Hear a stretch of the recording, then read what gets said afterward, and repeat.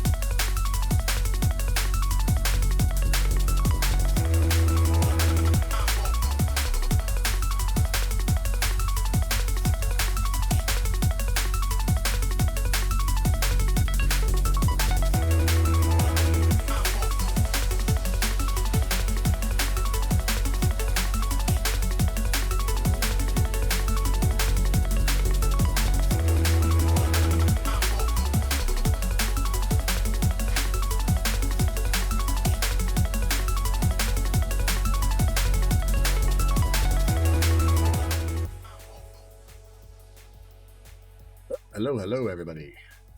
Welcome to the stream. Oh, man. Yeah. I hope everybody's doing okay. I took the day off yesterday, kind of recovered from the Warcraft 3 judgery, and yeah, we're moving on from that.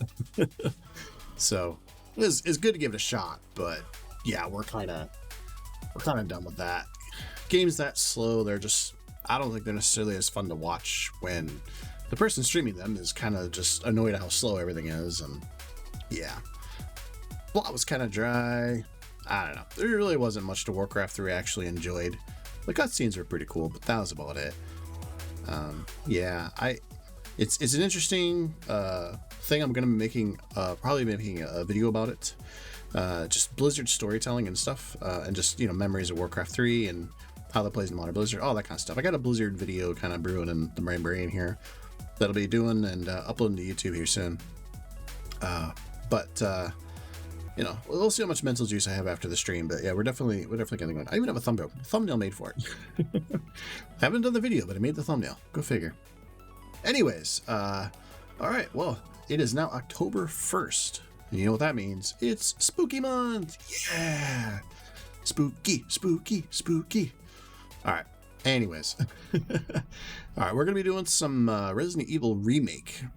I was going to do Dead Space, but kind of thought maybe Resident Evil just seems more appropriate. I haven't really played Resident Evil in a long time. The remake and just, I don't know, like, it's been, for some reason, just not something I've really done a lot of. So I figured this is a good month to do that. I mean, obviously Dead Space could be on the menu as well, and that might be something we also do this October, but we will be doing a bunch of horror games. Probably older ones, because, I'm a broke bastard who can't afford games. I'm not super cool streamer who makes thousands of dollars yet. The big monies, the hundreds and hundreds of stream, subs and followers. Not there yet. Not even an affiliate. So that's not on the table for now. But I do have most of the Resident Evil games. I don't have Village, but I do have everything up to Resident Evil 7. Plus, we can always do the old school retro Resident Evils, or I got a bunch of the Amnesia games. I got some smaller indie style games like Tattletale. So we got some good stuff. I got Dead Space. We got some horror-esque games like spooky vibes type stuff. It doesn't have to be full on horror. So yeah, definitely lots of stuff we could be doing. So, and of course, every streamer does a horror month now. So it's not like I'm doing anything new here, but when in Rome, right? It is the season. It is the season for this kind of stuff. So, let's see. Before we get started, let us see. Is there any gaming news that really anybody cares about right now? Not really. At least nothing that I remember being like a very large deal. Let's see here. Some more Switch 2 rumors about games coming to it and stuff. That's kind of about it. Yeah. Man and Madan for free?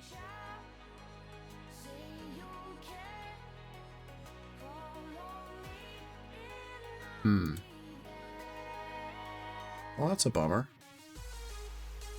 Wow, for the first time, the EU is getting a free game giveaway that the North American stuff is not getting. That's a bummer. I'd love to get Man of Medan for free. Why not? Who wouldn't want to get a free game? I live for free games. Let's see here.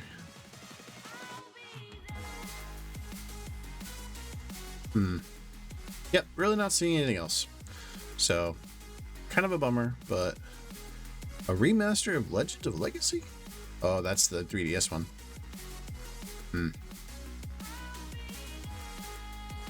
Resident Evil 4 Separate Ways came out.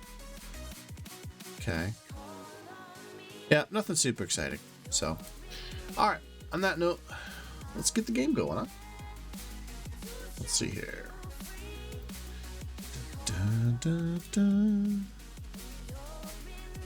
Game video.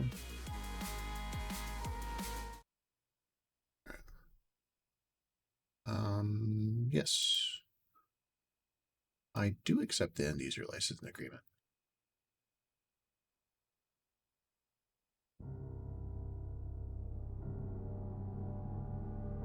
What's going on?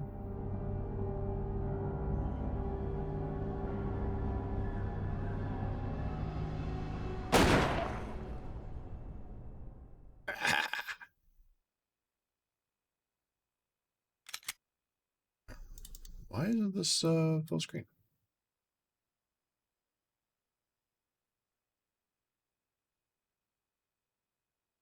Okay.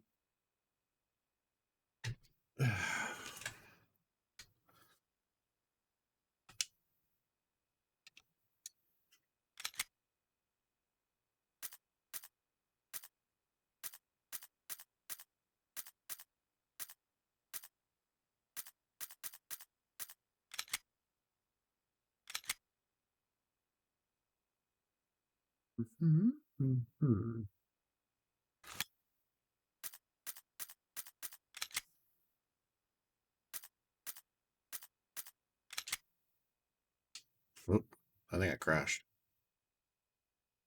I think I crashed. Yep, I crashed. Let's try that again.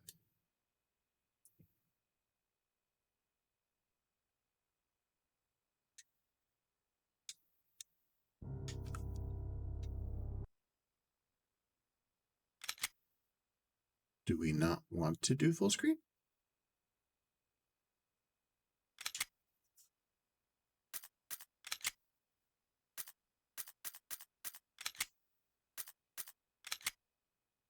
There we go.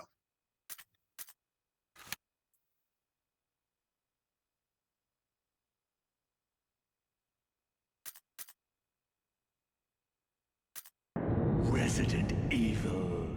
Resident Evil. Why is my model acting weird? I don't know. All right. What is the difference between the alternate and the original? We'll go with the original. Subtitles on.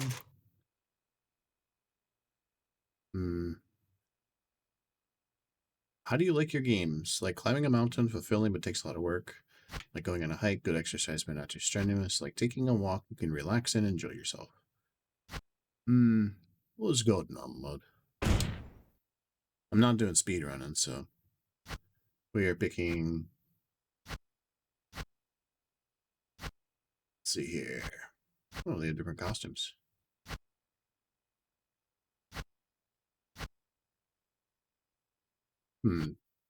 Classic Jill or new Jill?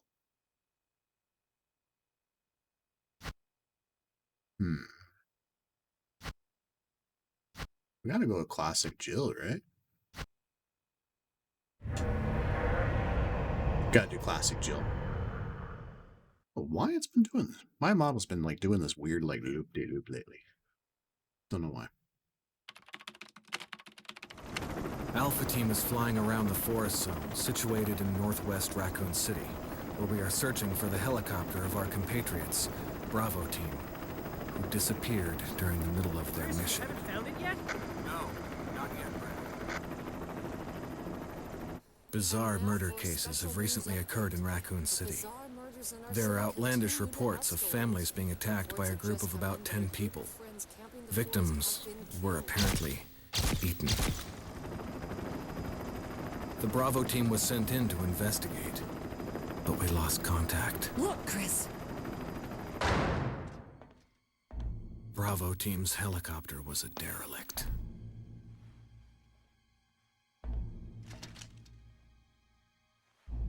Save for the remaining body of Kevin.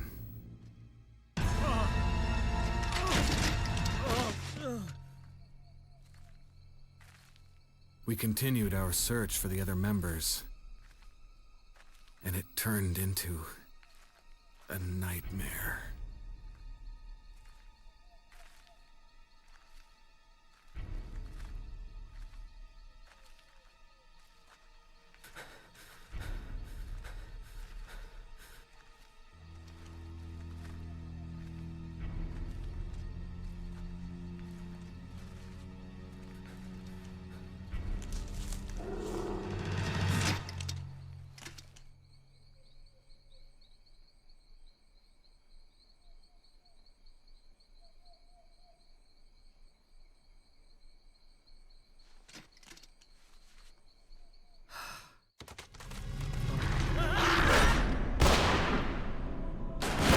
Oh shit!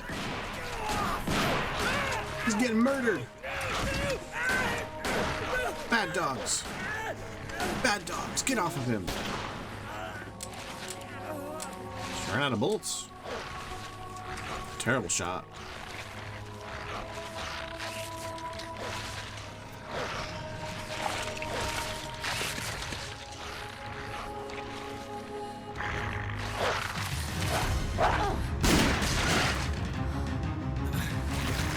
Come on!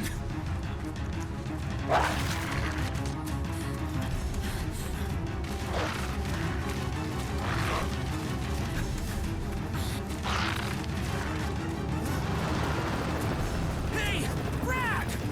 Where the hell's he going?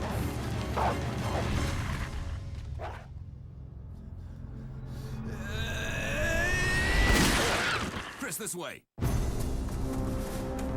Wesker!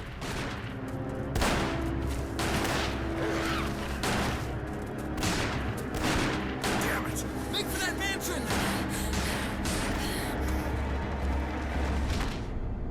A long way to that mansion from there.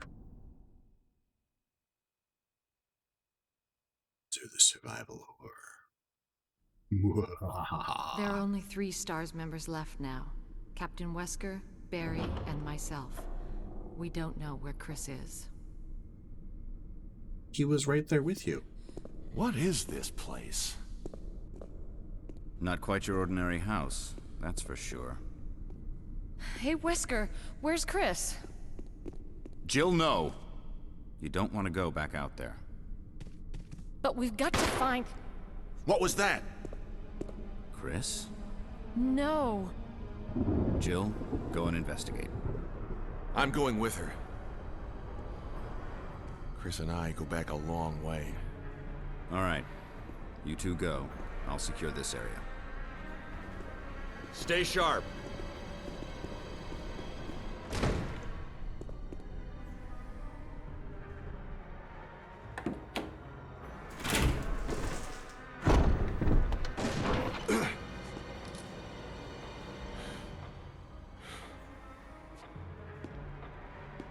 A dining room.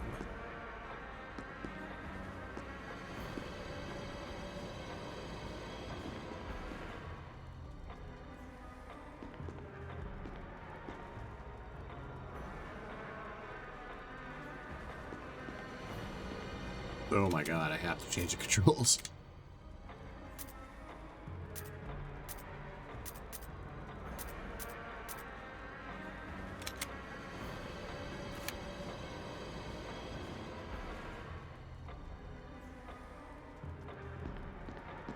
Okay.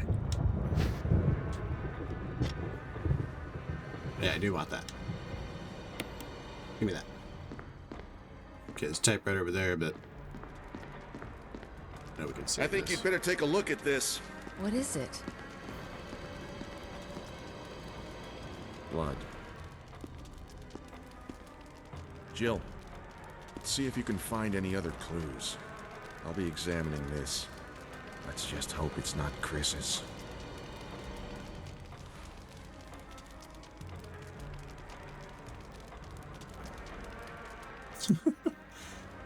Not much to look at here, buddy. I always love that. Let me look at this pile of blood while you wander off. It's still blood. Alright, so same old Resident Evil. Ooh, the iconic scene.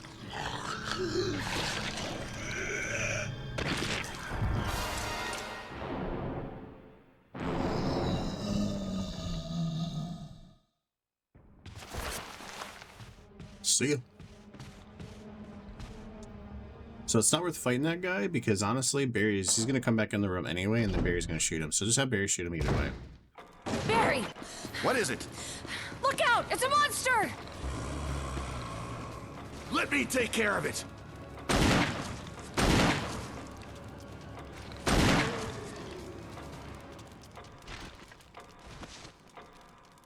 What the hell is this thing? I found Kenneth killed by this thing. Let's report this to Wesker.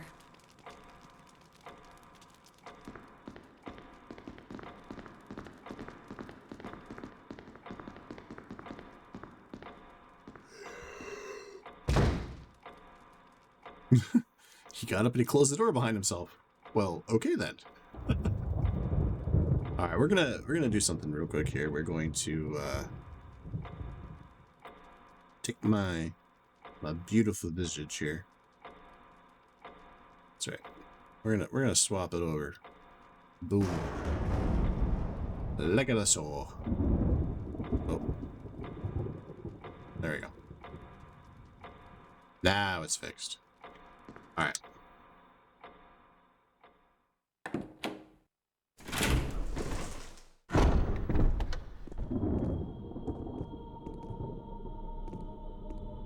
Wesker! Jill, help me look for him.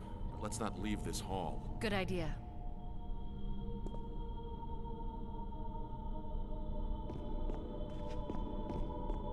It's really amazing how well these obviously these are upscaled down a little bit. I don't remember. I think for Resident Evil Remake they didn't have the original assets available anymore, so they had to upscale the ones that were from the GameCube's code. This looks pretty good for upscaling. This is also cropped and zoomed in a bit to make it 16:9.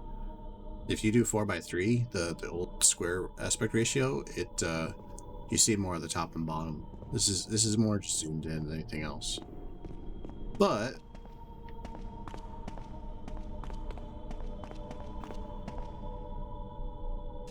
better finish searching the hall first. All right.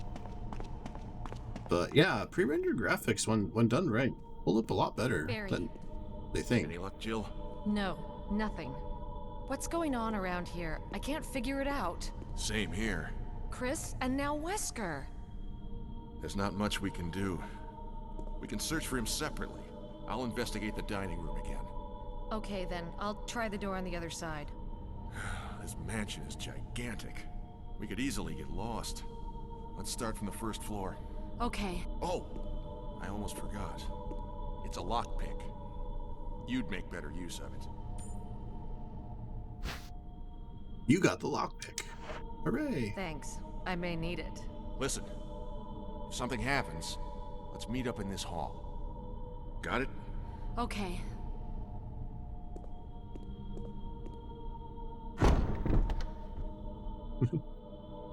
It really, really needed that. You, the master of unlocking. But that's all good. Alright, so what do we got here? It's locked. An emblem of a helmet.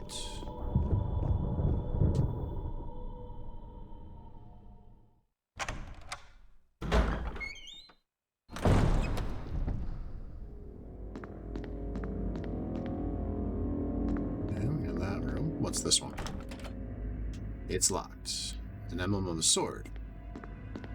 And then we got something up here. Woman drawing water.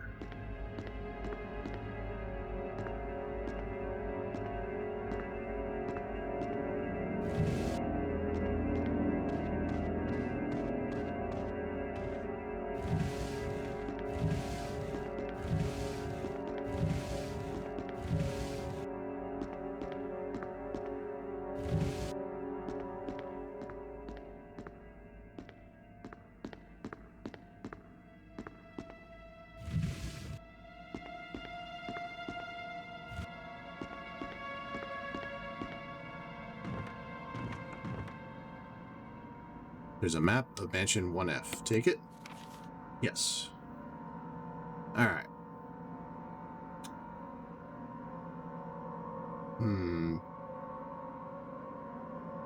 Yep, I remember some of this. You got the map. Hooray!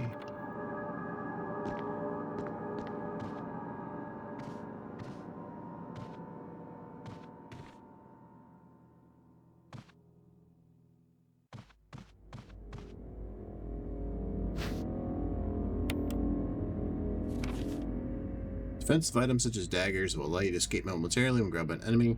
However, you will not be able to escape with them aggressing from behind. To equip a defensive item with a set screen, and then select item for the defensive item command. You just manage to manually use this. Okay.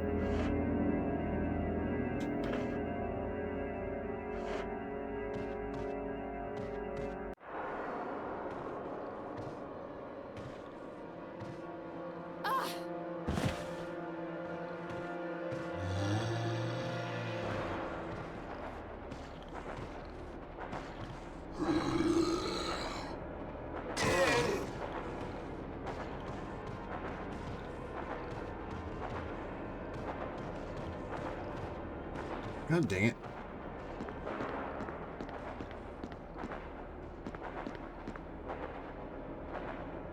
Maybe I do need to swap the controls back around.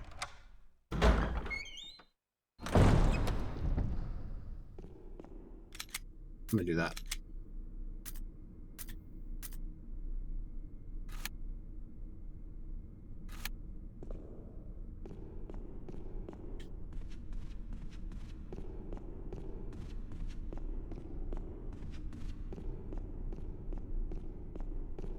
No, that's not right. Did it not change them?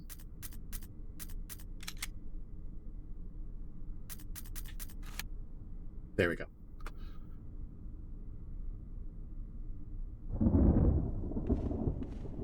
Now you're being slow all the time.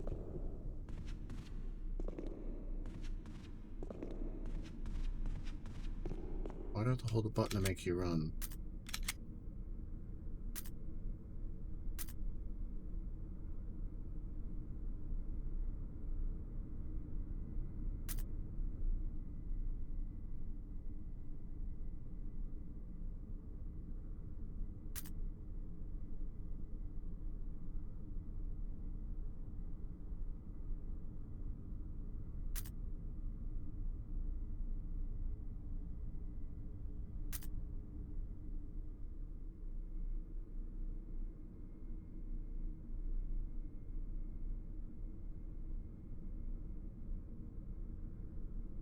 That stinks.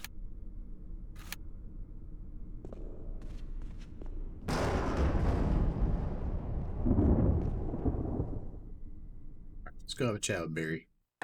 who is, I don't think, not here anymore. I think he's gone. But now that we have the map,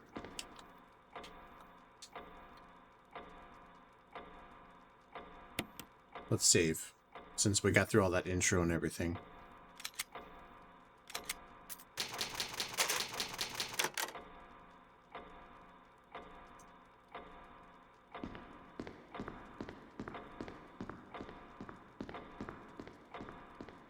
Tank controls are so weird to get used to.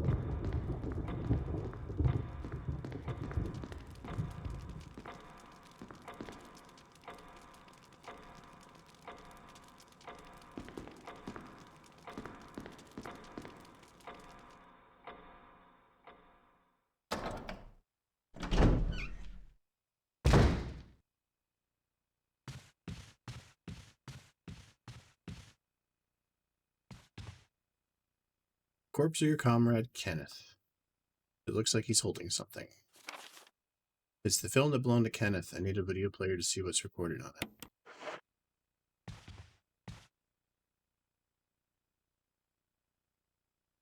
Looks like his throat's been torn off.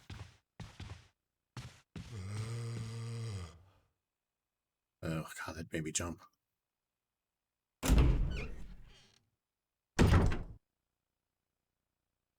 Oh, look at that cool money shot.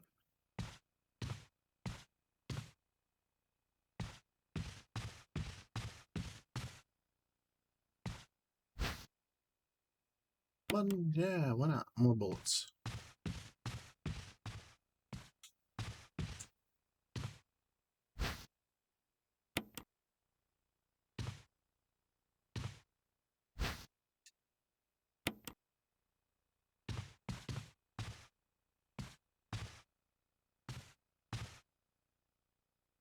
There's a corpse, collapsed on the floor like it was an instant death.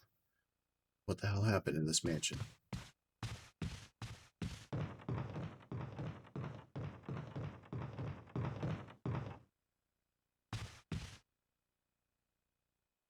It's a good question.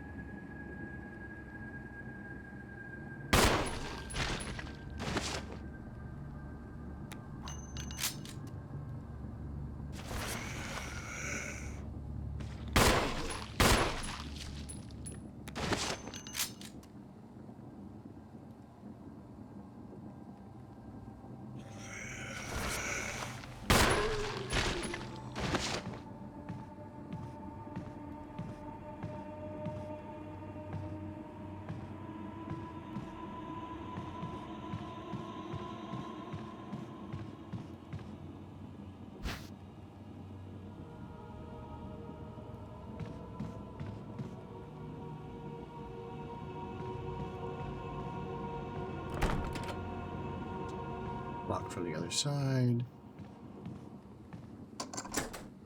I unlocked it.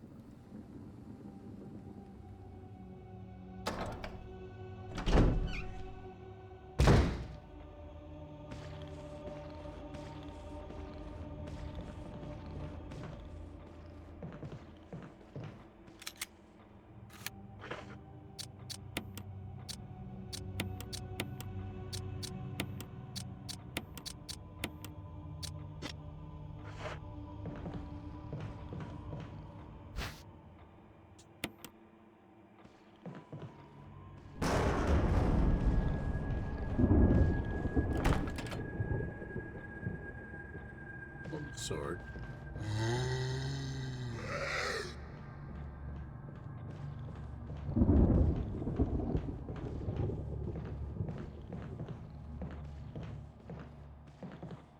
What's the...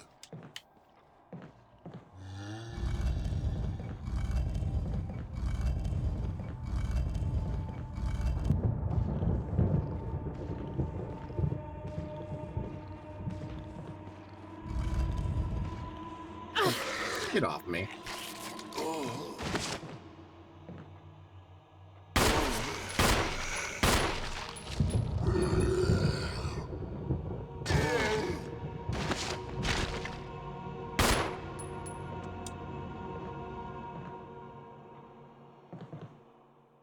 Come on, knock that off.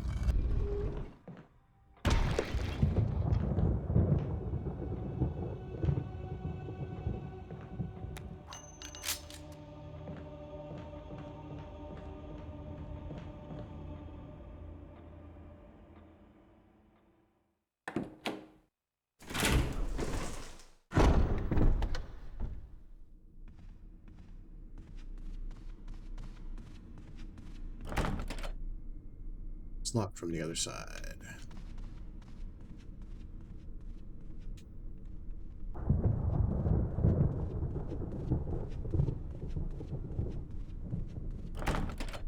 It's locked. An emblem of a sword.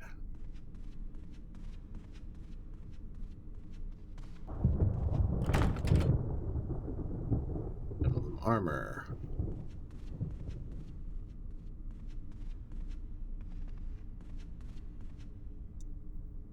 Can't make anything out through the darkness and fog.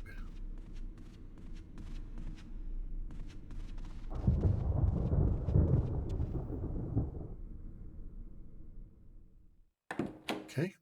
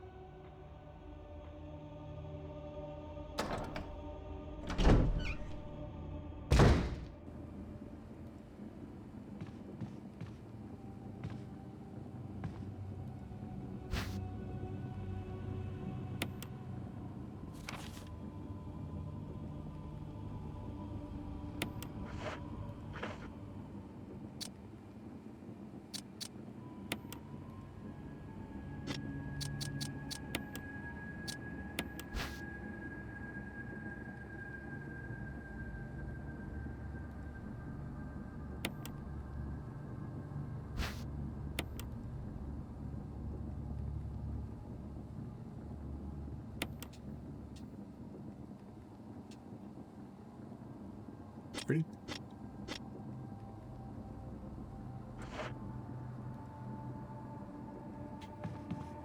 Hello.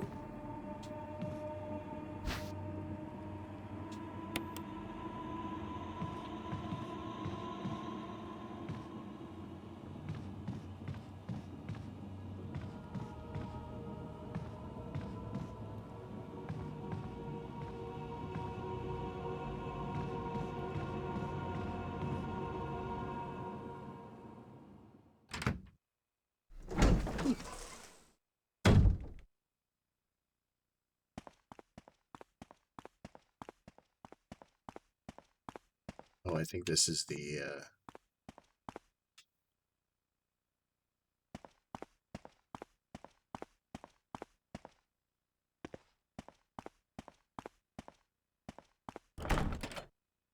it's locked. An emblem of my helmet. Okay.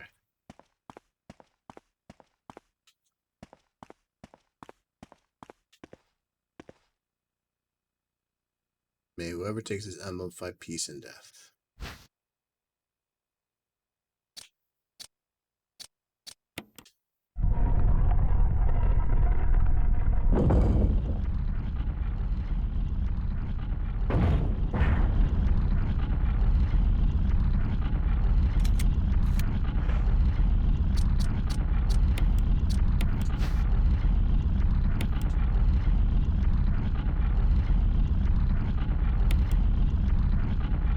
Yeah, this is the armor key.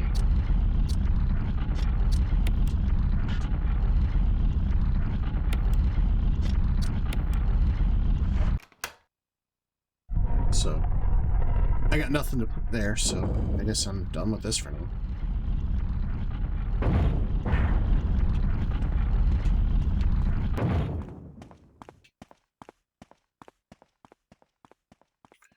be back for you.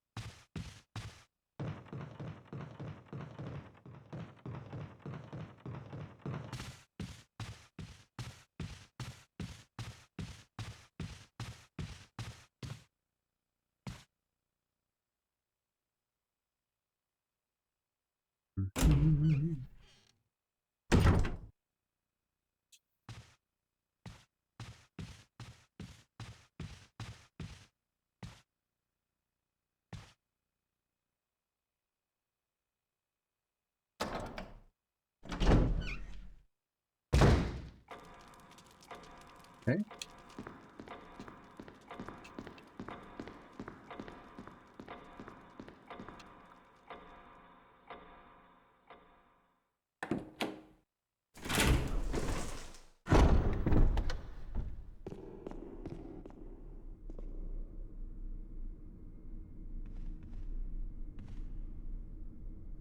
Well, I guess that's the last area I haven't explored. I've explored everything else. All the other doors are locked. I did the upper level of this room.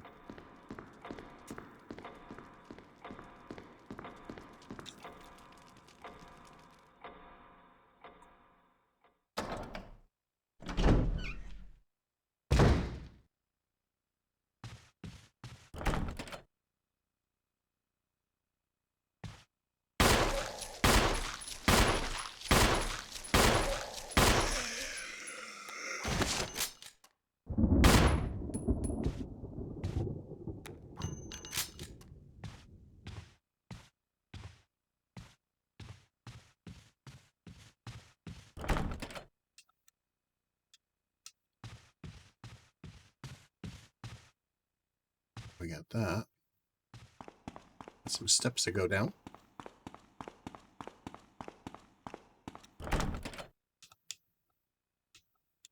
Emblem on the sword.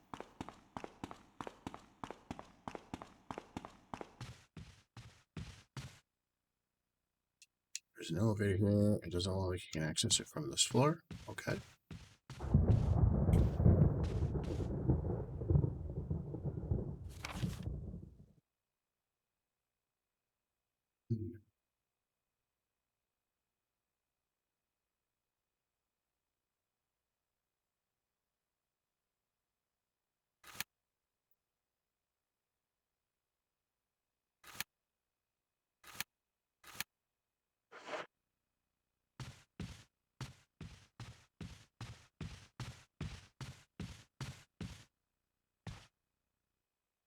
Well then, where do I go?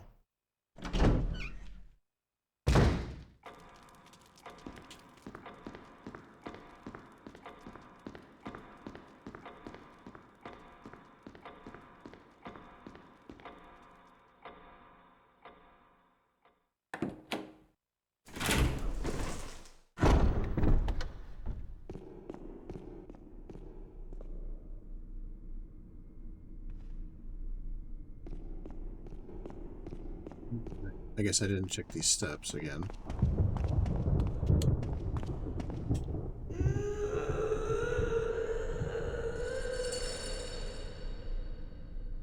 Wonder what's on the other side of this door. There are octagonal indentations to the right and left of the door. What does that mean for me, though?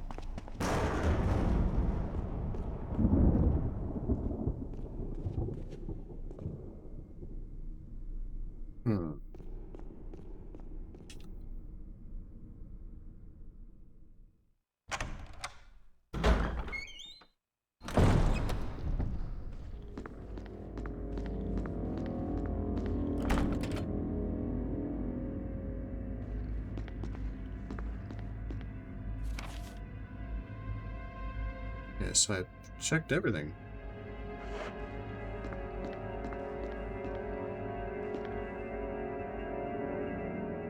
What am I missing?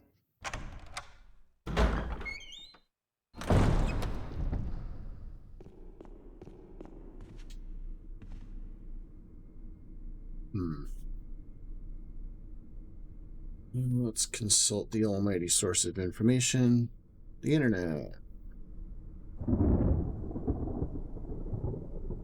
Because, if you know, you know.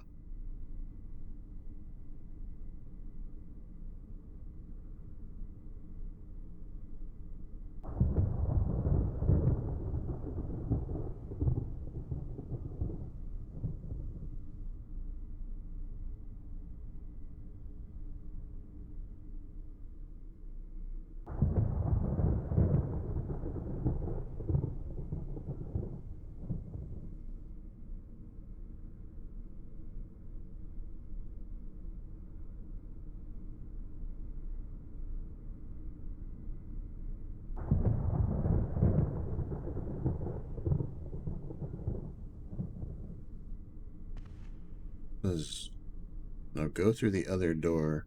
Wait, this can't be right.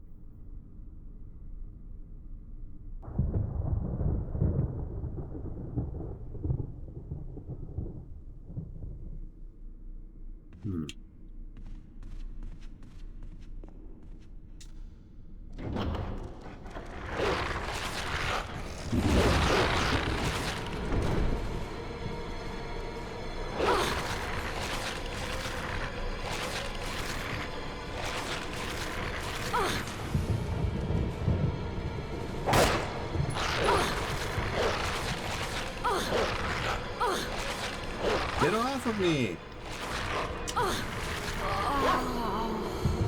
Dude, what the heck?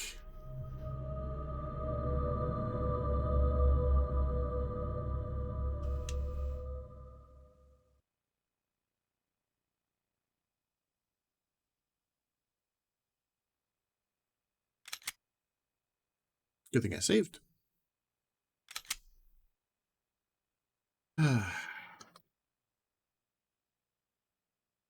Fear can't kill you, but zombie dogs can absolutely kill you. Oh, and I gotta go through all that again. I should have saved.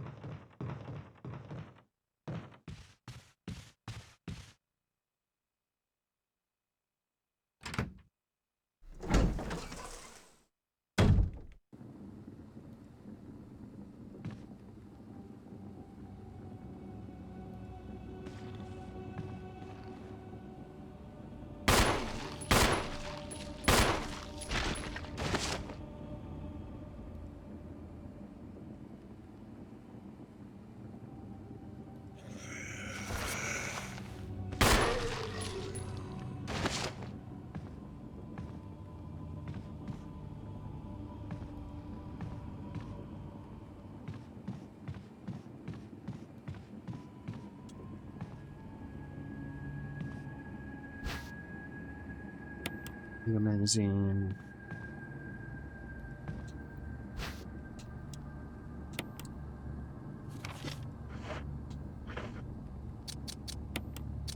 Examine that.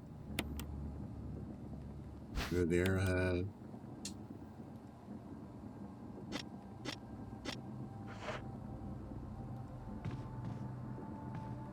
And if I remember correctly, there really wasn't much in these areas I could get. But we're going to take a look anyway, because I don't quite remember.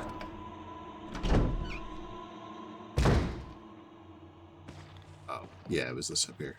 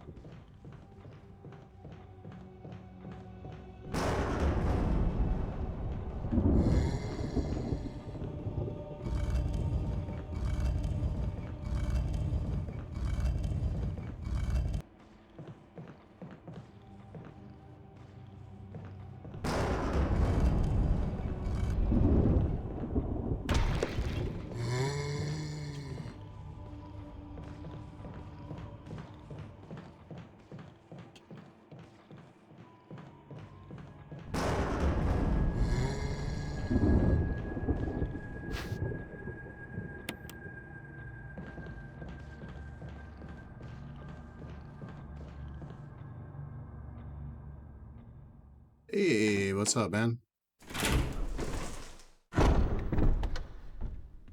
Not much, just breaking in the month of Halloween with the spooky game.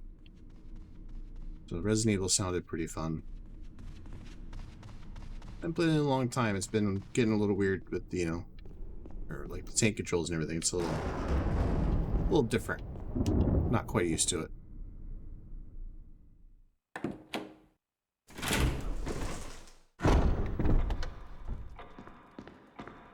We're gonna save real quick so we don't waste all that time again.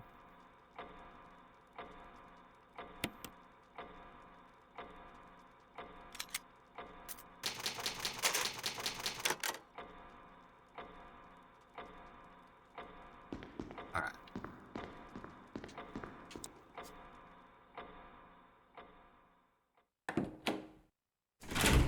Take a drink of water.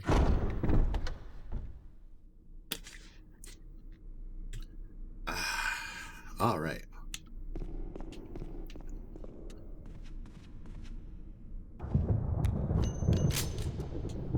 Let's try this again.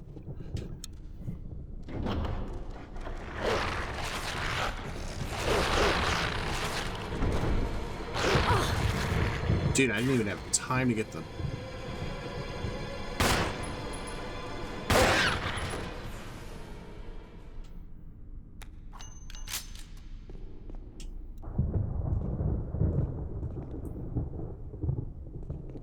Okay.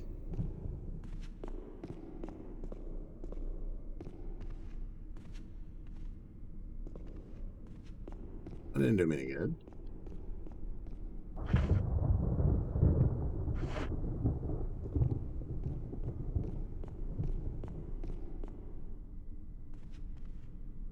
It's too dangerous to open this door. What the heck? Maybe, I must have the wrong walkthrough.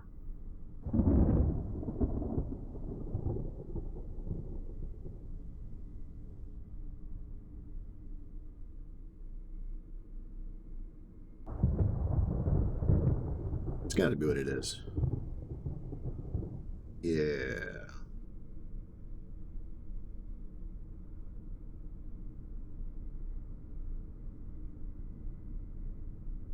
Alright, let's see here.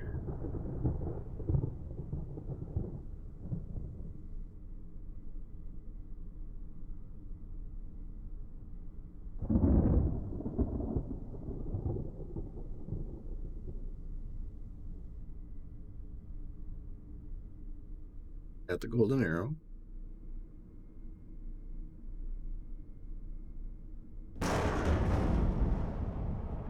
Got the gem.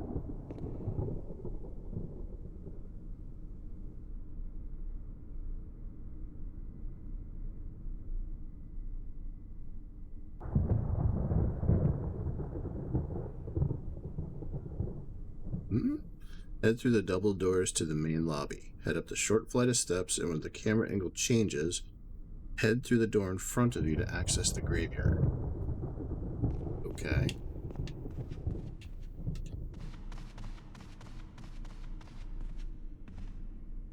Oh, that's a door. Right? Yeah, that's a door. I didn't even realize it was a door.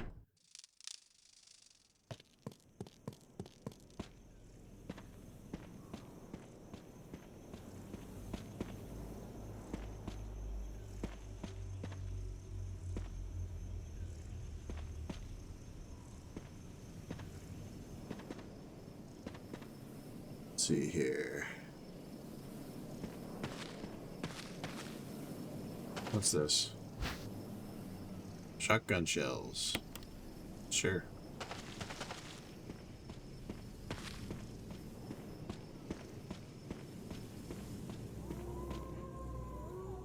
A tomb engraved the picture of an angel. There's an indentation of an arrowhead.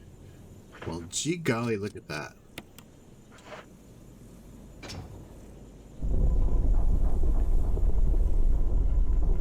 Booyah.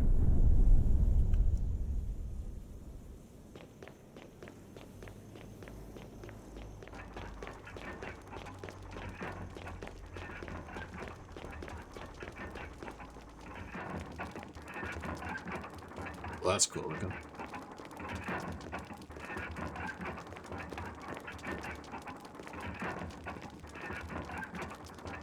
A book is fitted perfectly in an indentation. Will you take the Book of Curses?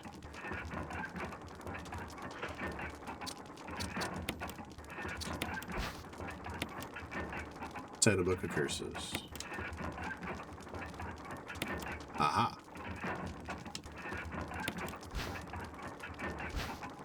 Nice. Book of Curses. 4 masks. Message speaks no evil, sees no, smells no evil, sees no mess, it cannot speak, smell, or see evil. When all 4 in place, evil will awaken. Okay. An eye for an eye, a tooth for a tooth.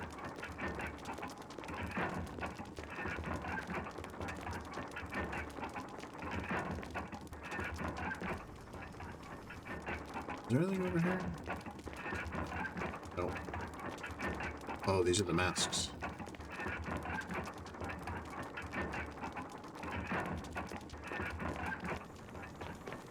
Okay.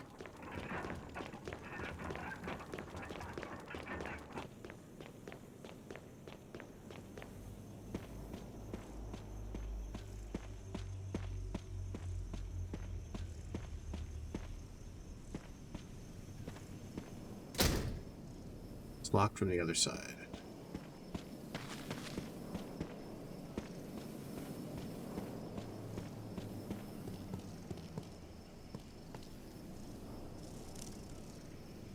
So we got that done.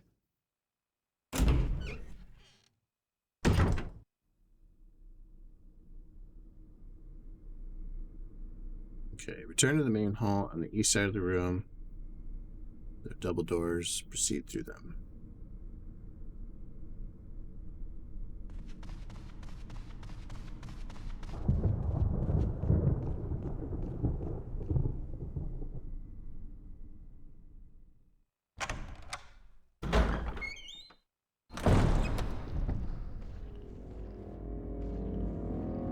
Let's see here. That's the map.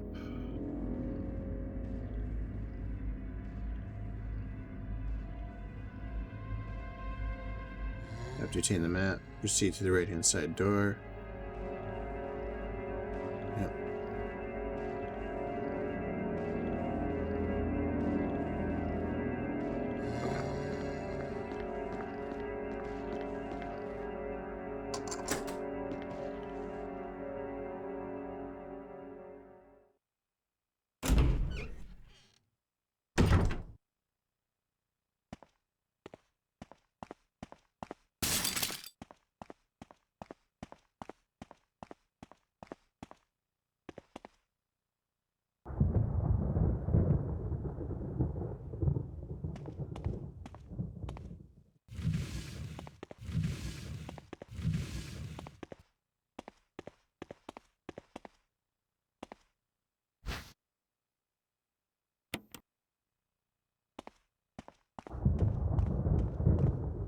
The dogs didn't jump out.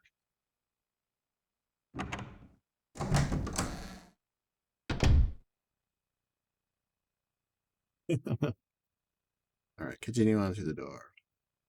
Warning, entering the previous hall from the opposite direction was open to dog ambush. If at all possible, do not go back through the door you just entered.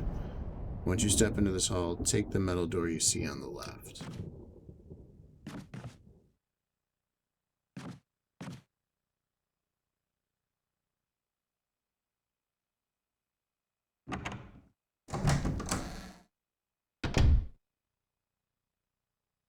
Shit. That went right through the door.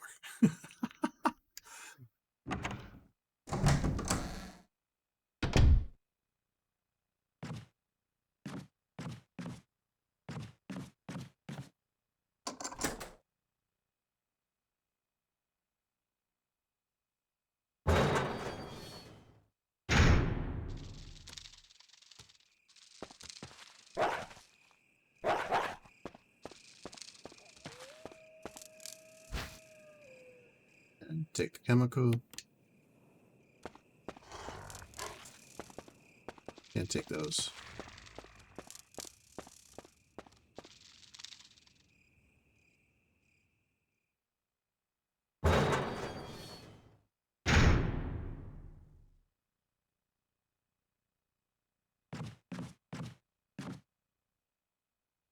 And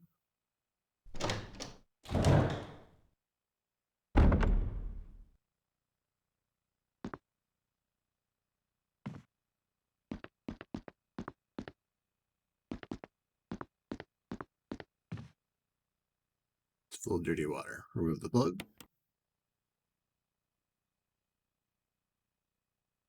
Zombie's gonna pop up, right? Yep.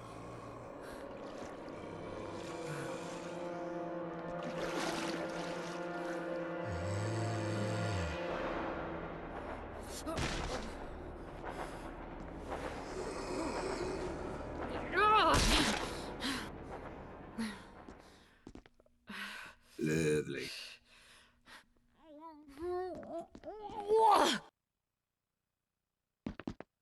Look at that clean toilet.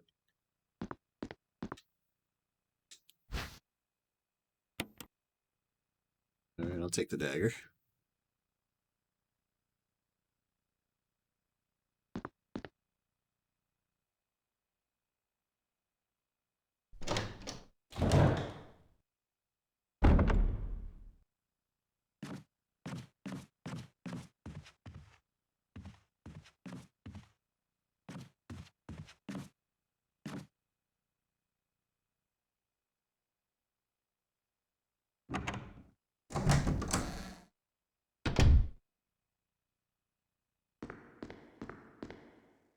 I know this room.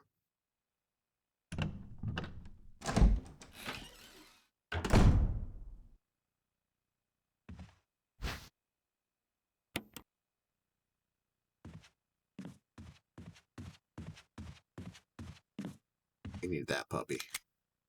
Which means we gotta free up some space. So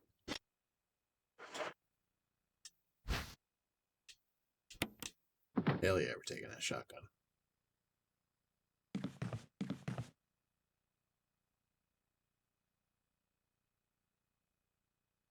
Okay, as long as you did not go back to the main hall and trigger the cutscene where Barry gets you acid rounds, you were able to obtain the shotgun. Otherwise, only one of the doors will be locked and you'll have to place the shotgun back in the stand. Get it later. Alright. Well, I haven't met Barry since he gave me the lockpick, so I should be okay.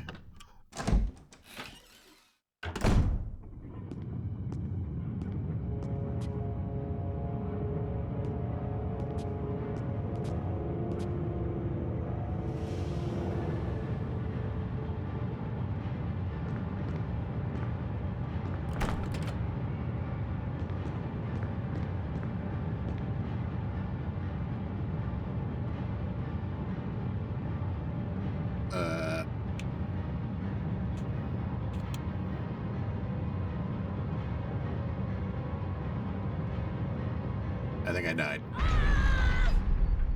What the heck?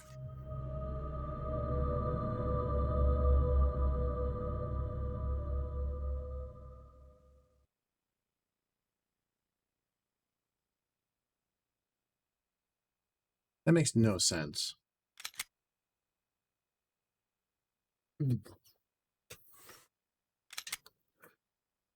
All right.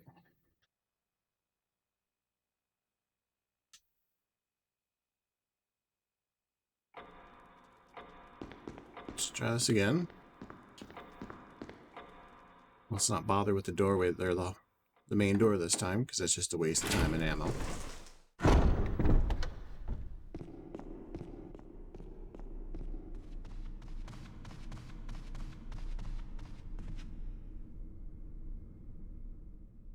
This time we will not pick up the acid rounds, because I think that's what it was. It just acid rounds tend to be in your inventory, I think. So it's a trap, in a sense.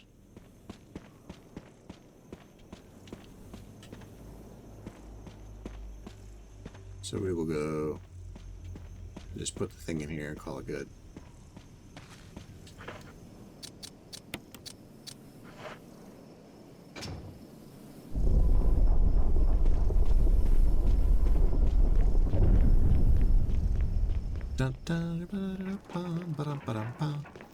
Sliding downstairs, sliding downstairs. It's a very long sliding slip down the stairs.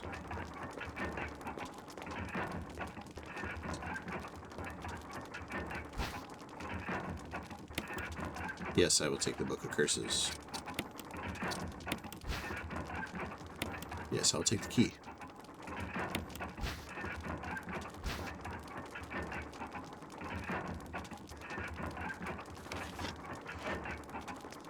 Let's go.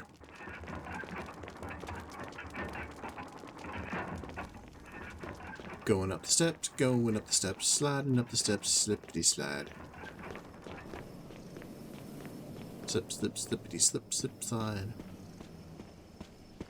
You know, I never understood the design of this mansion. Like, if you're an evil organization, why would you build a mansion that has a bunch of, like, weird booby traps in it? Can you imagine the scientists that have to roam these halls? Hey, did you get the arrow key for the graveyard entrance in the back? Oh man, no, I forgot. Sorry. Shoot, now I gotta go all the way up to the second floor and go find the arrow that's embedded in the statue.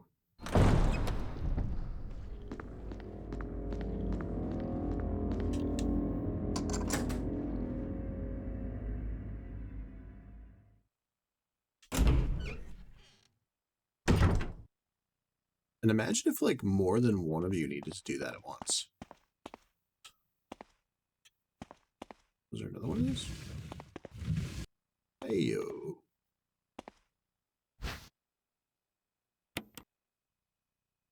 Sweet. That's always gonna make me give me PTSD from that. First time I ever played Resident Evil, way back in the ancient times. I had never played a game like this before. I don't think a lot of kids had. This game was genuinely spooky for what it was. You know, it's still a good game, but like it's kind of not really that spooky now, right? And you know, but back then, you know, these were like ultra realistic graphics, you know, and yeah, the original version of this on the PlayStation, you're not suspecting anything, right? You're just like, oh, it's just another door I'm unlocking. I'm just gonna go through, and then the next thing you know, it's like, boom, you know, you got dogs jumping out and getting all up in your grill and shit. And of course, you know, you just started the game. You have like really no, you know, like you have really no kind of like bullets or anything to take them on. Dogs are like super obnoxious in Resident Evil games because they're so fast. And oh, what's this?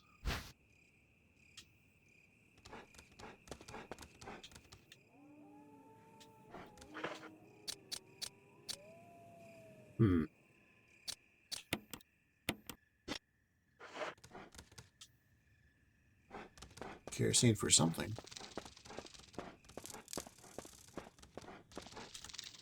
I gotta leave space for the shotgun anyway, so I don't even know why I picked that up.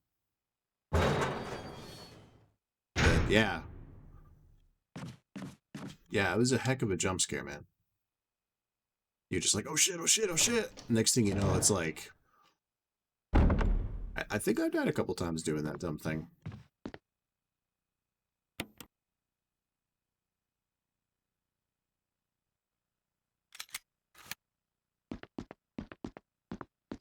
Grab the...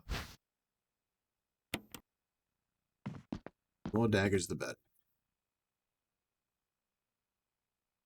Other than that, I don't really think there was too many moments in the original where I jumped.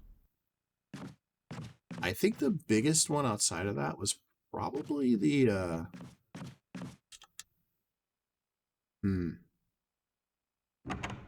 probably when those, like, gremlin-looking things... So after you get done with the garden area, and you come back inside, all of the zombies get replaced with these, like...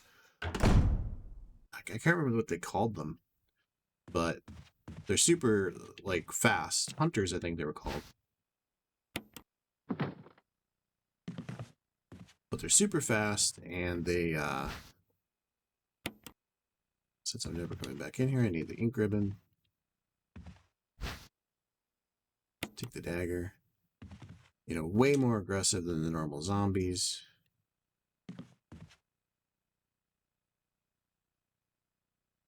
But, you know, I mean, as long as you had the right weapons and everything, you could kill them pretty easily.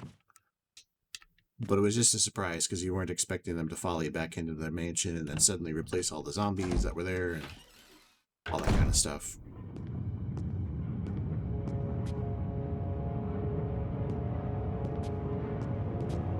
Alright, so I should have done everything correctly now.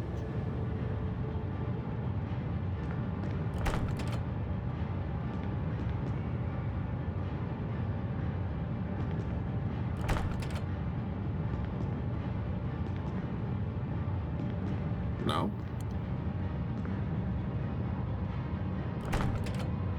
Oh God. Oh, What there do we I do go. now? I got it. Wesker! Barry! Help! Jill! You in there? Barry? Get me out of here! The door's jammed! Stand back! Grab my hand!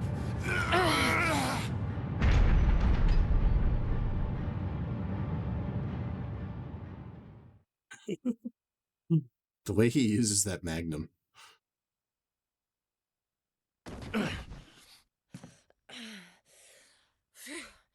Barry.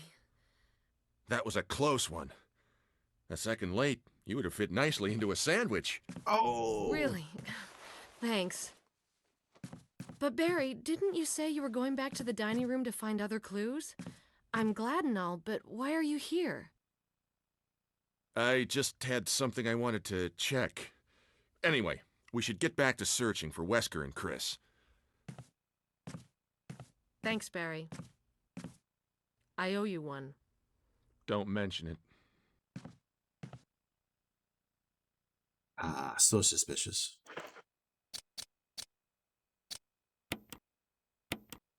My baby.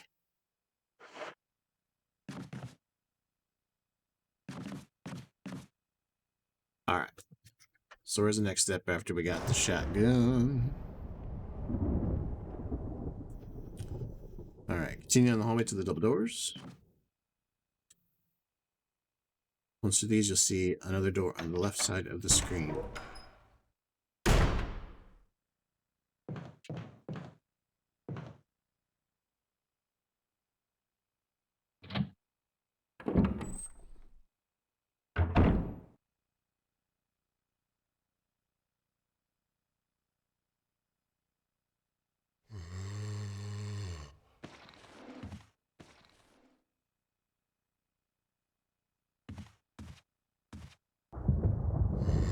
Oh, I see him.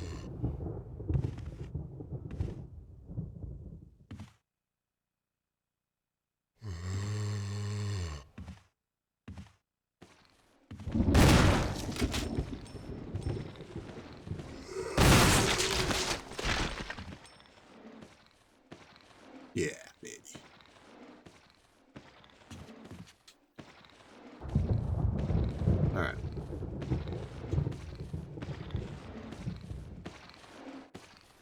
into the door. This is the first save room. Oh, I got no room. That's right.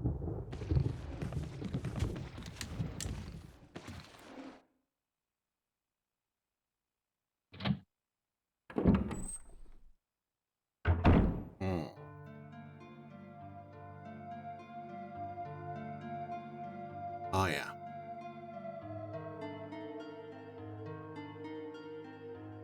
Gotta enjoy the beautiful save room music.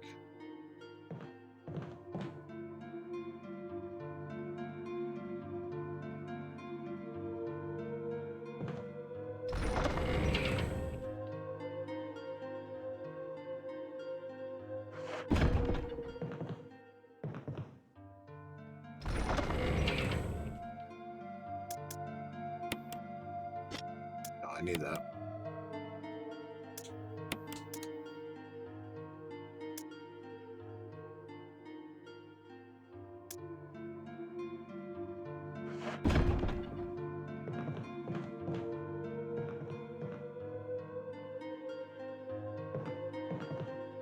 What's this?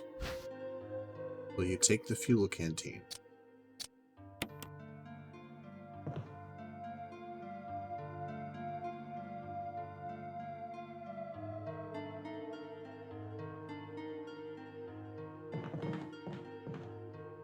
Let's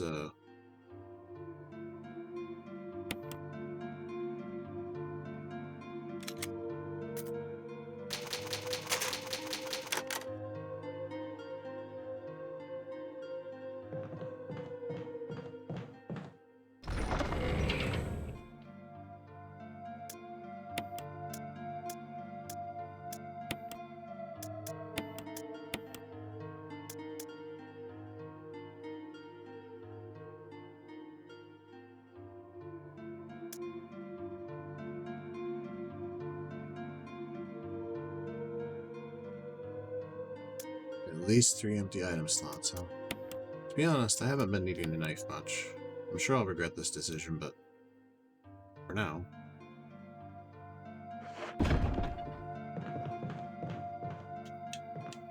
Alright.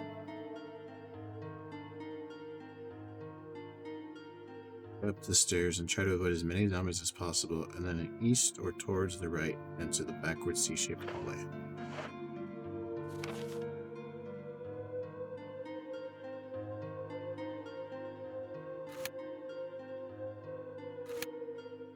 Where am I at? Okay.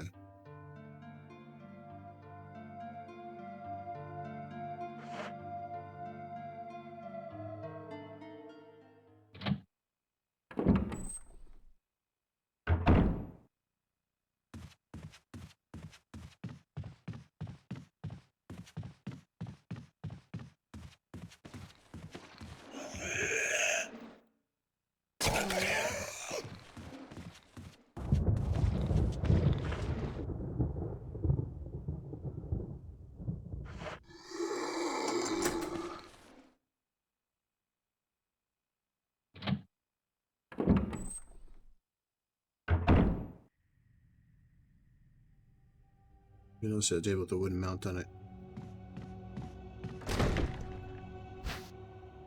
Will you take the wooden mount?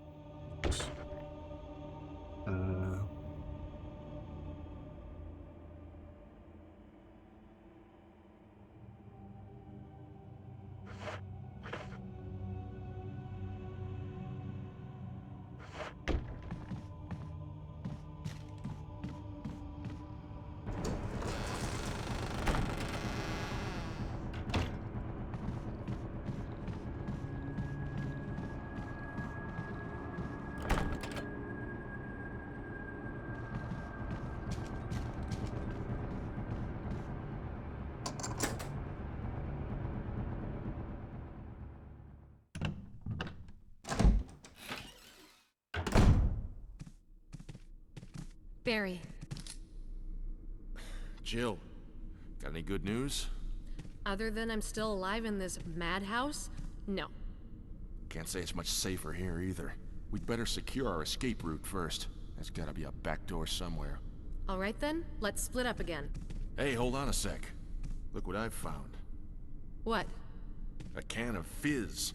It's sure to yellow and mellow those things. It's yours. Hopefully you won't have to use it. The acid shells. Shoot. What about you? Oh, don't worry. I like the buddy system we have here. I see. Thanks. I'll take it. See you later. Ciao.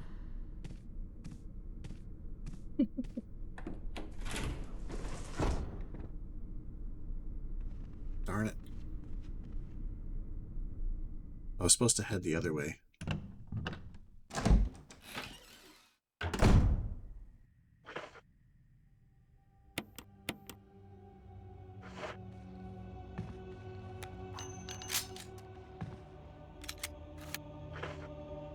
Hmm.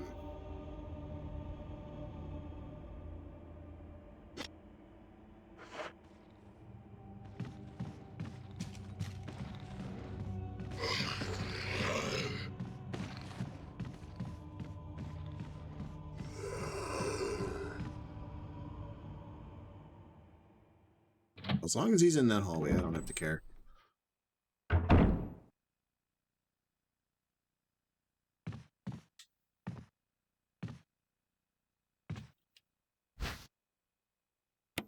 Take the ladder, yes.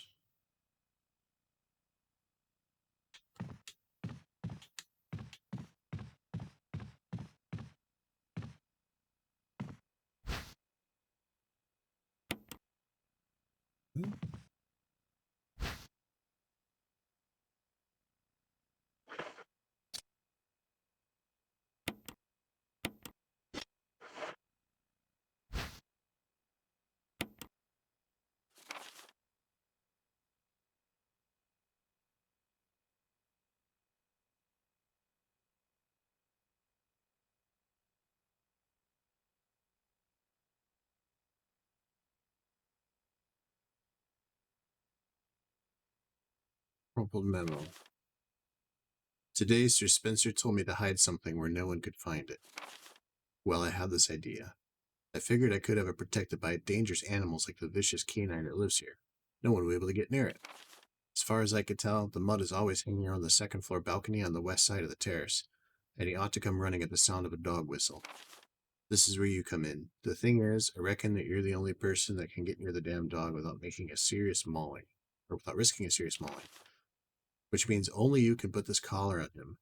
The object that Sir Spencer wants concealed is hidden inside. You're the only person I can trust with this. Of course, you'll get something out of it as well. Remember that certain item we always have to get a hold of? Well, in exchange for your services, I just might be able to get it for you. This could work out well for both of us. Okay.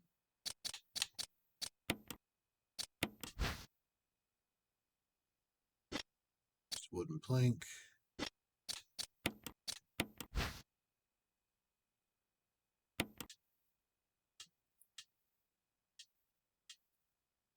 Call a dog with this whistle. Okay. Alright.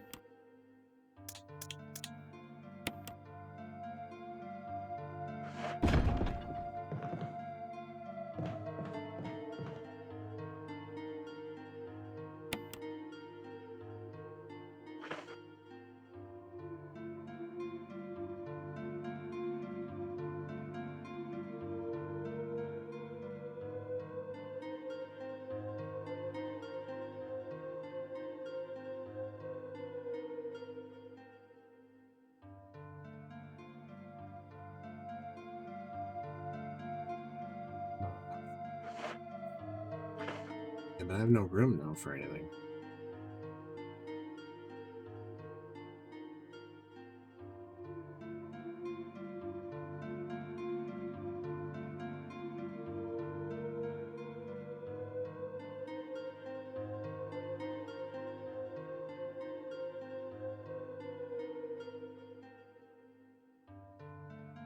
So the canteen burns the zombies. That's a new mechanic for me.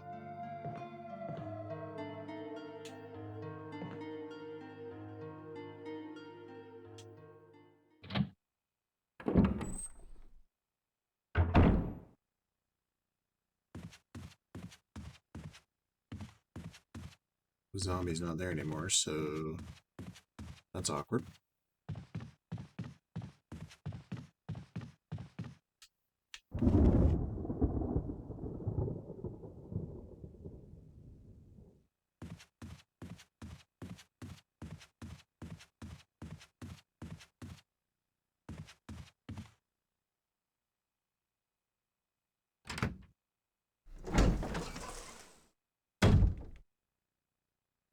Whoa.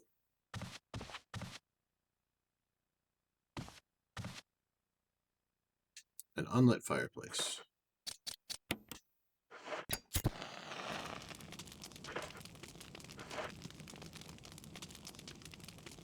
Lines carved into the relief. Google red the intense heat.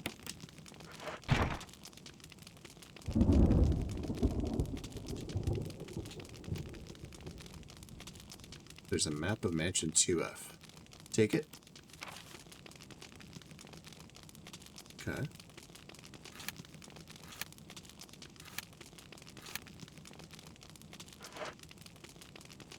We got the map of Mansion 2F.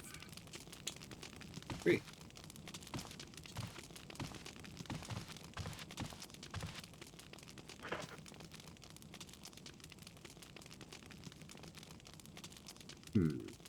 Only 2 uses on that.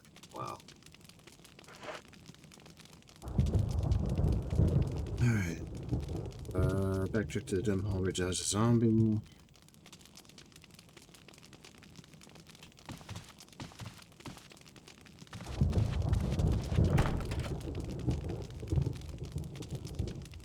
Alright. So we'll just head out now, I guess.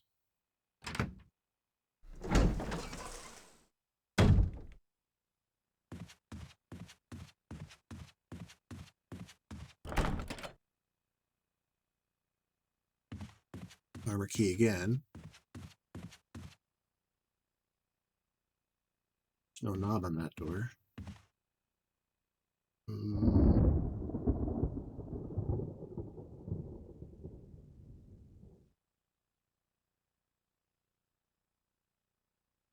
Yeah, that's right. Armor key. So I don't really need to go through that way anymore.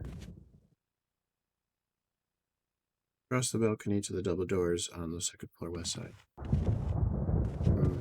I suppose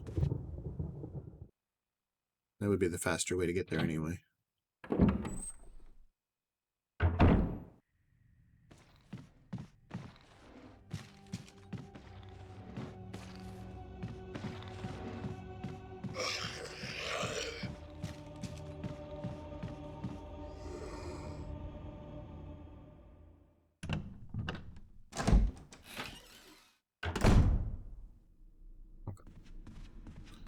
We'll go across.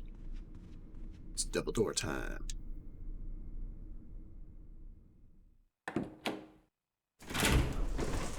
Head to the door in the far door. Okay.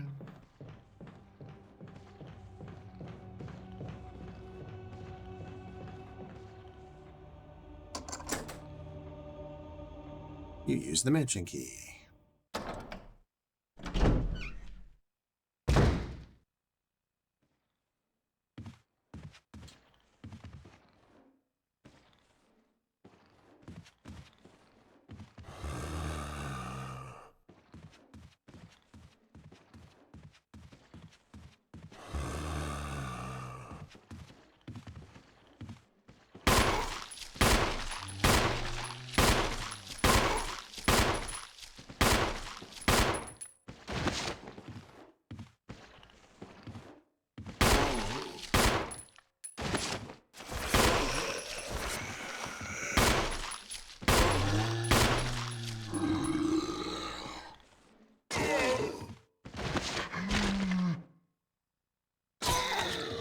my daggers.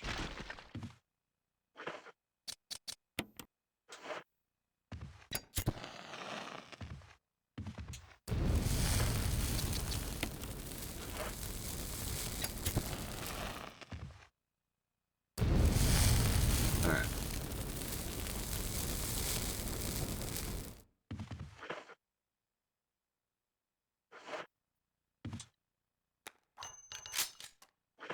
How's my health? I'm still fine.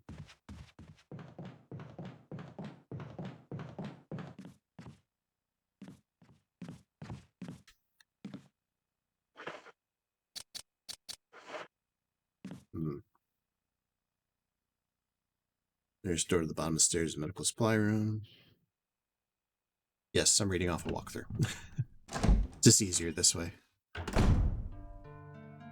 Another save room.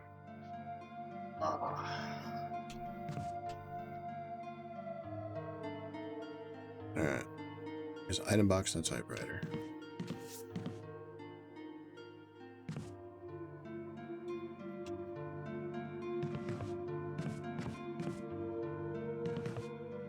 Yeah, we probably do want to save.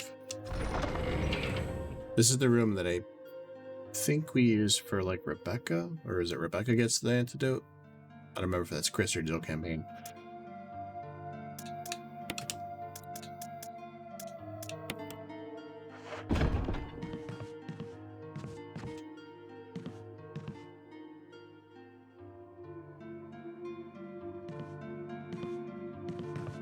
There's no kerosene refill here, huh?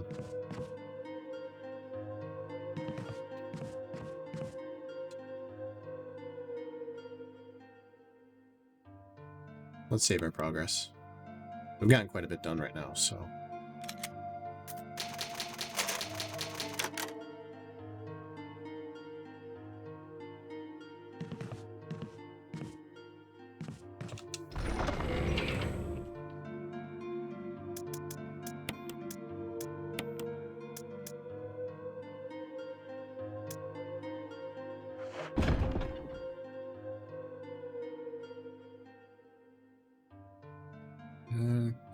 Just to pass this room for a second.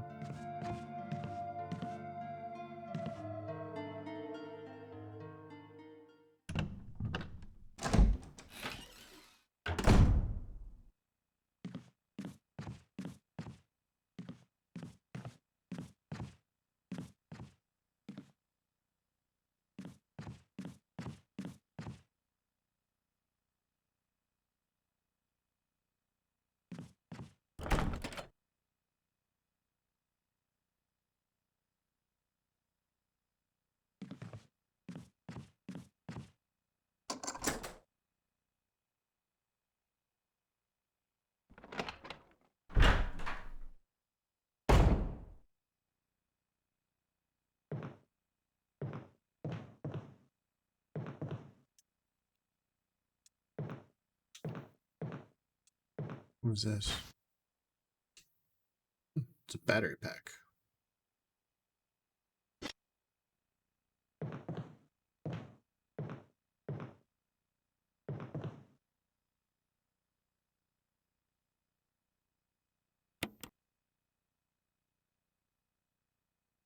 Okay.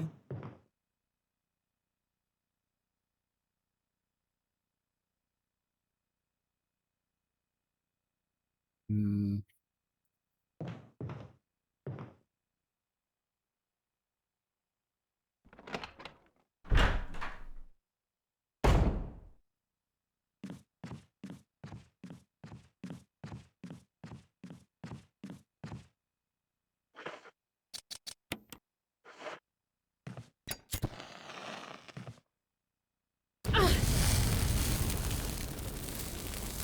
Well, I know it can hurt you. Alright. Just a precaution. I have this feeling he'll be annoying later, so take care of him now, right?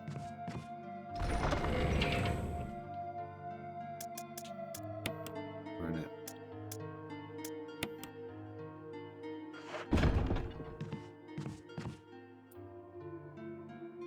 Don't need that shotgun, but according to the guide, it's good for 100% completion.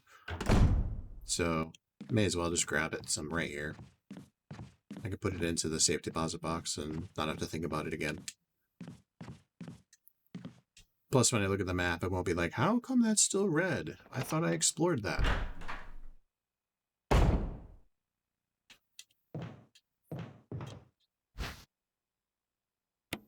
Yes, and the battery. Come on, take the battery. I'm right in front of it. Take the damn battery. Man, that's annoying.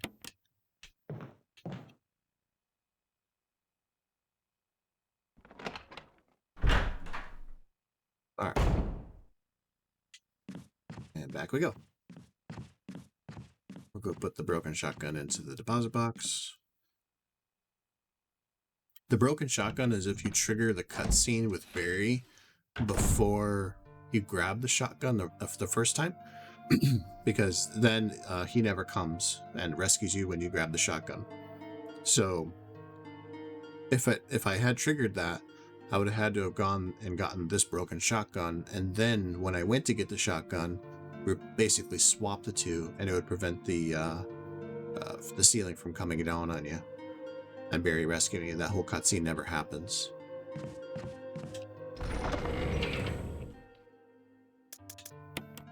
Alright, so toss that in there. Ah, no, I was just in that room. I could have refilled my canteen. Son of a gun. Alright, anyways. Let's see here. If at all possible, you want to keep the hall around the medical room clear of crimsons. Use this field to help you do so. Okay.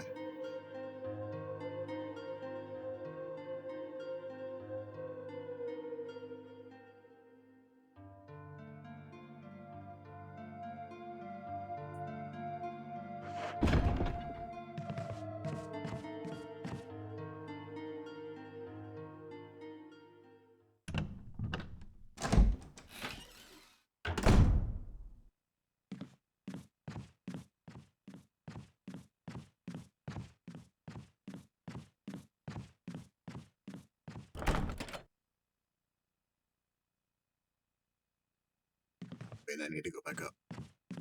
First things first, kerosene.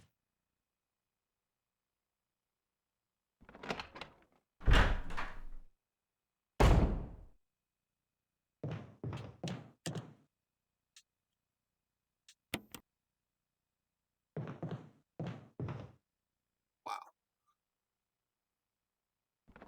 Apparently it takes a lot of kerosene. Alright.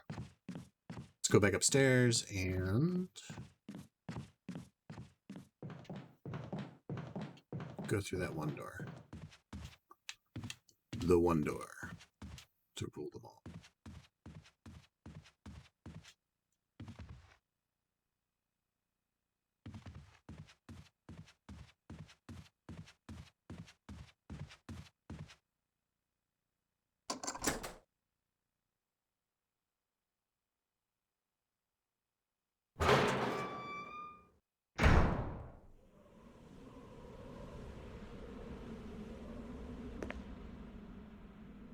Okay.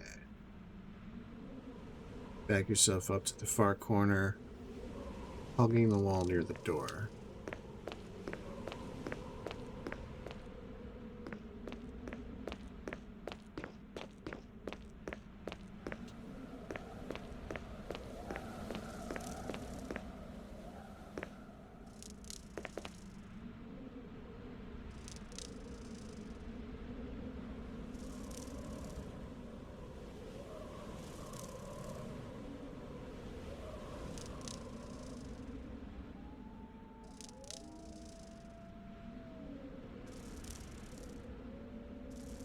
Okay, it's got a picture of where I'm supposed to actually stand.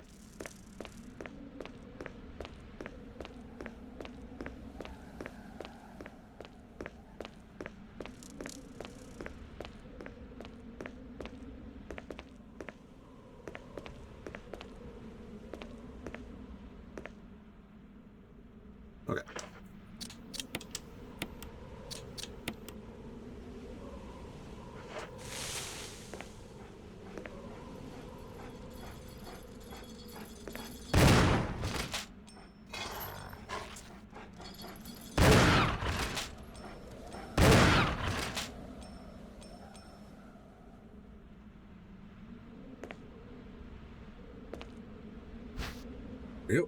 Wait, take the collar.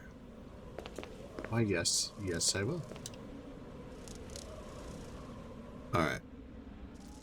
Go after the collar, which is the key to retrieving a valuable item. There's a switch. Will you press it? Ooh. A coin was hidden inside the collar.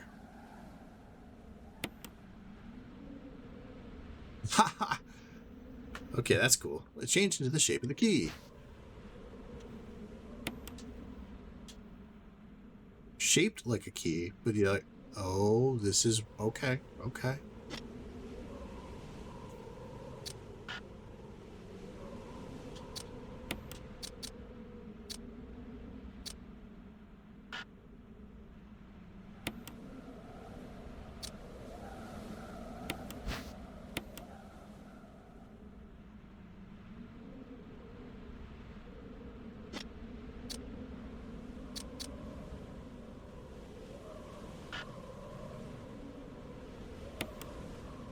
So can't I just get rid of it?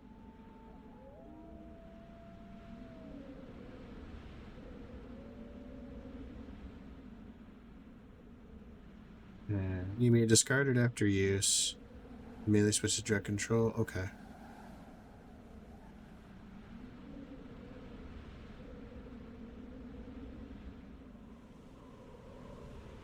There are herbs here if you need them, or if you're going for 100% items. Examine the collar and a button will appear. Okay. Well, actually, since I only have one shotgun round left anyway.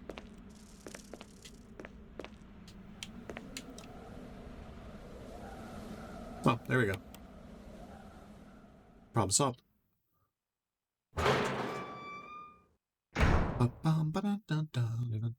Okay.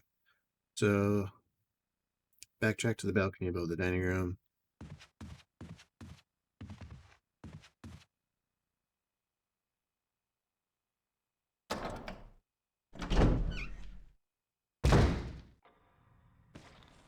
Whoa.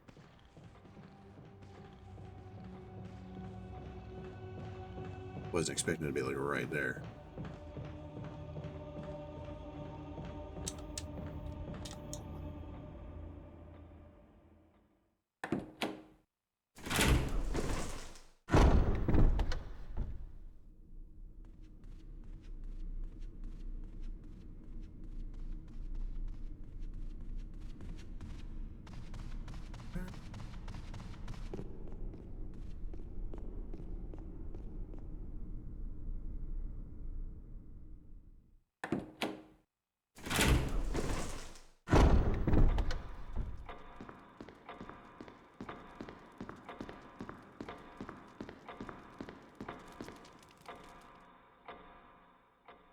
Dun, dun, dun, dun. Alright. I gotta go past Kenneth.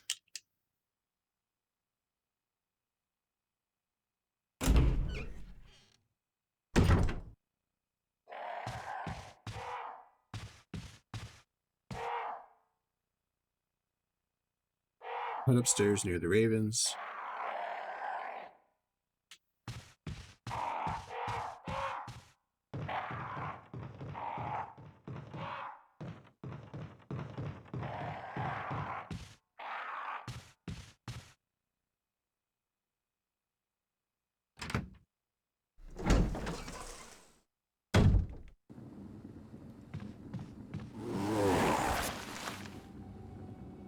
Oop, getting out of that.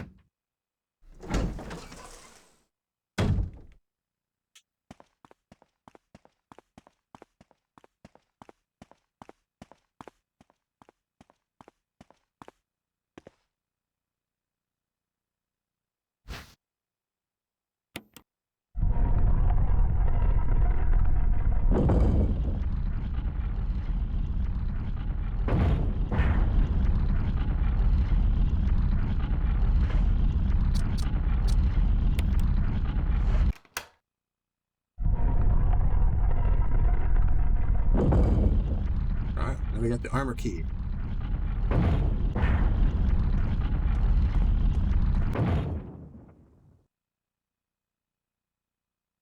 Standing in a hall next to suit of armor. Death trap.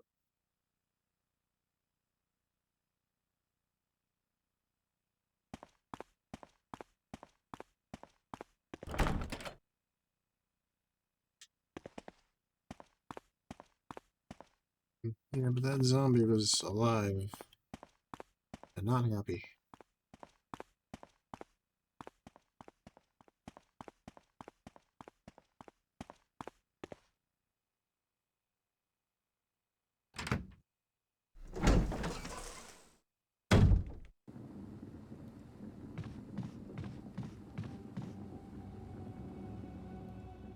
Now he's gone.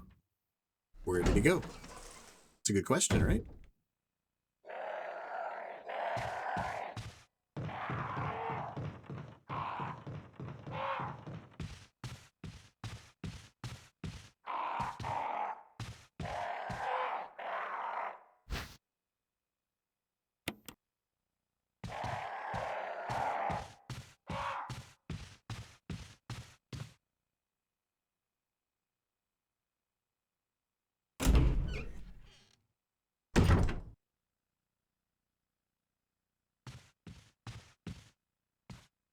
Backtrack to the main hall. Go up to the staircase on the second floor.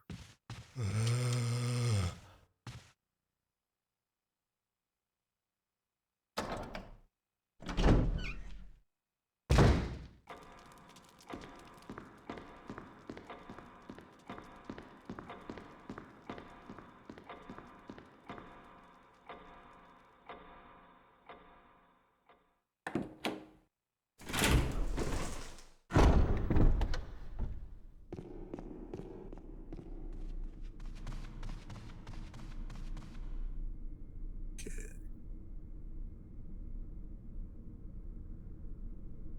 Southeast side of the map. Oh, okay.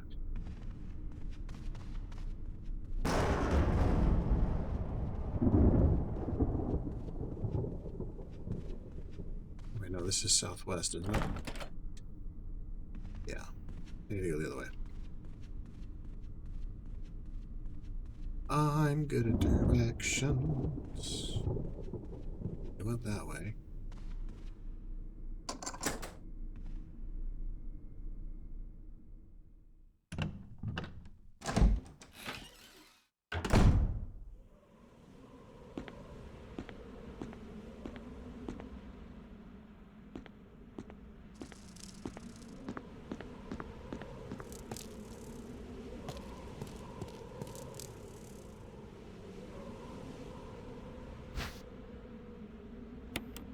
Yes, I want more bullets.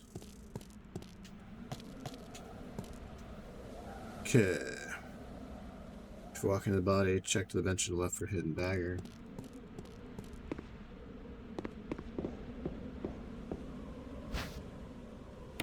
Yes.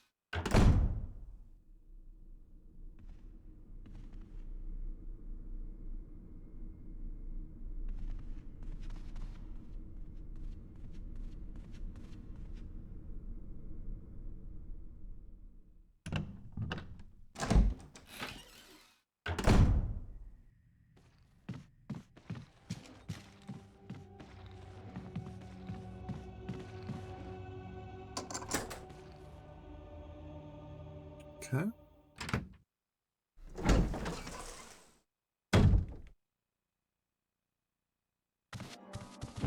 Richard! What happened? You're wounded. This whole place is a killing zone. There are monsters. What did this to you? A big snake. And it had to be poisonous. Poisonous? Richard, hold on. Bring me serum. I saw some, but didn't bring any. I'll go and get it, okay? You're gonna make it. Thanks.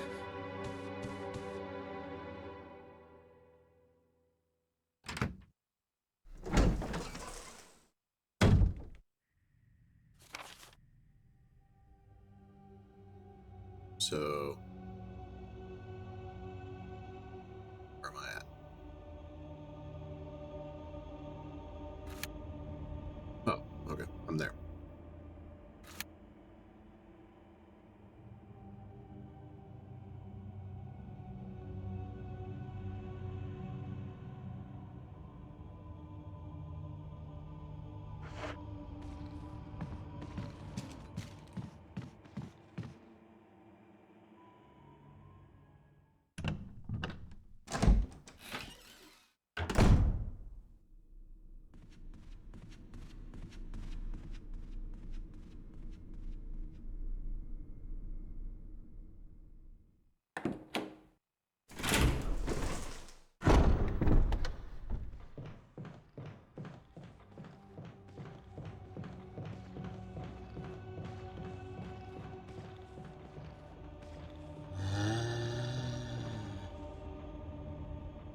I think this is the right one.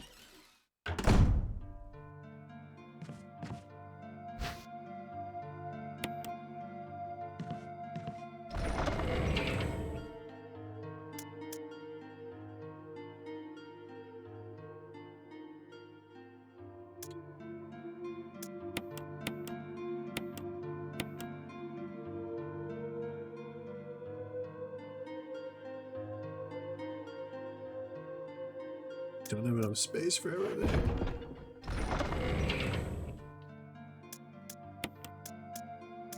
Oh, I guess I'm just gonna have to do that for now.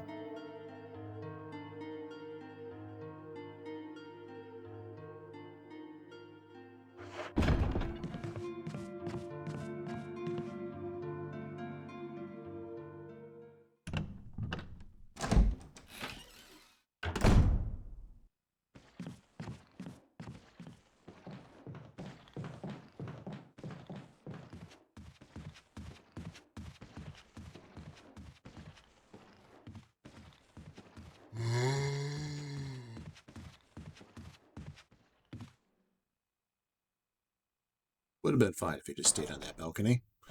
But no. Wait.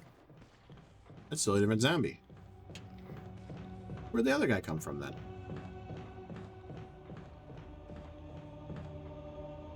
That's not fair.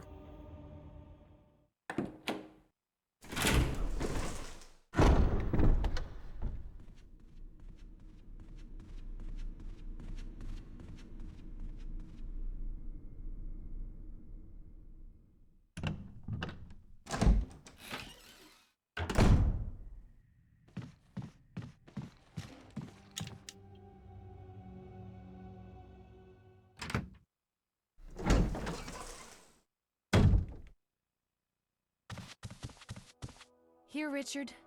I'm gonna give you a shot. Hang in there. Jill, here's my radio. Take it. I'm...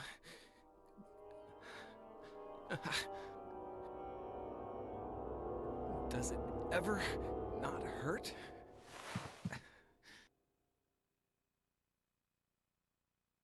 Oh, he's fine.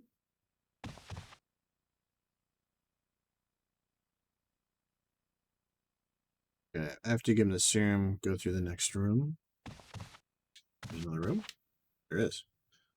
There's a zombie in the corner. You really have to turn.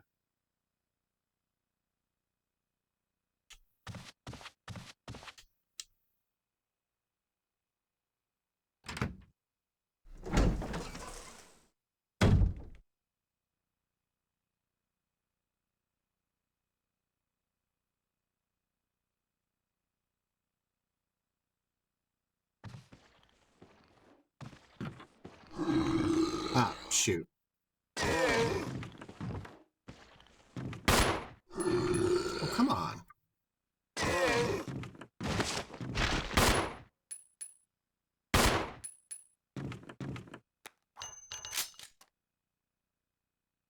Was lame.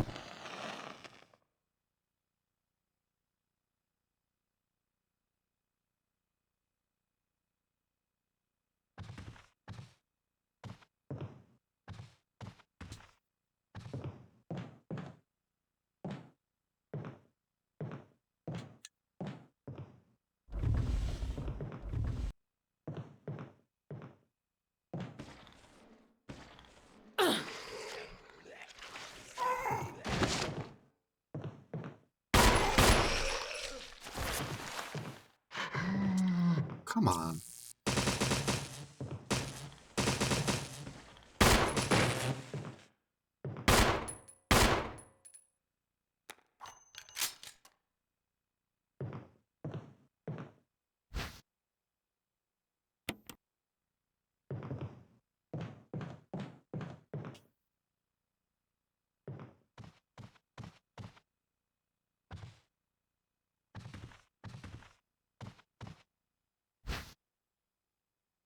Oh my gosh. I need to get rid of these keys, but I can't.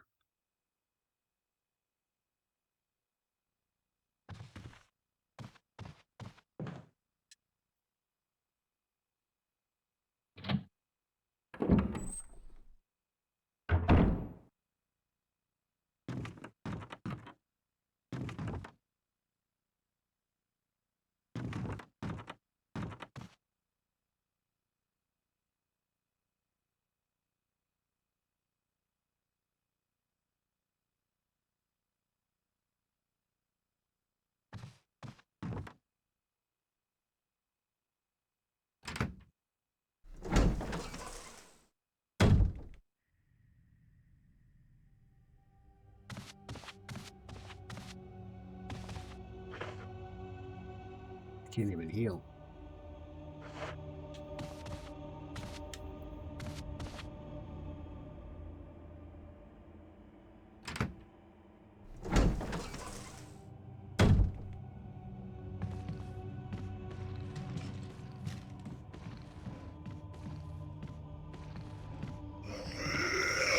Oh, come on.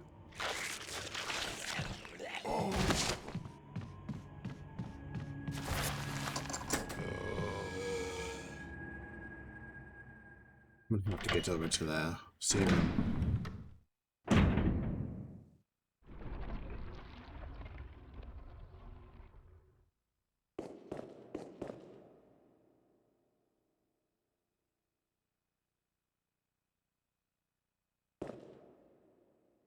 There's no room. I have to, like, put some stuff away.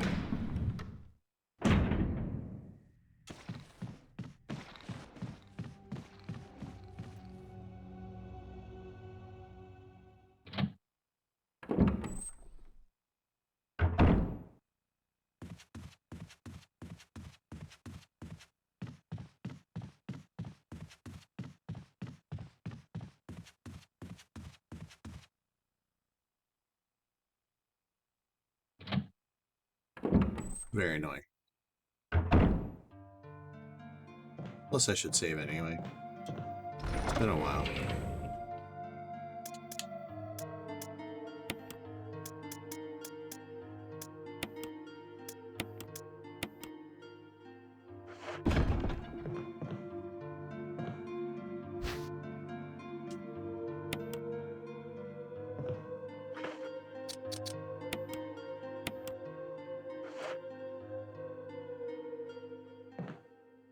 Take it. There we go.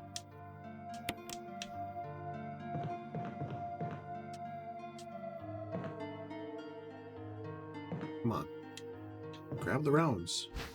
Man, it's like weird how it's not like picking stuff up.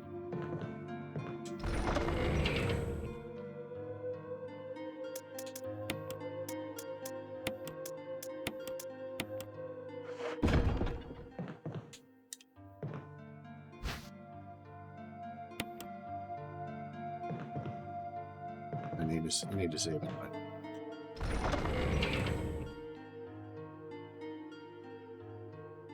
Um,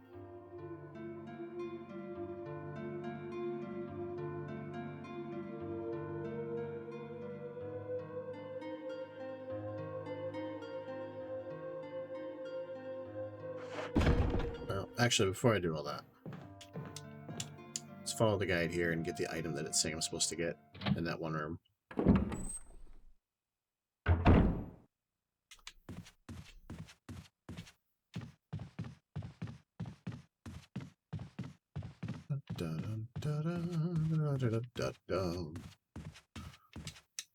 Okay.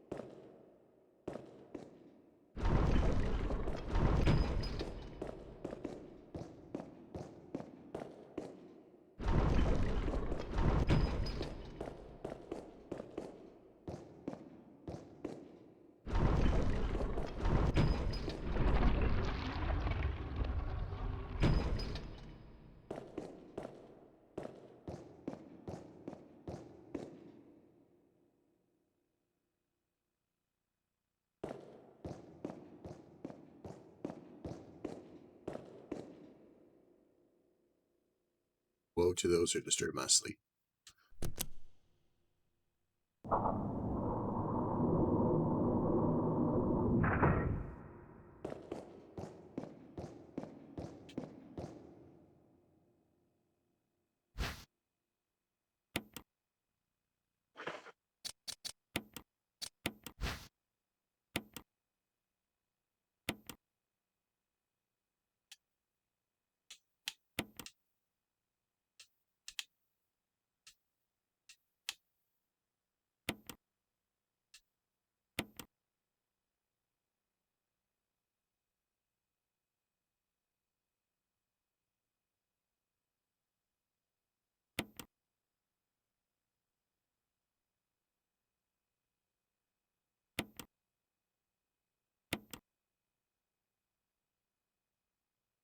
There's a mask.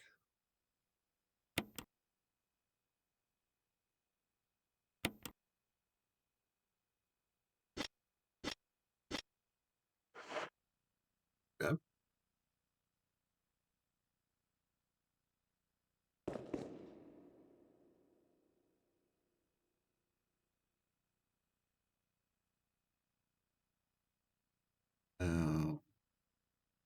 Do I need the mask?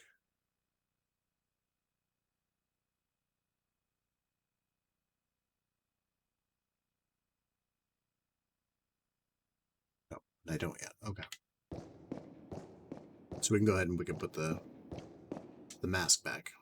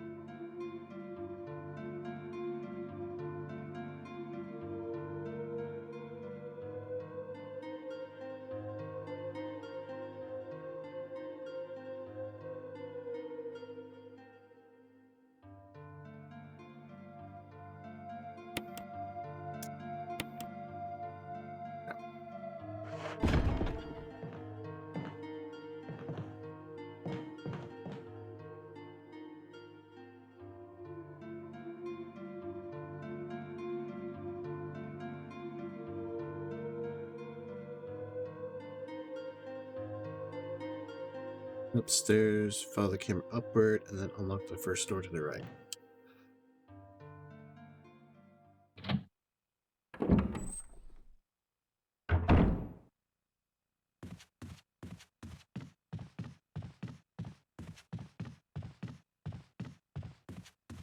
Da, da, da. Okay. Maybe it was this door.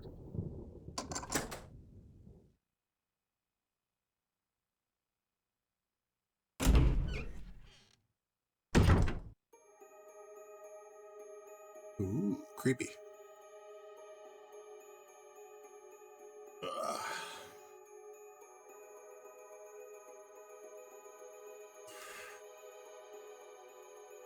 All right, take a drink here.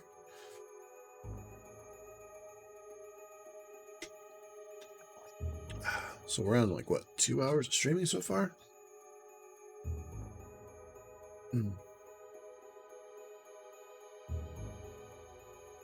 All right, let's see here.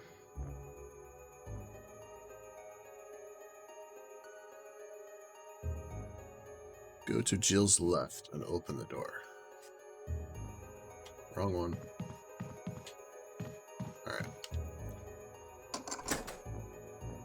I always thought that animal, like stuffed animals like that, mount, you know, like actual animal stuff that mounted in a house was just really weird.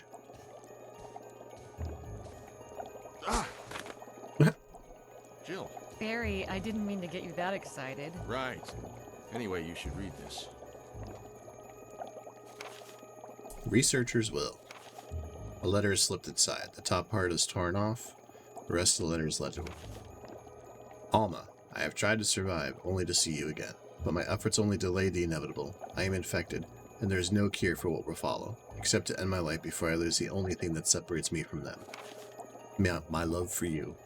Aww. In an hour, I'll have entered my eternal sleep where there is peace. Please understand. Please know that I'm sorry. Martin Crackhorn. What do you make of it? Well, I guess we were right about this mansion being quite unnatural. You have a way with understatements. Where's the part that's torn off? Well, my only guess is that it was the most important part and somebody didn't want anyone to see it. Let's continue our investigation.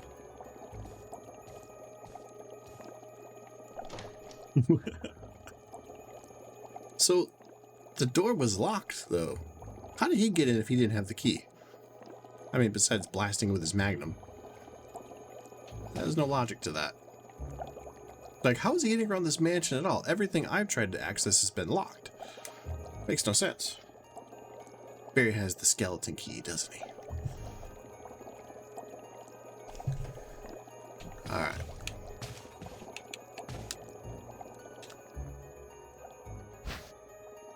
We take the B specimen.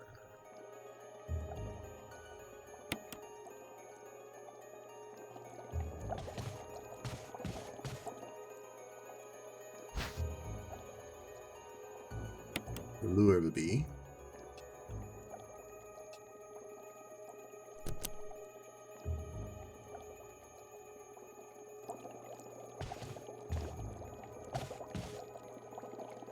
And the fishhook. Place the lure of the bee in the fishhook collection to the left of the door.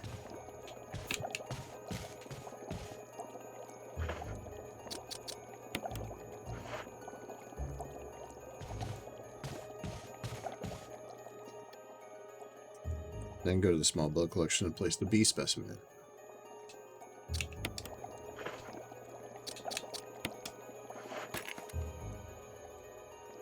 Press the switch. Don't be scared of the bee that attacks you.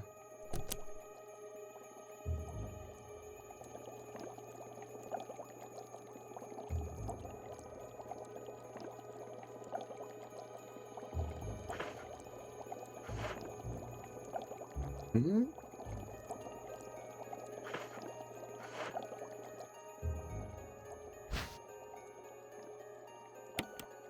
Oh.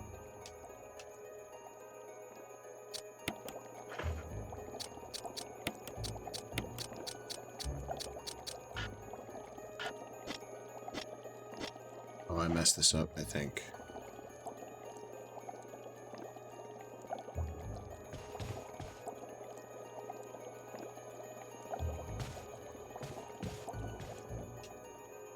Yeah, I messed this up.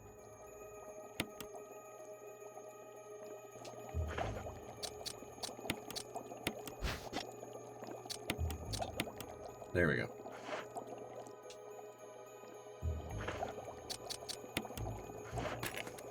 That goes there, and then this goes over.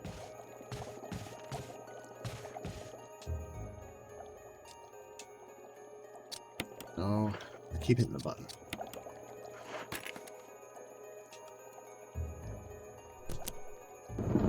Alright.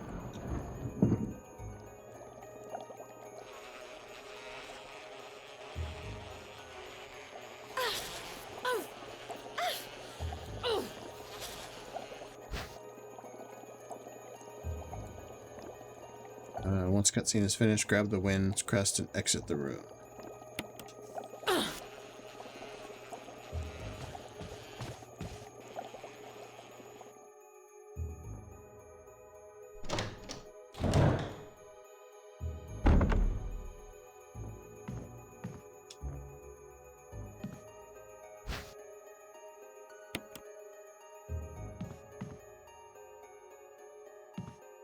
There we go.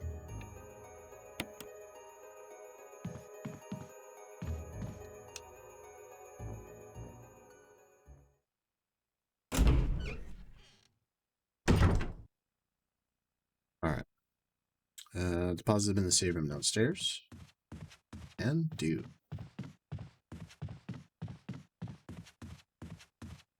Maybe I pick this one up too. Oh, shoot. Herp-de-derp. I can't do that because I do not have the room. What am I thinking? Ah, tarnation. There's like 10 different accents, wasn't it?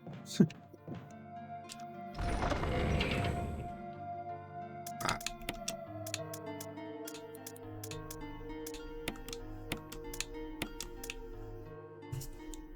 Alright.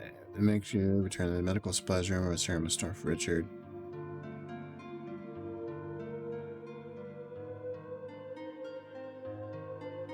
Oh. Alright.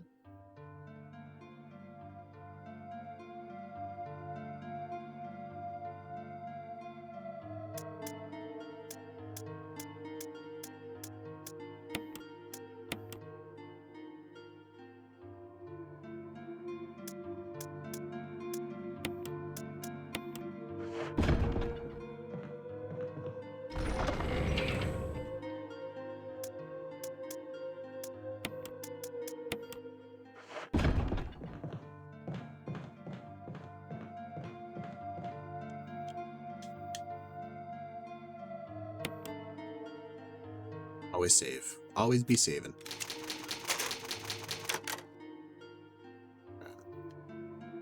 That medical storage room was a while back, but that's, you know, we just did a lot of stuff. Let's save the game.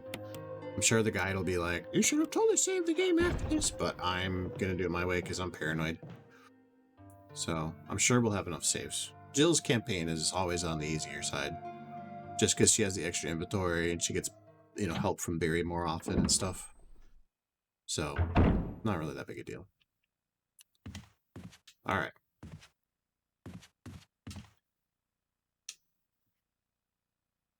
The doorknob looks like it's about to fall apart.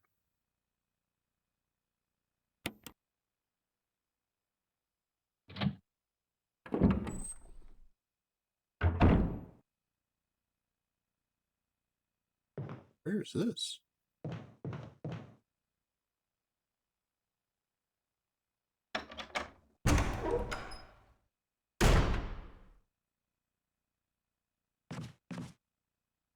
This. I do not want to go this way.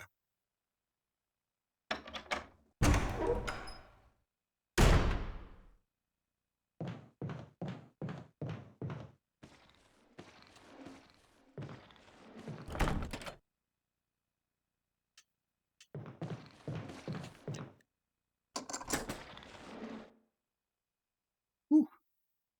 I don't know where this is, but I had to get rid of that zombie.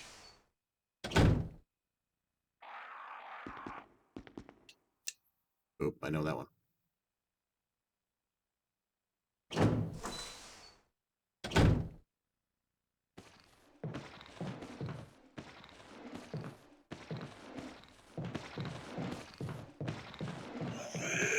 Come on. Get off.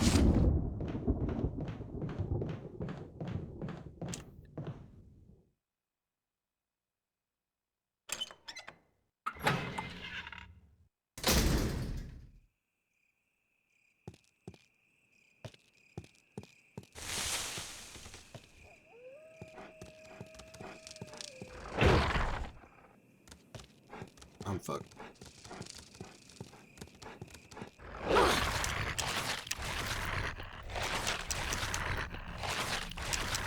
Get off.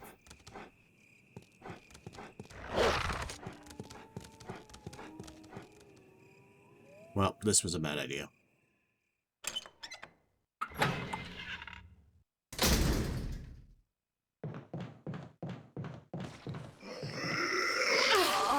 And I'm dead. It's a good thing I saved. Oh, man.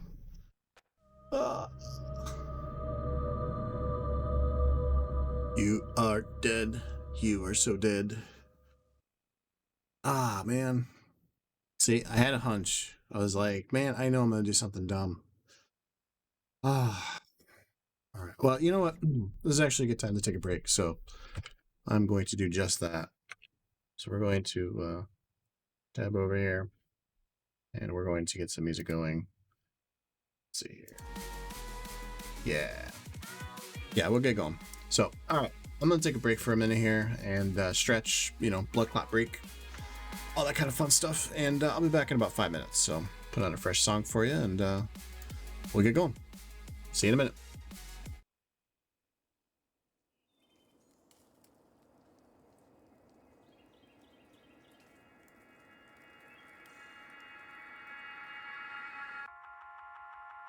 Allow yourself to relax.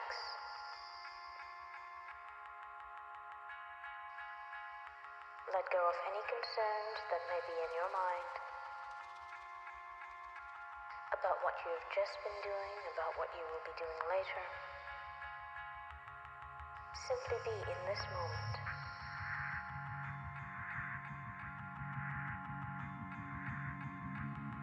Bring your mental attention to the breath. Take a few long, slow, deep breaths. Then let the breath settle into its own pattern.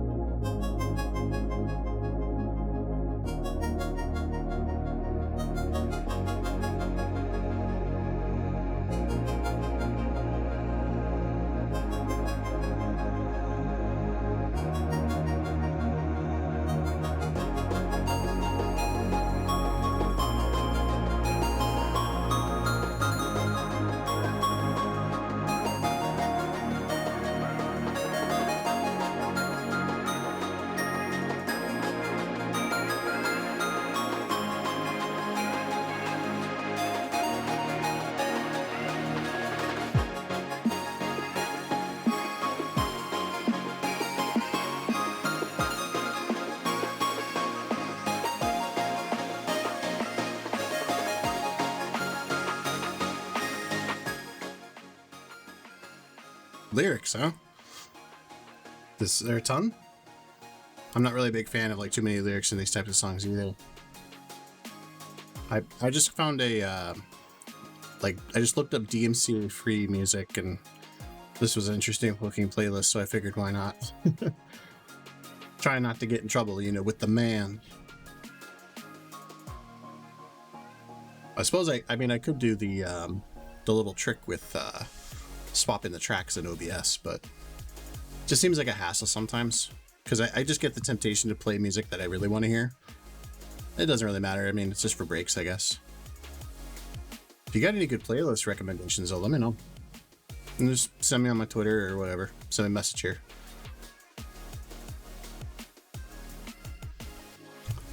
Alright. We should get that pause, though, and get back to the game. By the way, how you doing, Fen? How's Smite working out for you? Still enjoying Afro, I hope?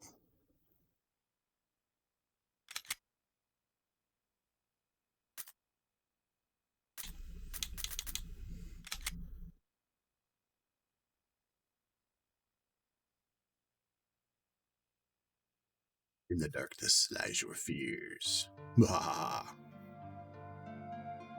Alright, so we got all saved up. Yeah, I've been thinking about coming back to Smite. I played a couple assault matches the other day just to kind of see all the new changes, but I don't know. They kind of missed me with that Charon dude. He was kind of lame. Tried him out a little bit. And they got a new god now, but again, I don't know. Smite's kind of on and off for me these days. I really do like the game, but sometimes the stuff Hi-Rez does, it's like, frustrating with some of the changes they do.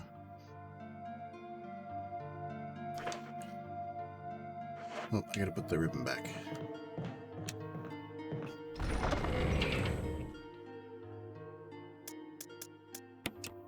But it's all good.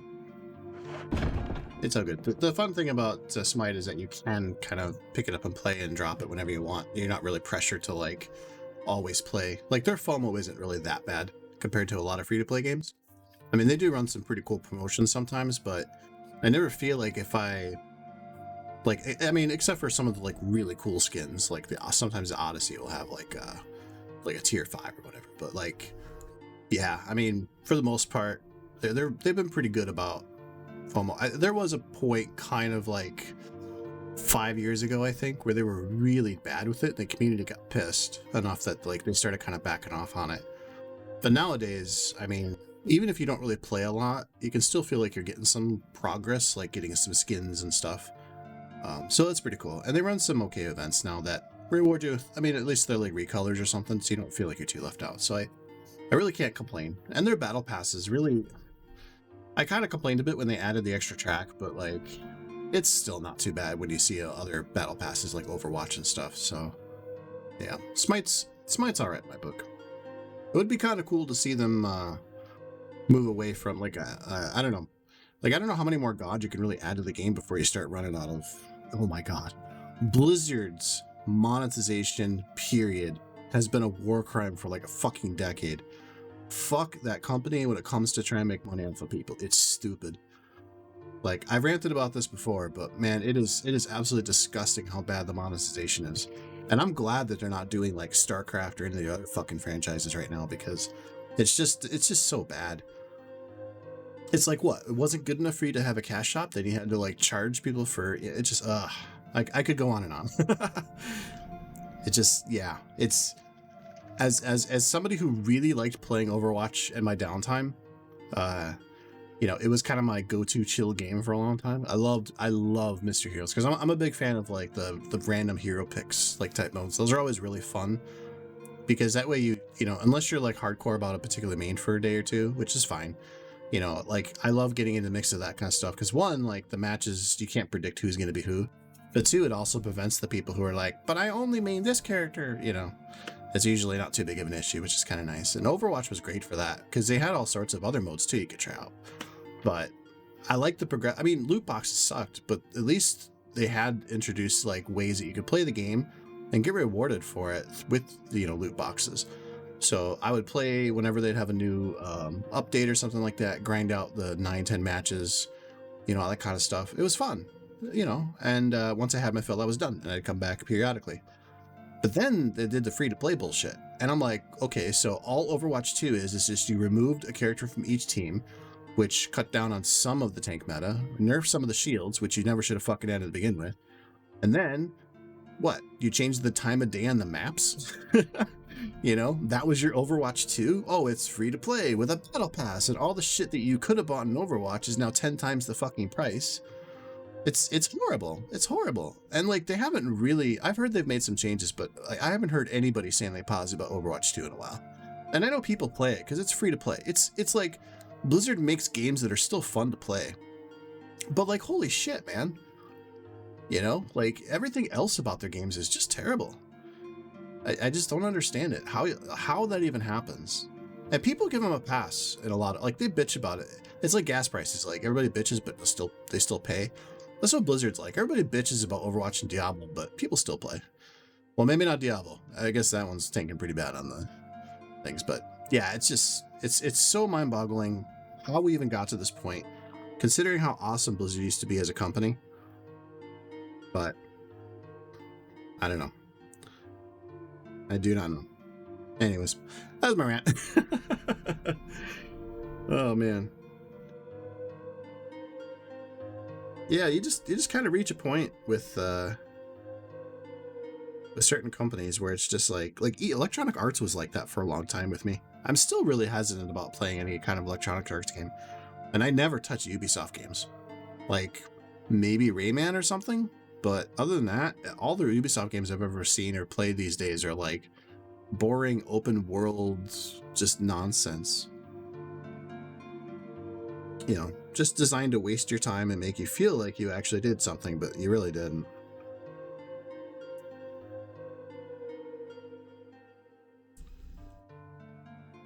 Okay.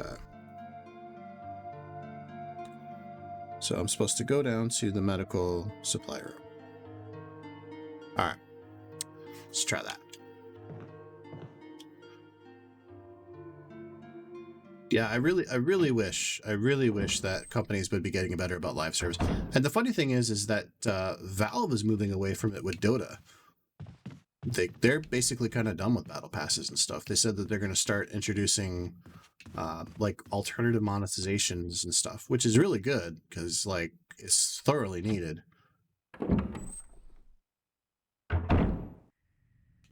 Like it is really frustrating. No. Ah, sweet. I didn't want to get hit by that guy. Because it's really frustrating to see companies like making so much money off of so little content. Like it's absolutely disgusting how much money Rockstar has made off of Grand Theft Auto, like Grand Theft Auto 5 or whatever. Like it's absolutely insane. I mean, it's sold a gajillion copies because they keep re-releasing it on every platform. But like, let's see, can I go this way?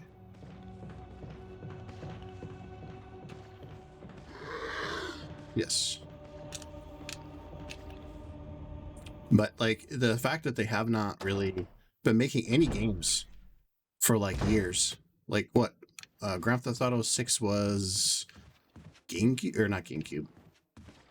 The fuck was it? PS3. Or Grand Theft Auto 5, sorry. Grand Theft Auto 5 was PS3. Man, that's crazy. That's absolutely crazy. You know, so here we're on the third generation of Grand Theft Auto being re-released. And they're finally getting around to,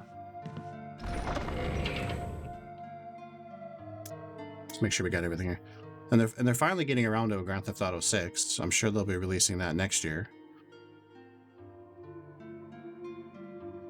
But they have made so much money off of the online mode. And like, if you look at their output for the last decade, like what has Rockstar really released? Just GTA 5 and Red Dead Redemption 2.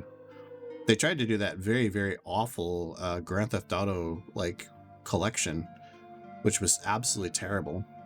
And then they, you know, did the scum thing of removing the originals from the store so you couldn't buy them anymore. So, which is really frustrating. A lot of companies are like that now. They spend so much time developing these live service games that you know, they all most of them die off. Got me on a tangent. All right. Anyways, let's see. There's a battery on the table. Where did I go? Okay, enter the room where you find the broken shotgun. All right, that I can do. I don't know.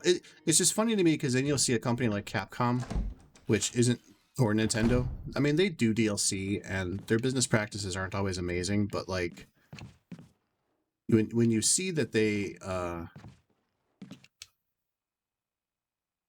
when you see that they release a lot of single player games and are making good money off of it, and yeah, there's DLC and stuff like that, but they're not like pushing it in your face all the time. You know, and it's not like Capcom hasn't been messing with live service stuff. I'm sure that if they found a winning formula, they'd be all over it. But it does seem to be a weird thing for them. I'm totally lost.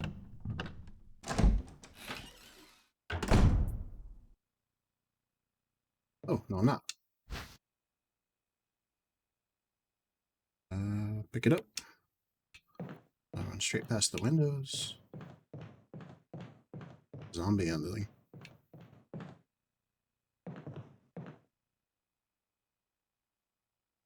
The chemical in the water pump and turn it into red. But yeah, I don't know.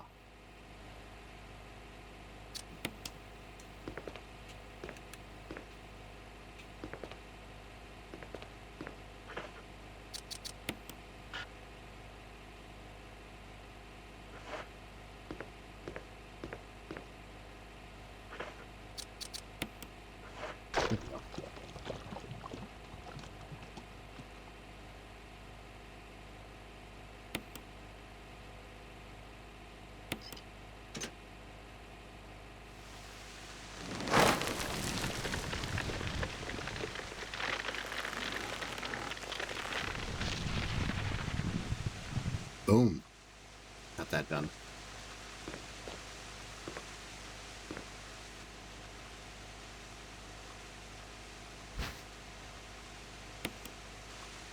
With the mask. Run back out. 2 zombies are crashed through the window. Run away because you won't be back in this room for a while.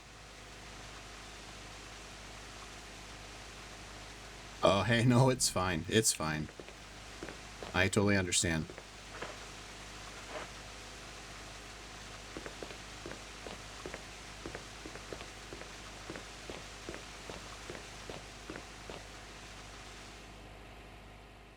Oh, absolutely.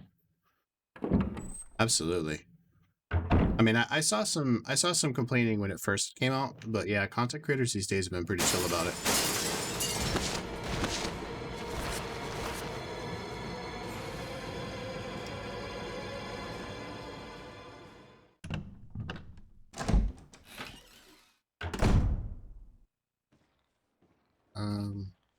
Oh shoot, did I go on the wrong one? Did.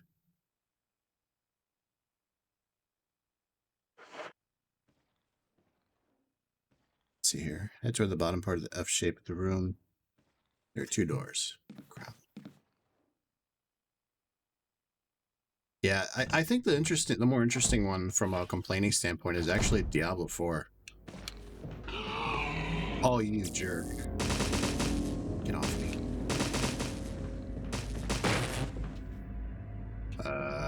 Hey, buddy. We'll just go in there. Diablo is just terrible. The numbers tell you a lot. Like, right, absolutely nothing for viewership, which is absolutely crazy, considering that this game is a live service game that launched from what, like 3 months ago on a AAA. Like, yeah, exactly. It was hugely high. I was in both of the major betas.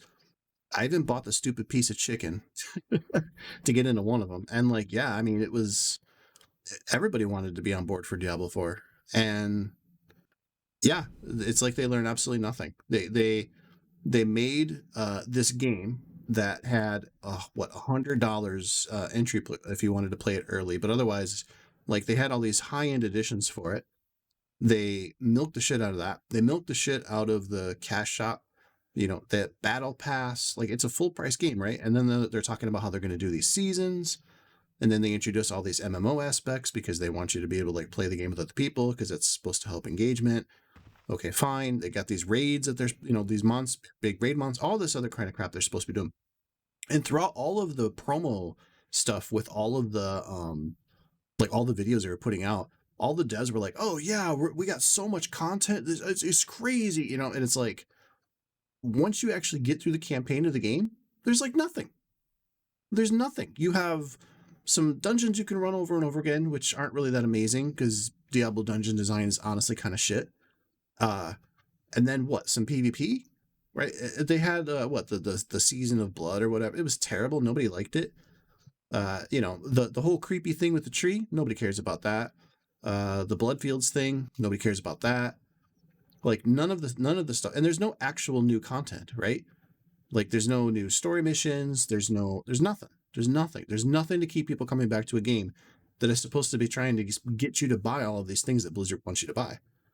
It's like the biggest giant L. And like Blizzard and making good content, and you know, like for longevity's sake, not just like the initial burst of stuff, has just been absolute garbage for years. They can't continue to make good content in WoW. They can't continue to make good content in any of their other games. And then when they do put out content, they're always finding some way to monetize the shit out of it. Blizzard changing the light. Right? Like, and they were like, oh yeah, it's a new graphics upgrade. It's like, if you look at the before and after, outside of some costume changes delayed today, there is literally almost no difference. I think they slightly bumped the polygon count on some of the stuff. Like, that's about it. There's nothing different. Calling it Overwatch 2 is the biggest insult to a video game I think I've ever seen. And there's rumors, and I have no idea how like serious these rumors are, because it's, you know, how rumors tend to be. They tend to pull shit out of their ass these days. But I've seen more than one rumor saying that they're actually going to be kind of doing another major redoing of Overwatch because of how poorly it was received. You know, they want to kind of dump all the bad PR baggage.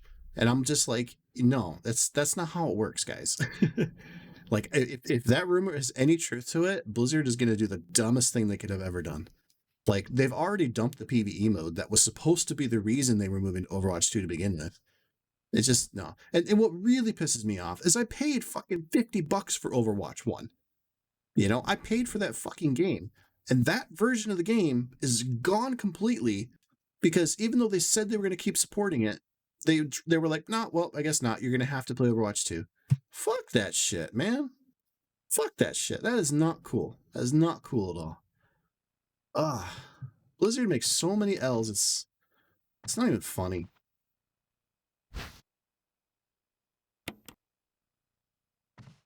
It's is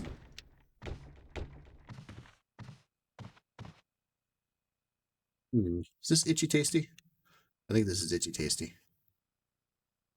Or it might have been.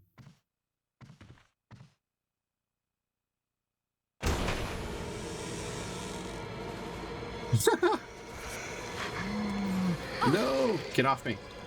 Get off, get off, get off, get off, get off.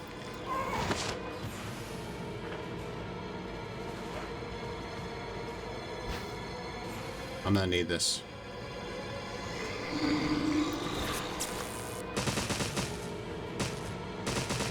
I need to get out of here. I don't need the liquor, I need to get out of here.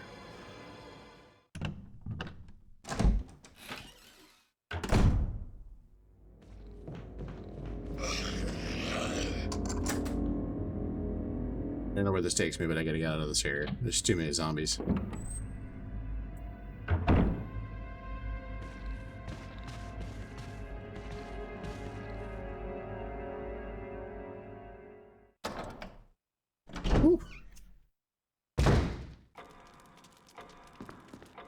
Yeah. Blizzard's design teams. And now they're supposed to be doing a, what is it, like a 2-hour dev thing that they're splitting. It's actually like a total of 4 hours or something, but they're splitting it up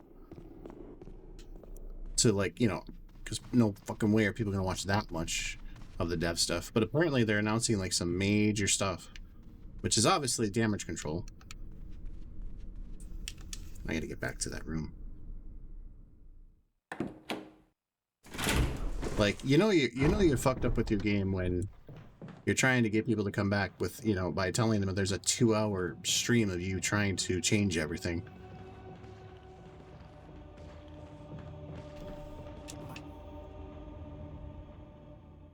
I really need to play Baldur's Gate 3.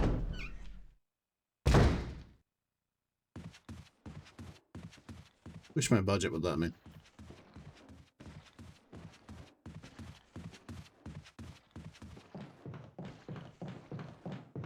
It's amazing. The thing about Baldur's Gate 3 that blows my mind is how many developers were like, no, we can't be doing with Baldur's Gate. That's lightning in a bottle.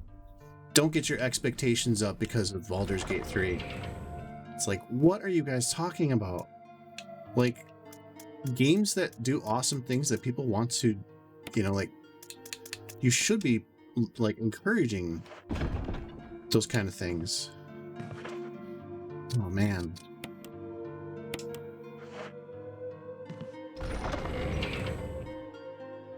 Like, you should be, like, you don't have to copy everything Baldur's Gate 3 does, but you should be like, yeah, I mean, awesome character creation, where you can basically make pretty much anything you want, including your genders. You want boobs and a penis, go nuts for it, right?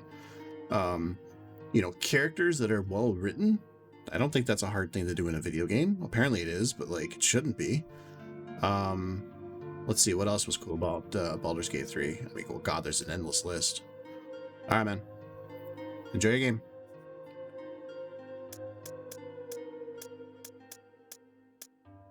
All right, that's my herbs. That's my crest. All right, so where am I at on my...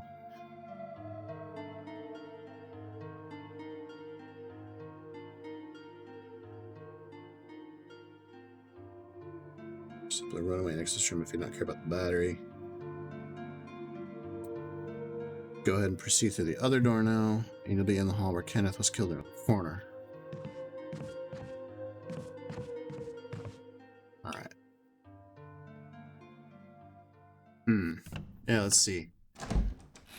Baldur's Gate 3, awesome character creation, great storytelling, character agency, that's a big one. Decisions that actually matter. Pretty solid graphics.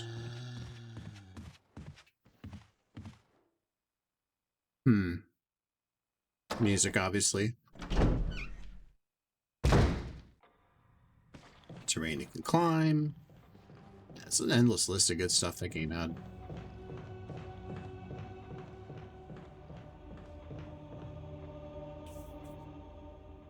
I suppose the biggest thing against it would probably be if you're not a big fan of the battle system. But considering how many people played it, I don't think that really mattered too much.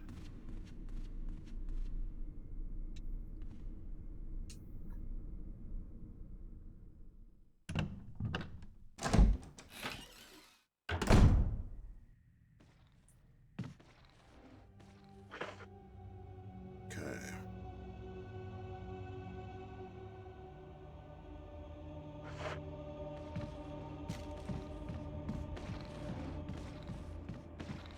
Why? Get off me. You know what?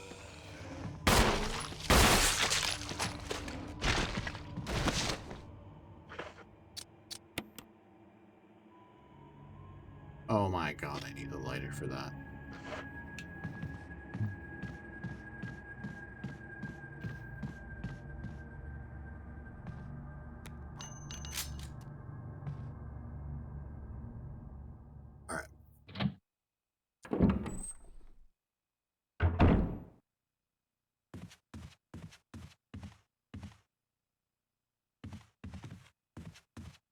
That door.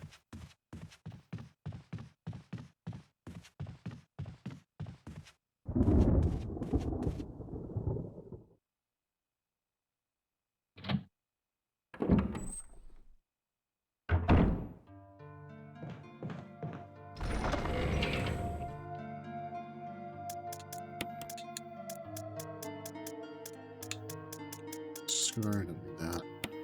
Do need the lighter. How's my status? Caution now.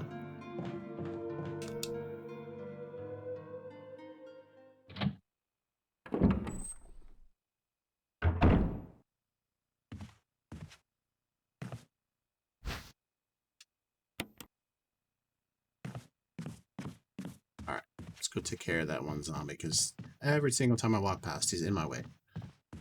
It's just driving me nuts.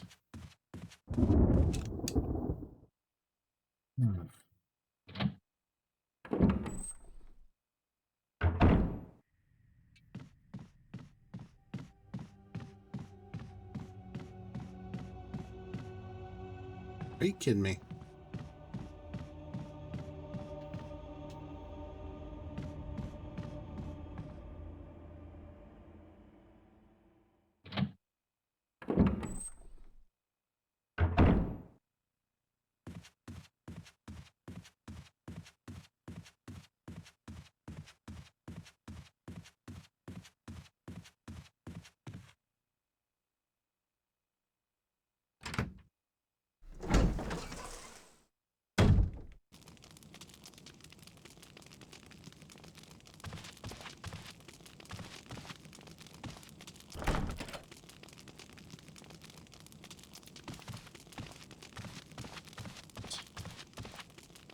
So this was a waste.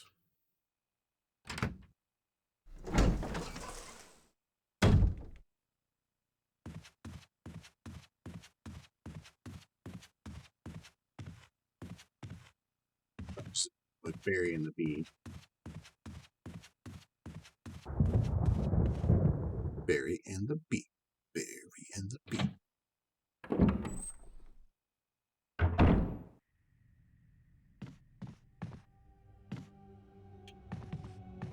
Wait, isn't that...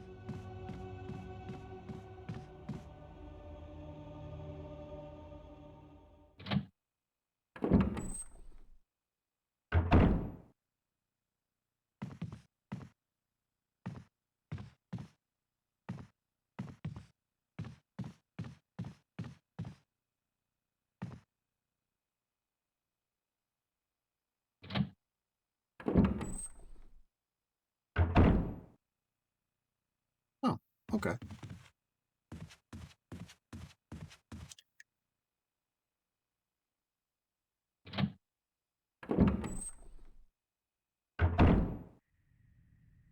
Makes sense.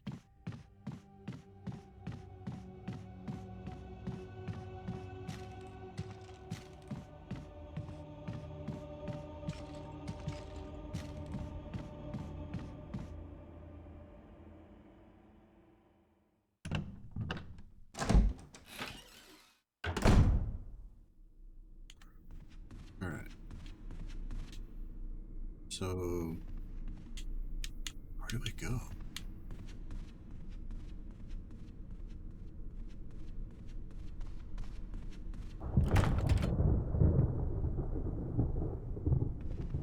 Okay. Isn't that that way?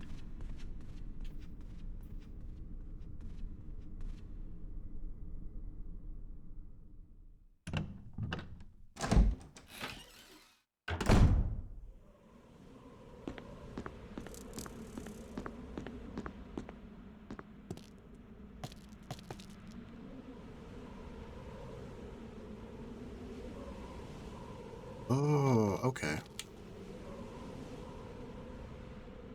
Alright, I got totally turned around. I know where I'm supposed to go now. As soon as I can figure out how to walk against a wall. uh,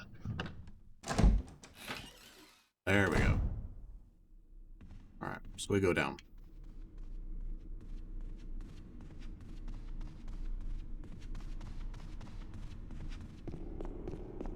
Dun, dun, dun.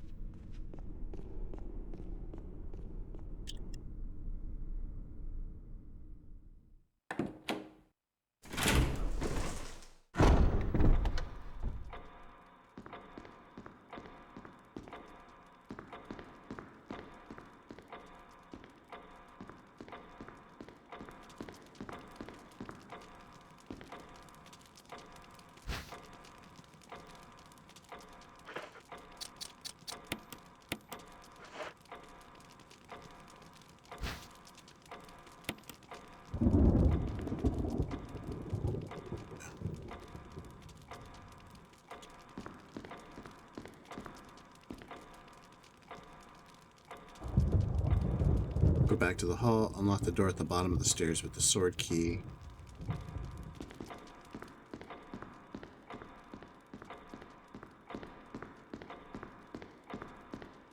But don't go through the door since there is nothing valuable down there. You'll have to find another zombie. Okay.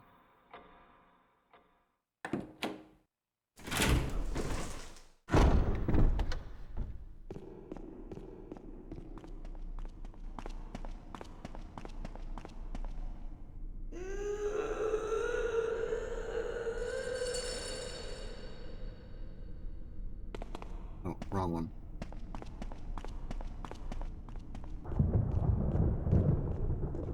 So she meant they meant the other hall. Okay.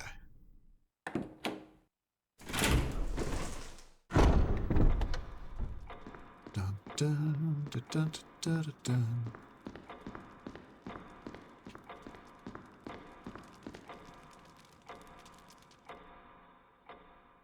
All right.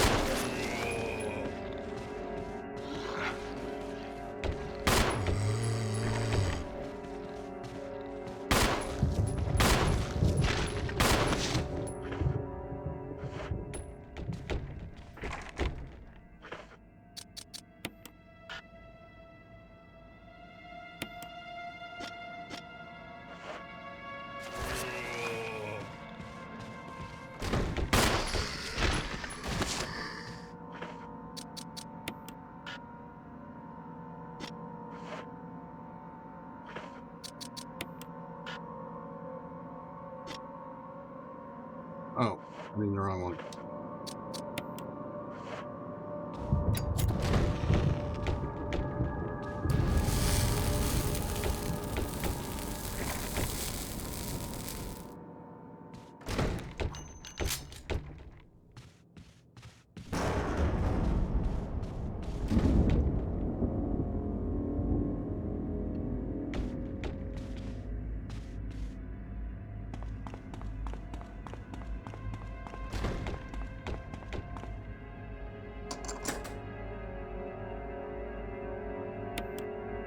Okay.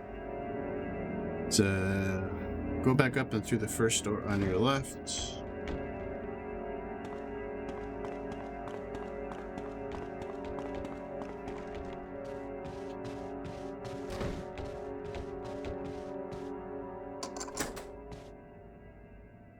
So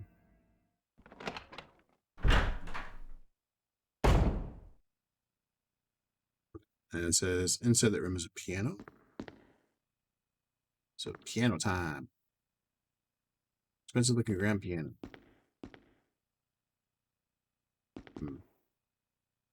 Push the shelf so that you can find. Oh, there we go.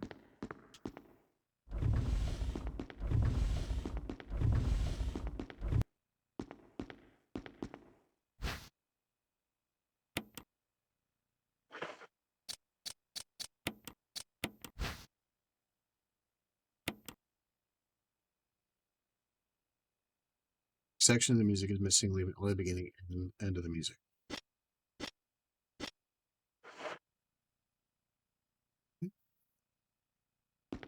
I gotta run back because I need the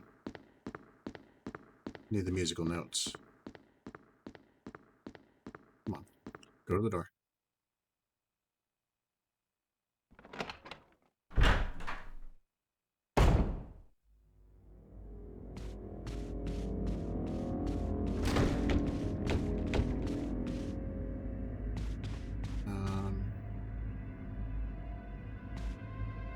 This way.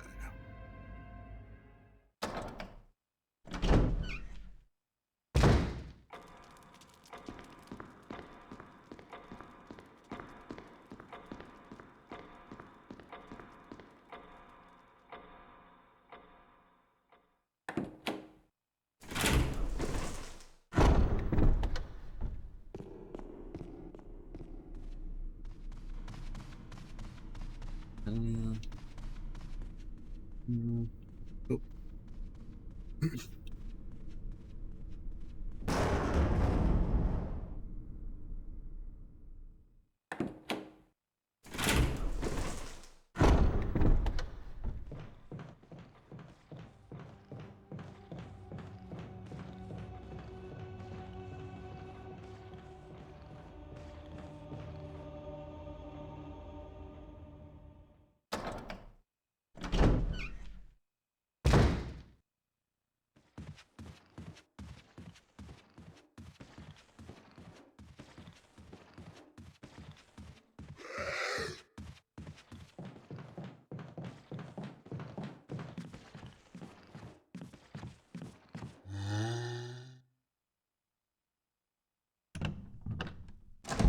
Forgot how much backtracking is in this game.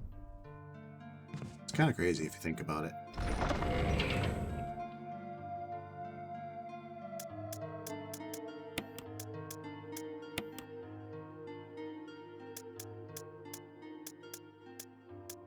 Where is the... There it is.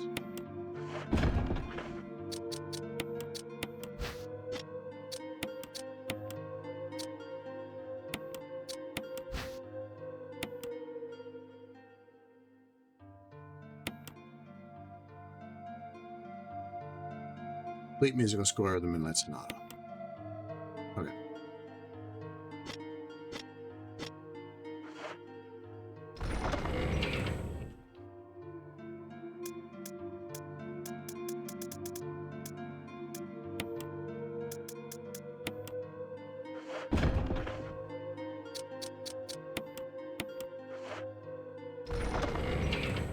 Caution.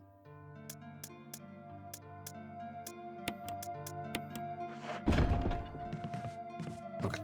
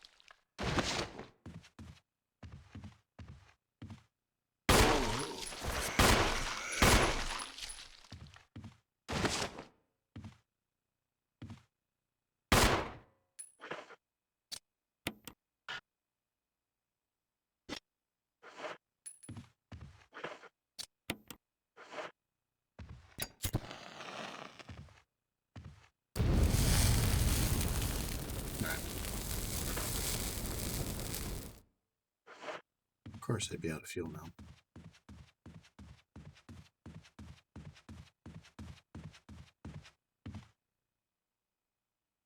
The canteen and lighter thing actually, like, it must really suck if you're playing Chris, because I'm already struggling with all of the 2 extra slots that she gets. Having 2 less slots, the amount of backtracking you're going to be doing as Chris in this would be awful.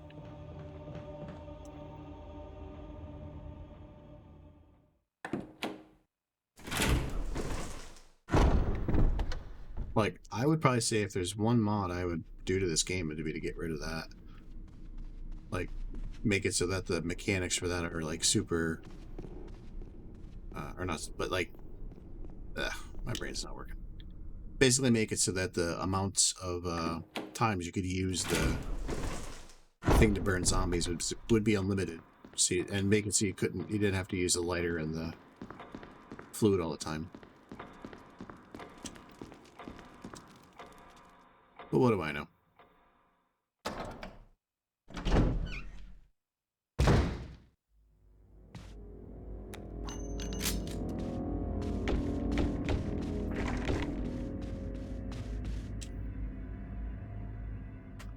Alright.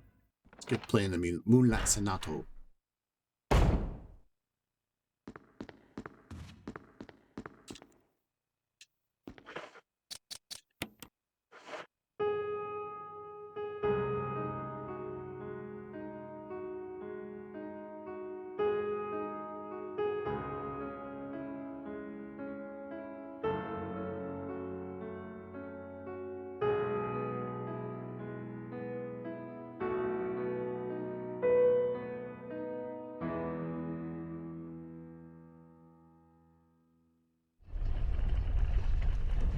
Actually didn't play the whole thing.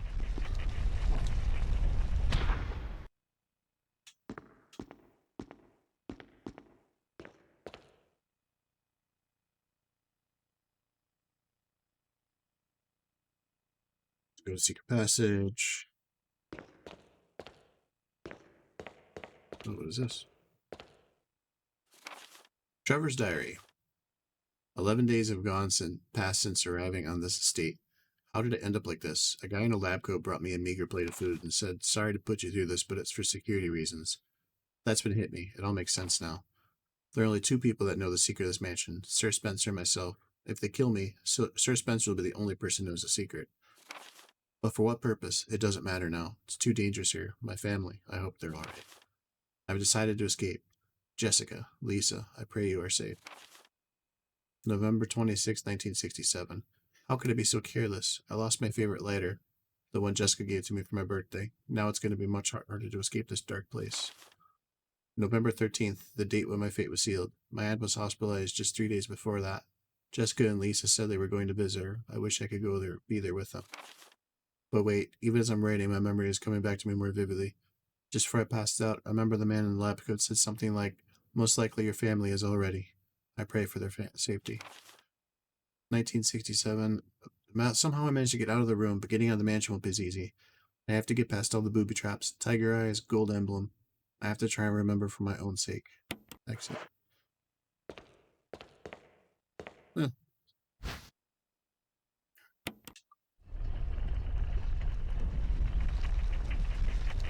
Another trap.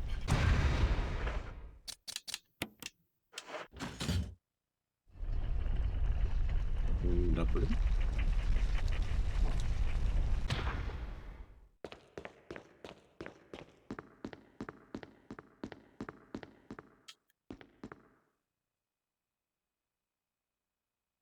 Should have grabbed the ink ribbon. I'm an idiot. I'm gonna do that. I'm gonna grab the ink ribbon.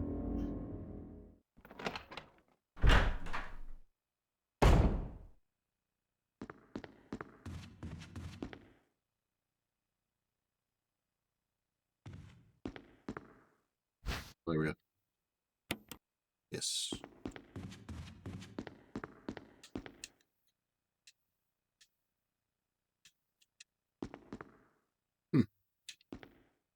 Can we open up the door here, buddy? I don't want to look at the picture anymore. There we go.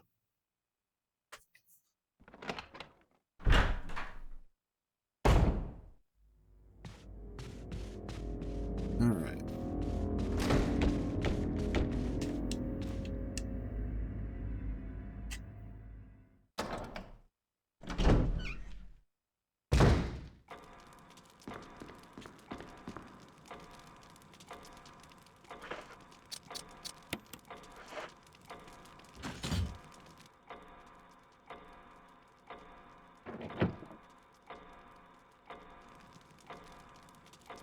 Okay. I'll go to the grandfather clock.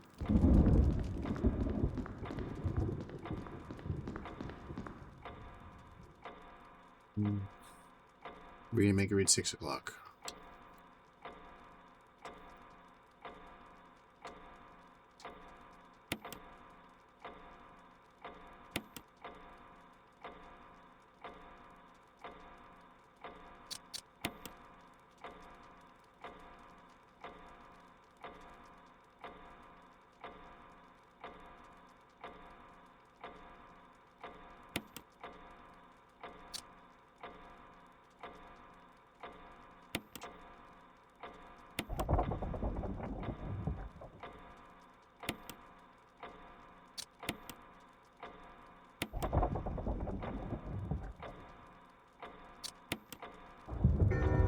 There we go.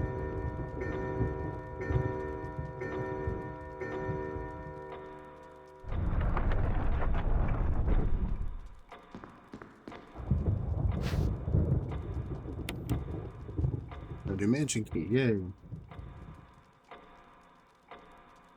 Remember the room past Richard?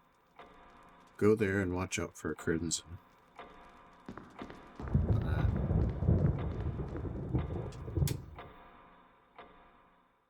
That's a good sign to get back to the save room then.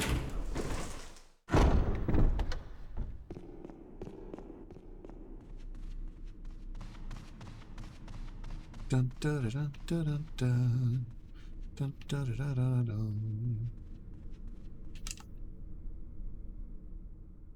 Yeah, I'm trying to think of like games this year. I mean, there was a lot of really good games this year, but it's interesting how many of them kind of just came and went. Like,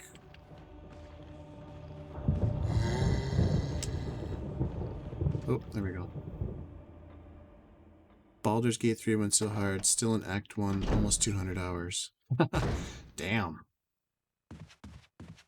So I do hear, and I don't know if they've addressed this yet, I do hear from some people that I guess Act 1 is like the most polished, and then each act kind of gets a little less unpolished, just because they spent a lot of time on that, and then started running out of time towards the end.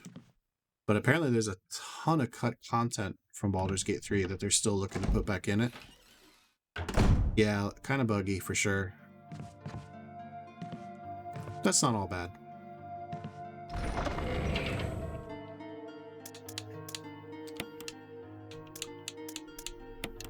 I mean, I think, well, Code Carnage obviously played the crap out of it.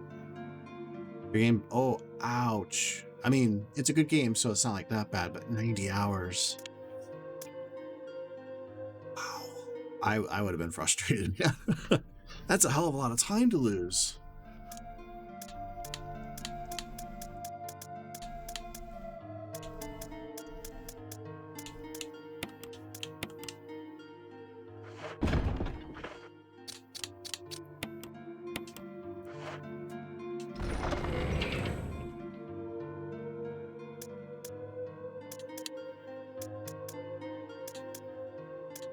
Well, I'm hoping they fixed all that for sure.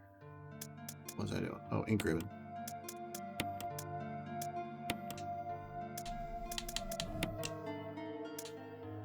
I was just thinking about like how this year there's been so many huge games. It's been a crazy year for gaming if you think about it. But it's also been like some of the worst for so many things about gaming.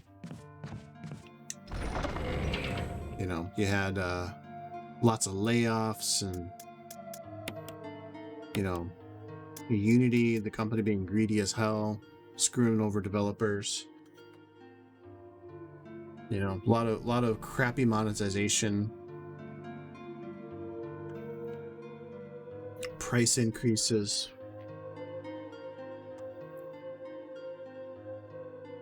I mean, I can't complain when something like Tears of the Kingdom or Baldur's Gate 3 comes out. Like, games like that are amazing, you know.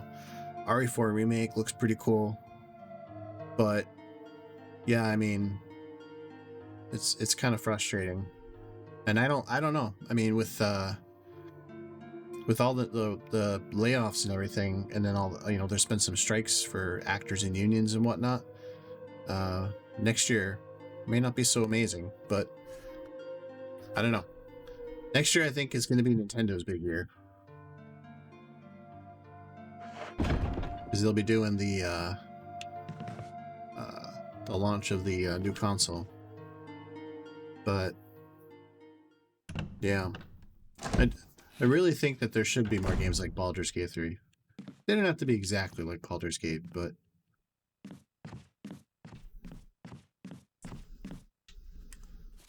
okay, that was the broken shotgun.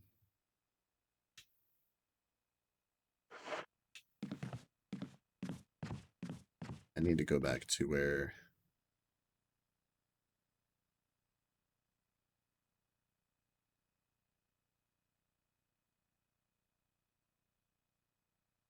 Okay. Sorry, I'm just following a walkthrough as I'm playing this. Otherwise, I'd be roaming around forever.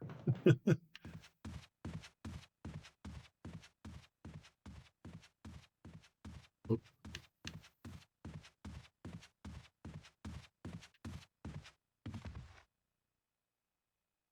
But yeah, It's kind of a mixed bag.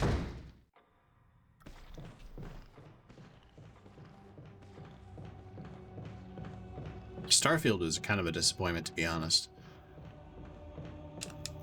I was really looking forward to it, but once I saw how it performed, like graphics performance-wise, I mean, I knew that there was no way I was going to be able to run that game. And to make like insult to injury, it was like the game itself. I mean, if you like Bethesda jank and you like Fallout, I mean, sure. Oh, no, not this one. But it just didn't feel like it really offered anything unique. I don't feel like it offered like fulfilled the promise it said, about space exploration and just being like a space adventure. I feel like they really missed the mark on it, which is a shame because they hyped the ever-living crap out of it. But I guess it just wasn't good enough.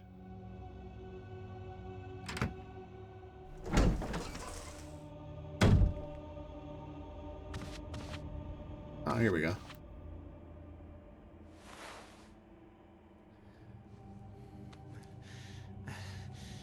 I'm okay.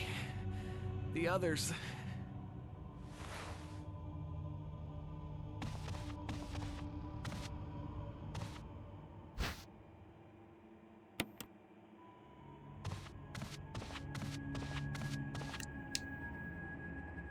All right.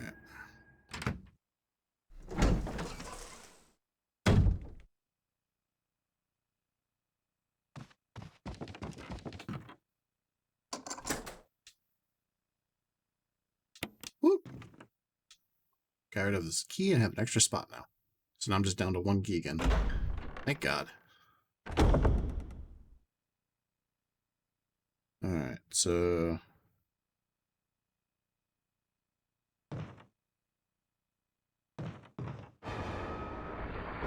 Snake!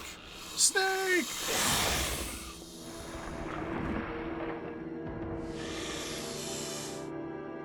There's a big snake.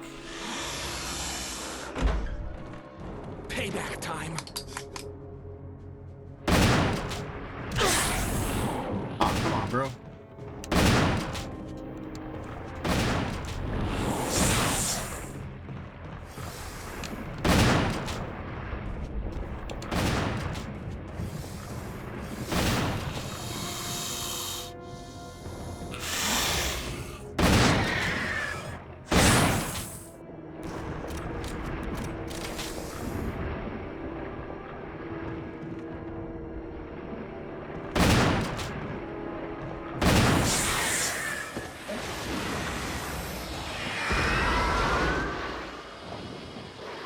Thanks.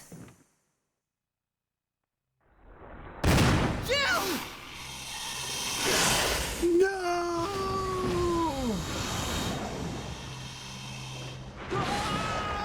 Richard!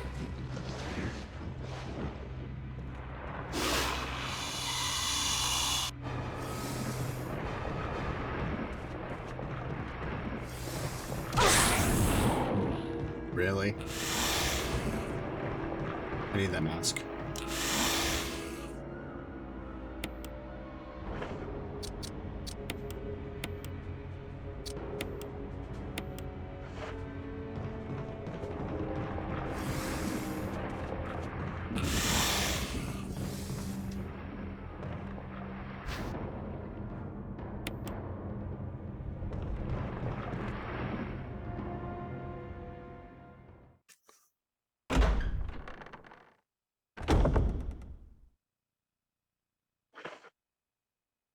Okay, if you're poisoned, you have to return to the saber for the serum for Jill. Oh, am I poisoned? Yes, you are. I need serum.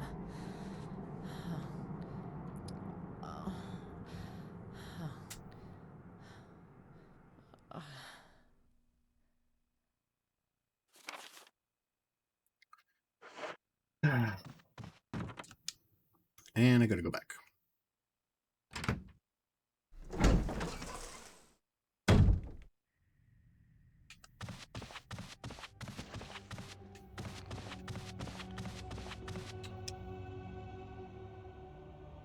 Of course, there's a zombie there.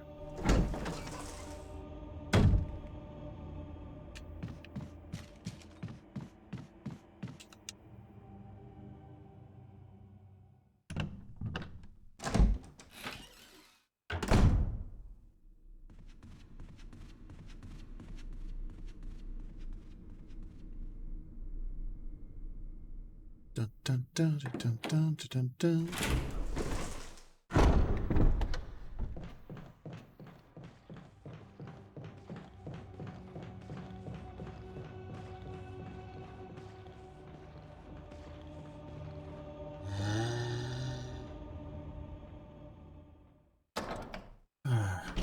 This gets tedious, a lot of the backtracking.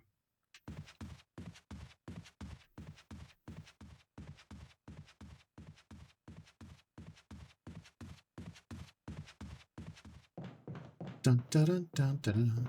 Down the steps we go. Over to the whoop.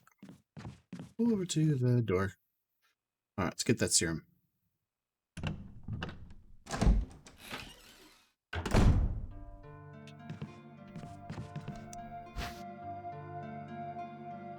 Well, we could put the death mask back in here.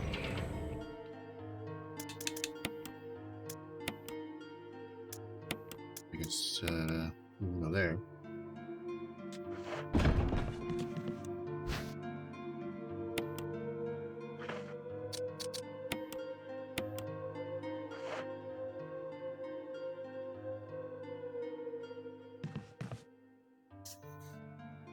Okay. Now you need to head through the double doors.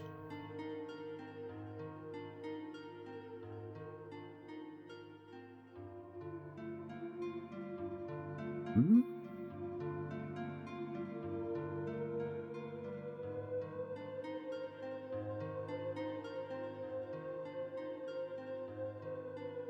That's a bit confusing. The bathroom hallway. What the hell is that?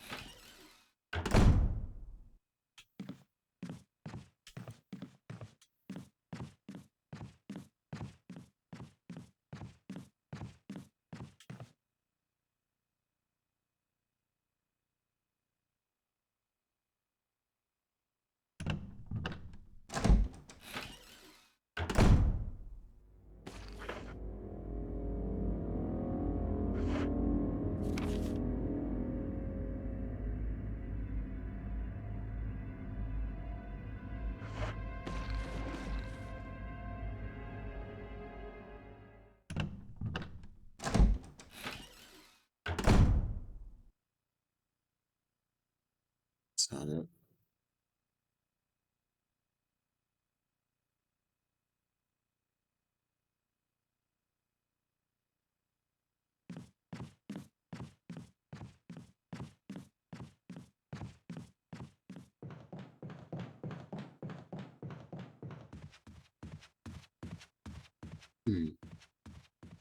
Head back to the first floor, it says here.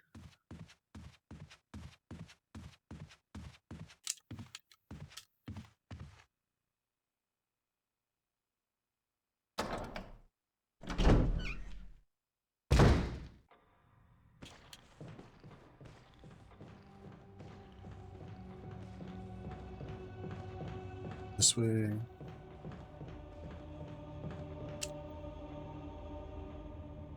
Should have grabbed that gem and put it in my thing. Oh well. Alright. Go down. Double doors.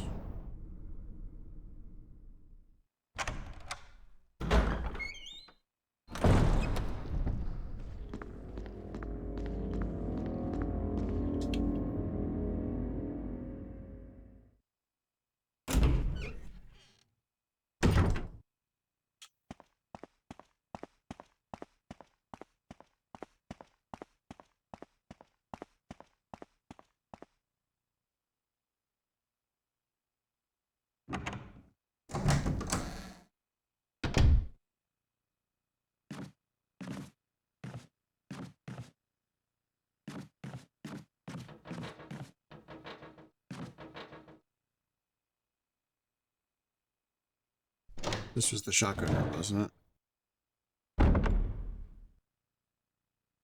No, this was the bathroom.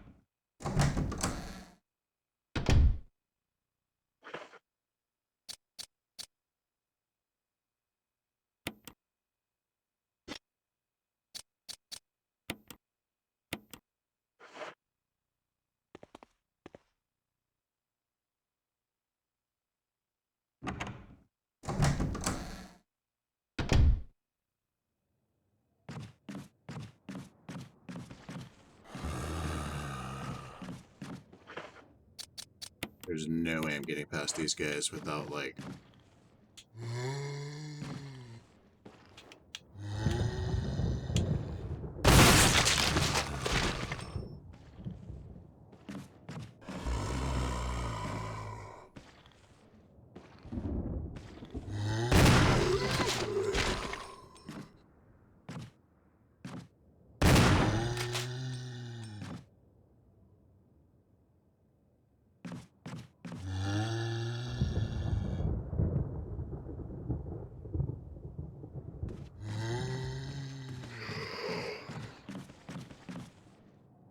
Okay, double doors.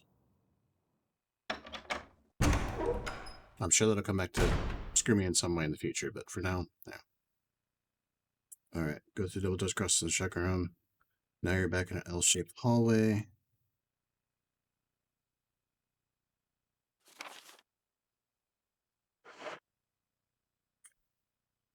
Should be a zombie around the corner.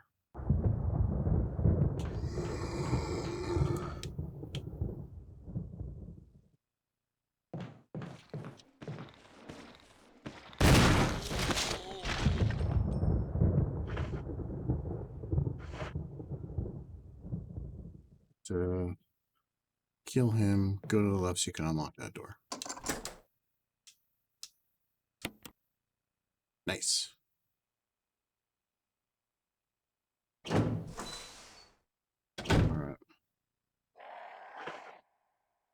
It says, you open a U-shaped hallway with pictures. There are crows in here, but don't shoot at them because they won't hurt you as long as you do the puzzle right. Change the light on the first painting so it turns orange.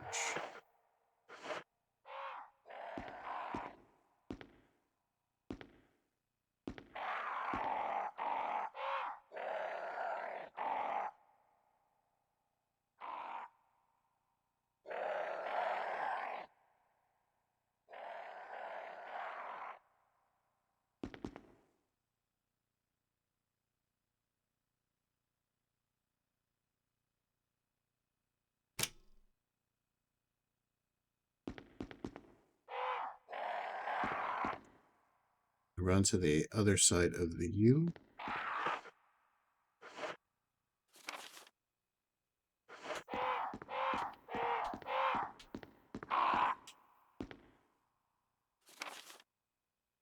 Click the lights on the first two paintings. One should turn purple.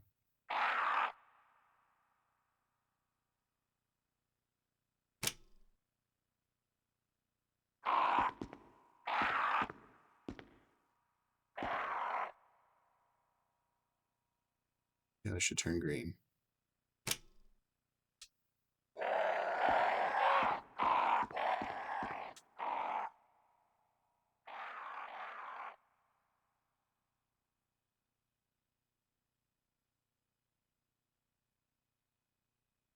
There we go. Hit the switch. After you hit the switch under the woman, the wall will raise. Go outside, grab the last death mask, and unlock the gate.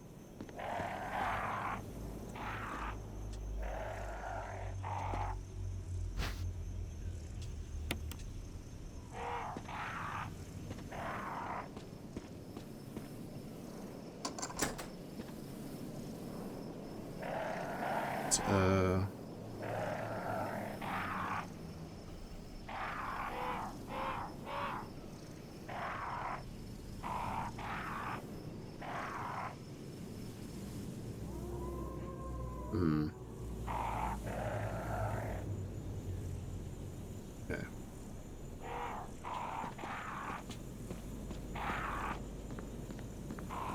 There's a save room over here?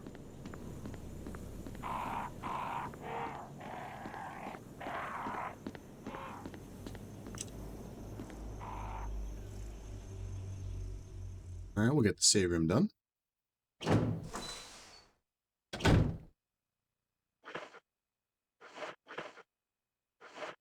Keep it in there.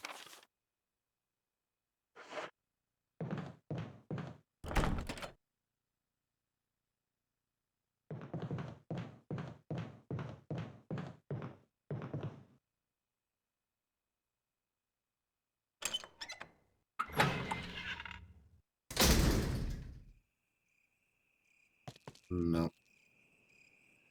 This isn't the right spot.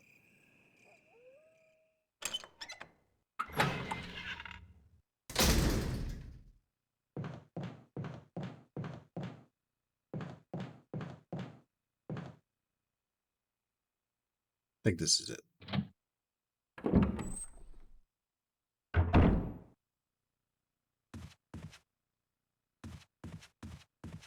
Yep. There we go.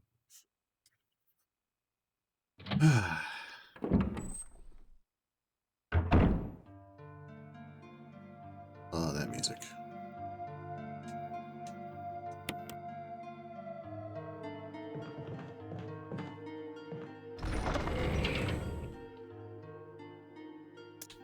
All right.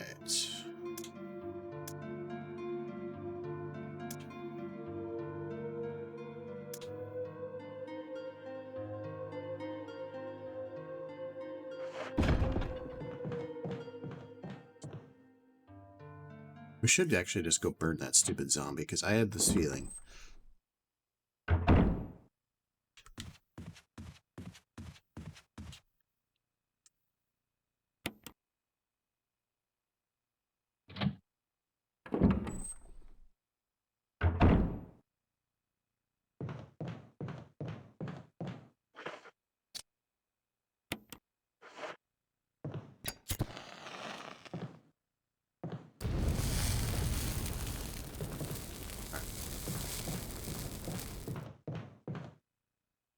Takes care of him.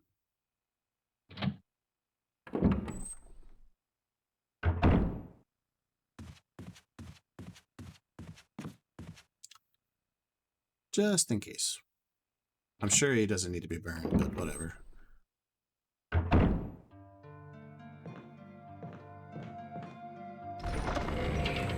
Alright.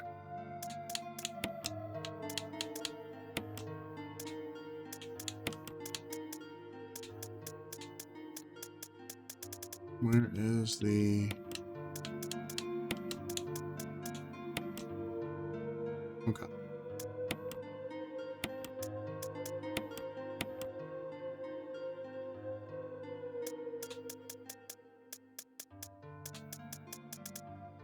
I have like no health items.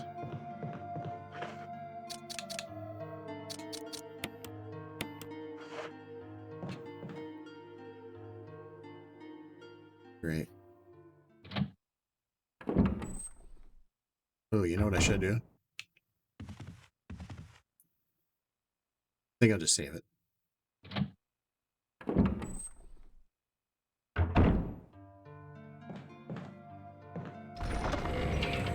Just to be safe.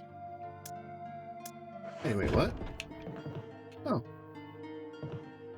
They left me some extra ammo.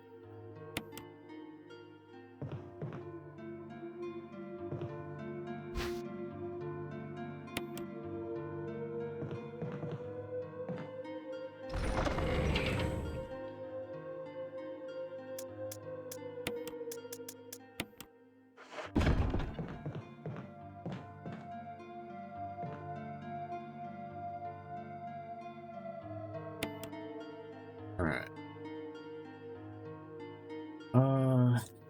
We're pretty far ahead. We'll just save over that one.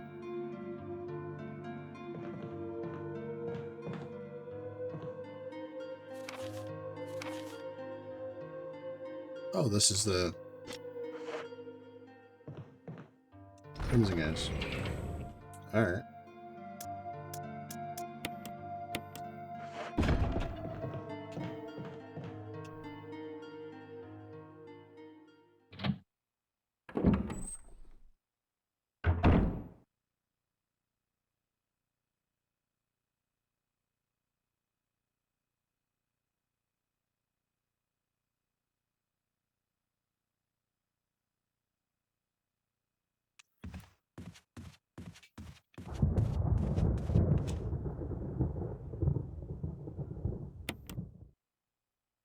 Yeah.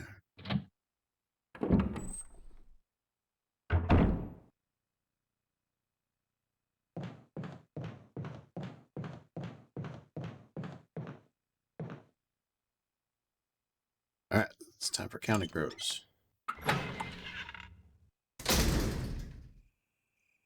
No. I'm an idiot. Wrong door. Wrong door!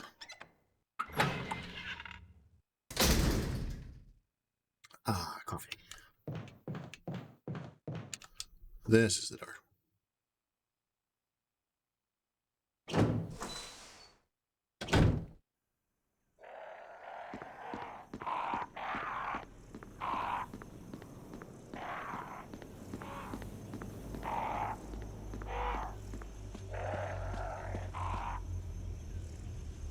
Alright.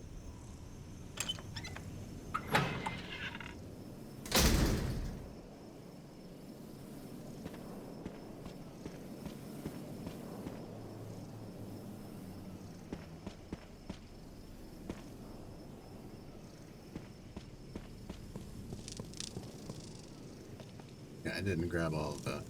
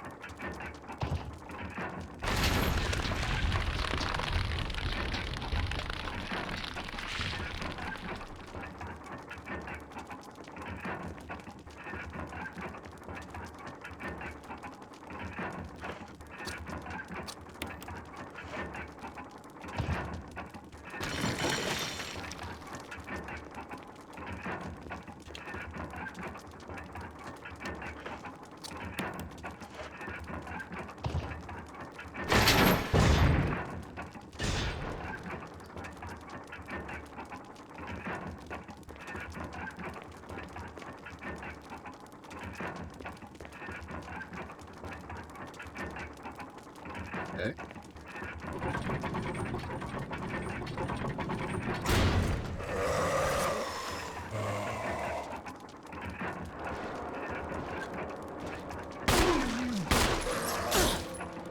Oh.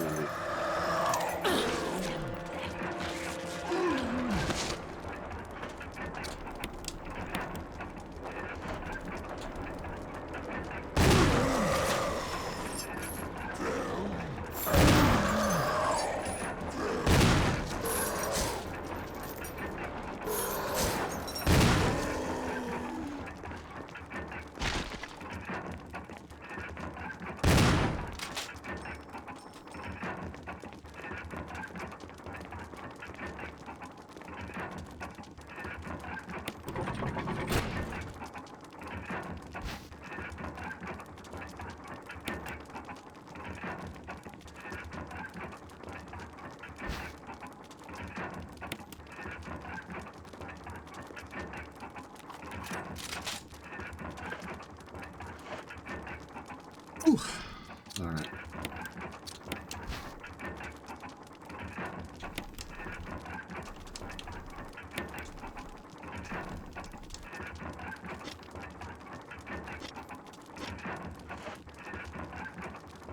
So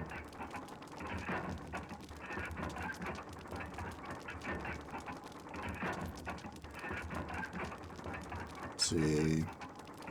You won't be needing it for a while. Keep the stone and metal object handy as well as the wind crest.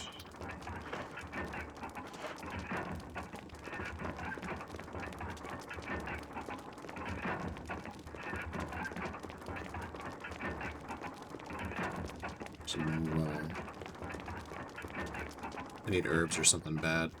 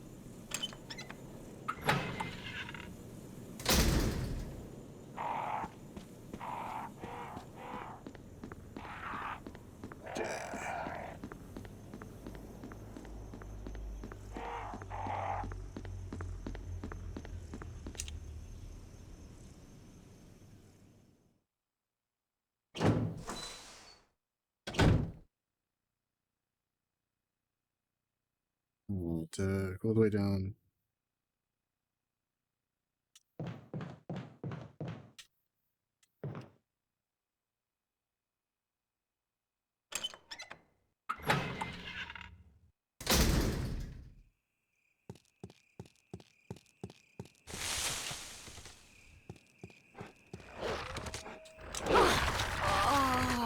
Oh, come on. I didn't even have a chance.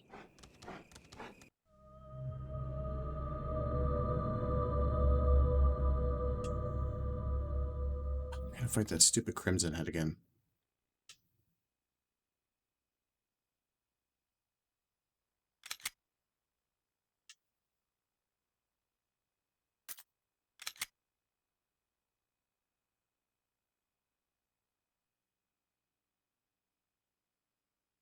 Hmm. Do I have a... Yeah, I'm in caution.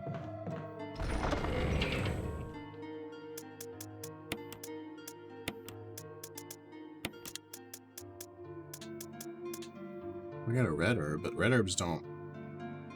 Remember correctly, red herbs don't do that, do they? I think green herbs heal, but red herbs do something else. And now I can't remember.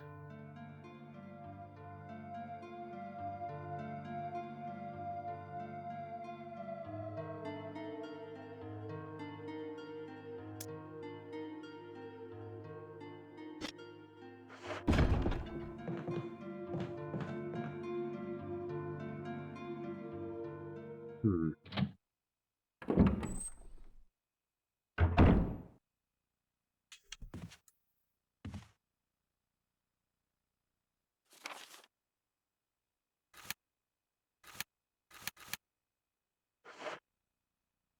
Should have remembered where I left some herbs. Here, maybe?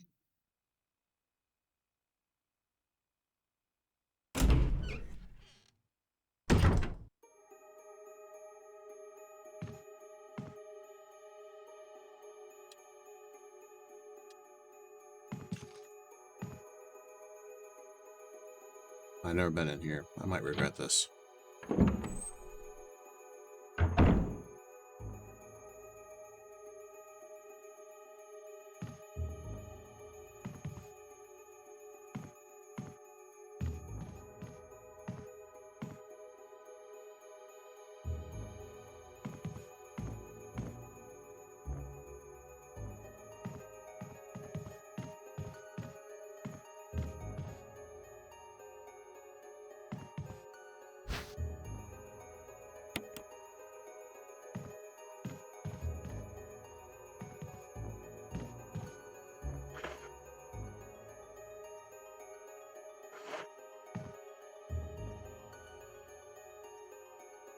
maybe this will come in handy.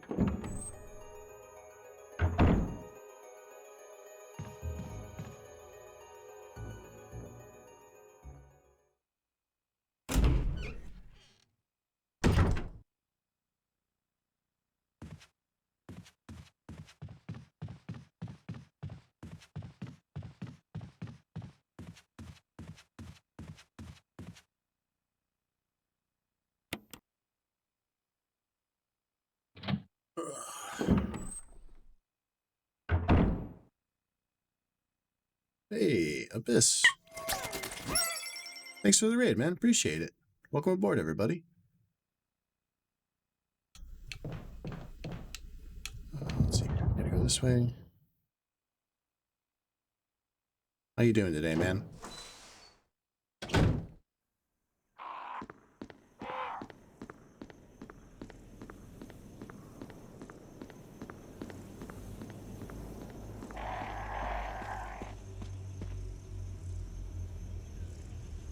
Just gonna go face the Crimson Head again for the second time. This time with some health. Hopefully. Let's get that equipped.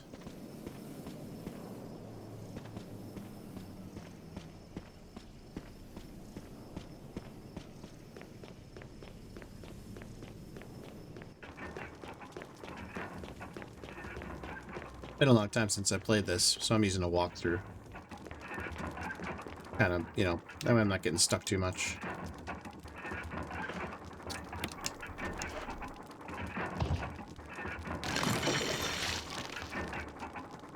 Heads will roll.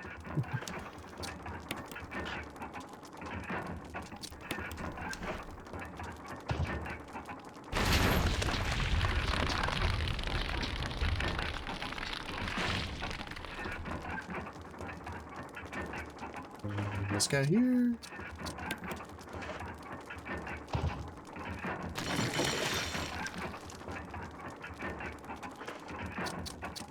And this guy here. Alright, that should do it. It's a pretty hardcore, like, way to lock somebody up, right? I'm all chained up in a giant iron coffin. Only way to unlock them is with weird-looking masks.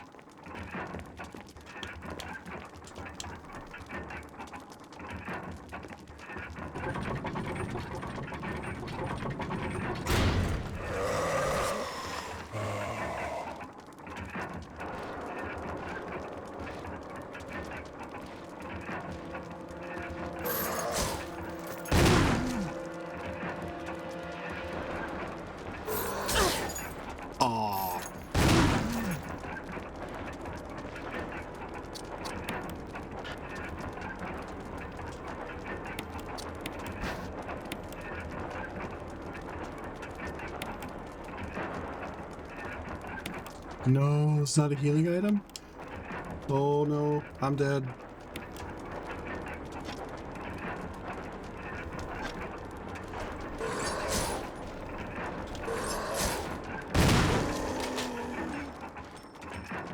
Or wait, did I get lucky? Okay, we're at the top of that. Insert first aid kit case. Oh my god. I just saw first aid kit and just got really excited.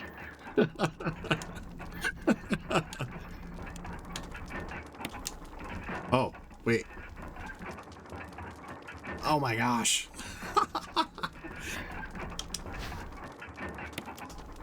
I was trying to, you know, examine the latch like a normal person would. Oh man. Well, I could totally use this, so... Alright. Thank you.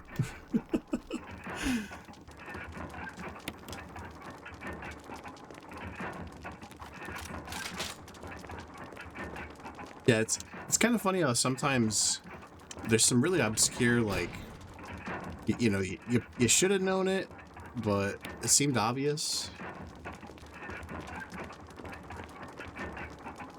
Right.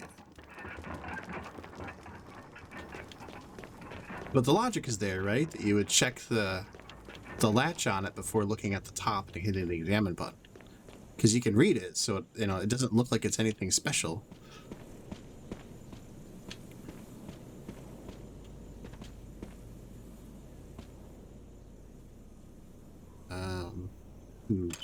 Oh, actually, don't I need the crest? The other crest? What's the walkthrough say?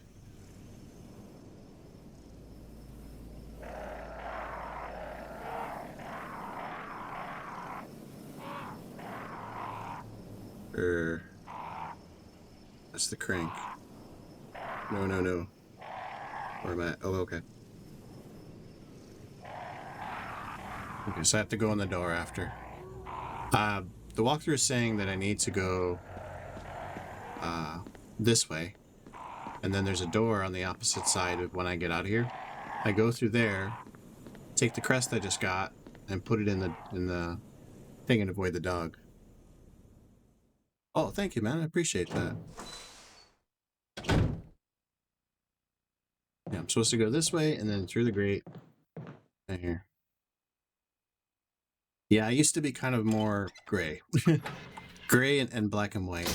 But I was like, yeah, it's maybe due for a little bit of color.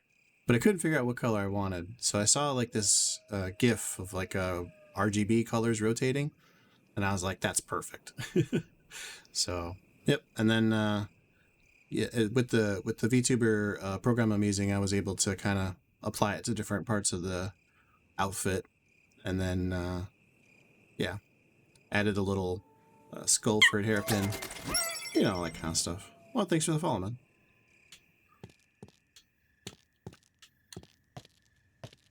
All right.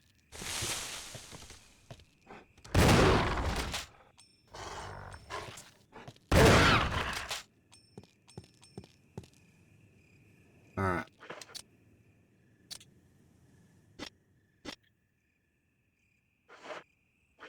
Wait, what? Oh, I don't have either of those. In this game, doggy, yes. I think if the competition for like the most irritating enemy in the Resident Evil games it's got to be the dogs. I think dogs are right up there at the top.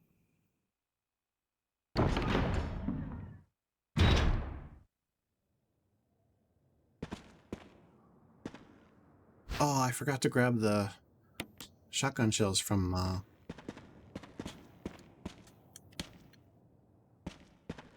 the doggy's dead, so yes, it never hurts to double tap.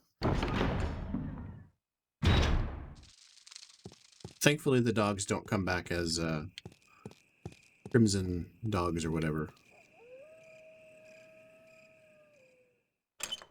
Yeah, there's shotgun shells that I didn't pick up in the graveyard. So I didn't have a shotgun at the time when I first came through, so I just left them there. And now I do, so.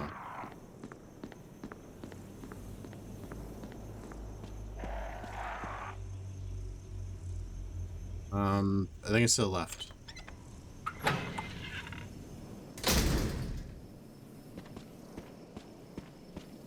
Oh, okay, now I'll turn around. Yep, right over here. Boom, shotgun shells.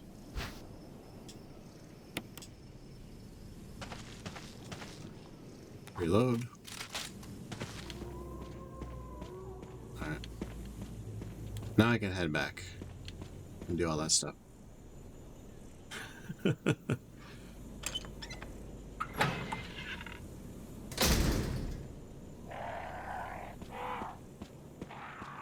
It's a little bit of backtracking, but it's worth it. Although Jill always seems to have yeah, this is all I got right now. I think I might have some in the Dropbox, but I don't remember. Probably not.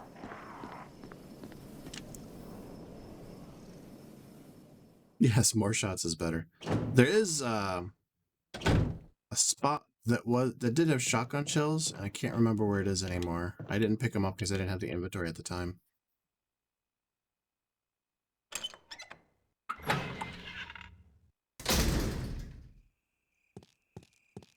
It's all good.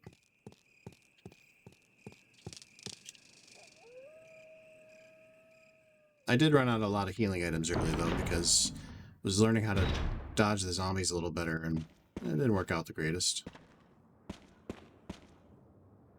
Am I not allowed to get over here, or what?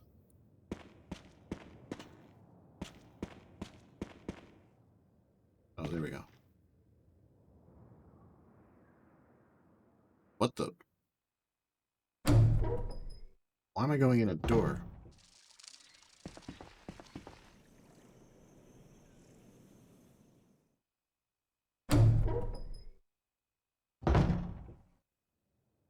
Oh, I want this. There we go. Yes, I want the first aid spray. I desperately need you. Yeah. Alright, then we got double doors. Alright, so. What does the guide want me to do? You're going to be in a tool shed. There are 2 doors here, and you need to go through the small one down the steps. Watch the sequence, then head down the path. Okay. Yep, that's what the guides tell me.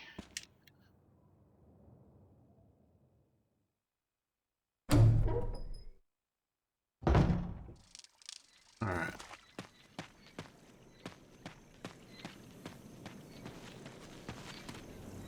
So, let's see here. Make the weather vane point west.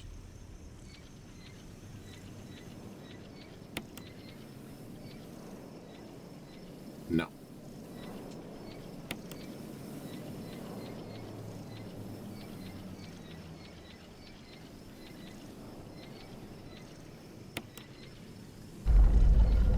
No.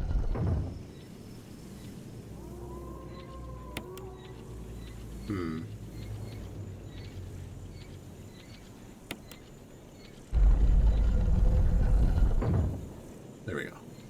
When was the last time I saved? Just before that Crimson Head I beat.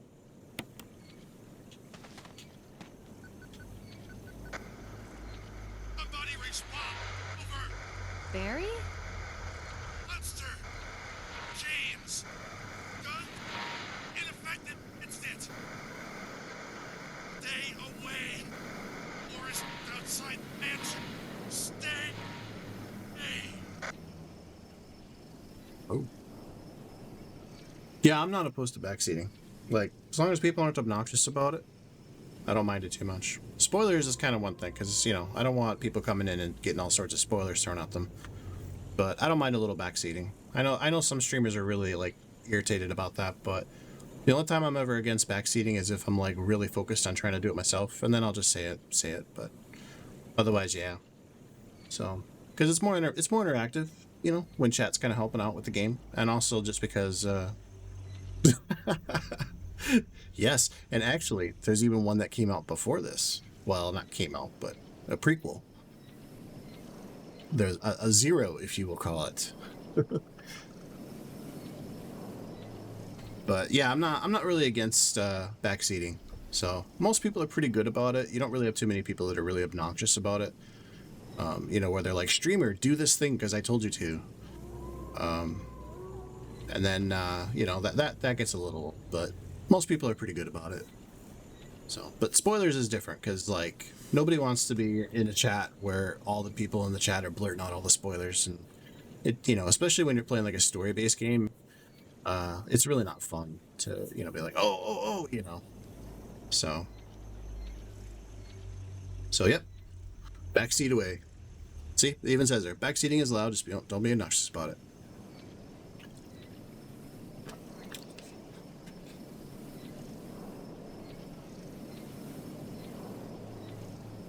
You're playing Resident Evil 0 soon?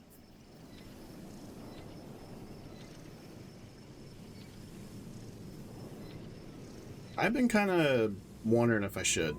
I've heard mixed feelings about it. I've owned it on my GameCube since like forever, but I've never actually played it. So, and then they came out with the PC version. I'm just like, well, I guess I'll just get that. So, you know, with all the Capcom Humble Bundles, it's pretty easy to have picked it up by this point. So, I mean, they just had one like a month ago. So $20 for like most of the Resident Evil games, which is just insane. So, yeah, I heard the mechanic of like switching between the two characters was kind of rough. Umbrella Chronicles. Okay. Okay. I don't know. I've given some thought to like a franchise run. There's a lot of Resident Evil games though. I'm not sure I'd want to play all of them in a row, or I'd just get burnt out, I think. But although this is the only one that this one and Zero are still the only ones of the remake type series that play like the old games. All the newer ones are just action games. So maybe that's not so bad. Well, Resident Evil 4, well, the remake plays more like the newer ones, but the original still has tank controls. Okay, nice.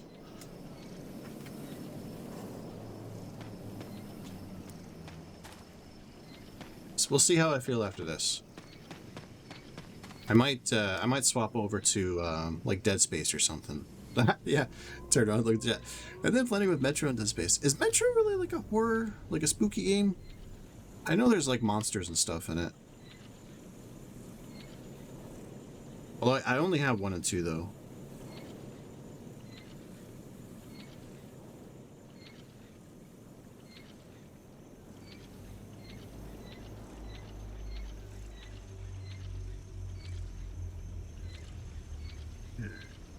The one further down should be pointing north. It does have monsters, and you become one?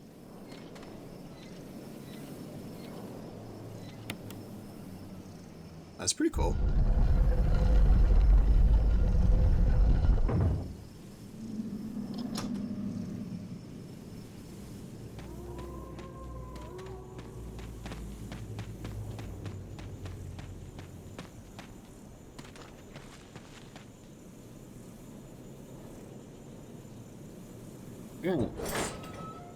Once you're through, avoid killing the crows, and also try to avoid them getting you.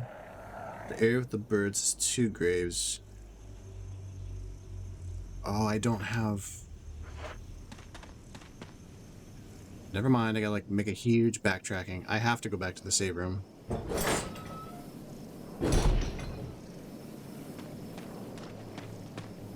I don't have the crest, so it's gonna make me go back anyway. So, time to run all the way back.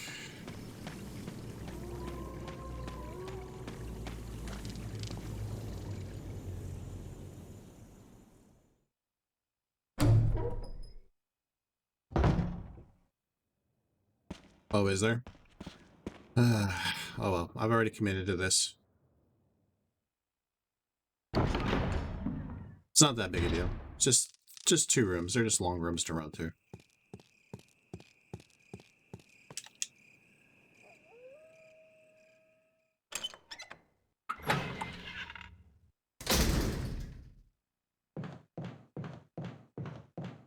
Just make sure your doorknob isn't broken.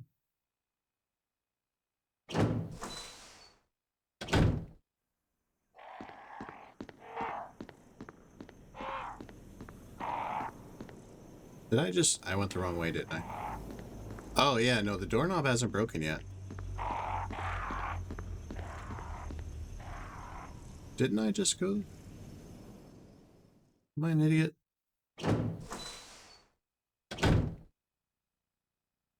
Yeah, I'm an idiot.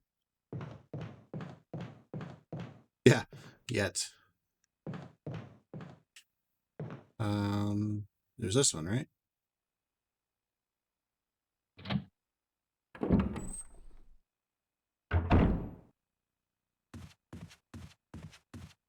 Yeah.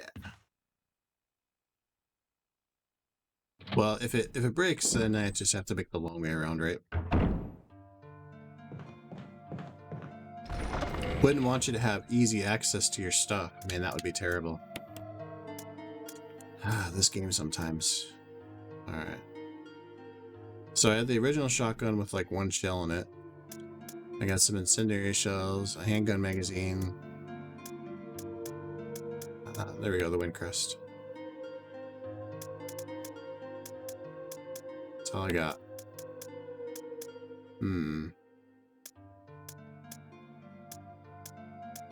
Should save.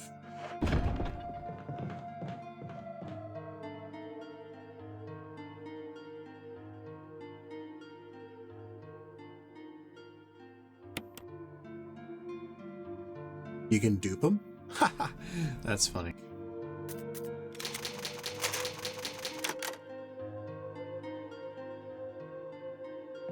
I guess I'm not surprised to hear that.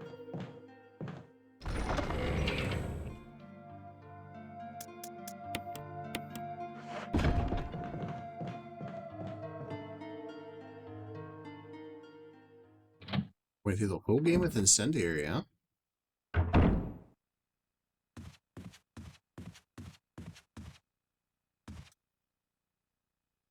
Oh, there you go. Doorknob's broken. No. Now the question is how the hell do I get back down there? Because I don't remember.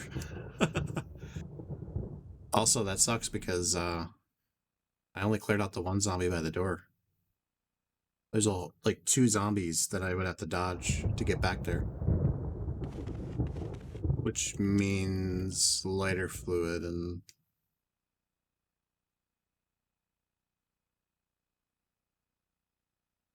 go through the hall back to the center.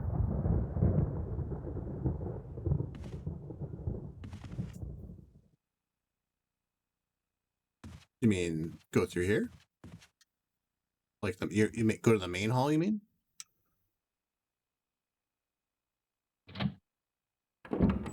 Okay. Right, the shotgun area.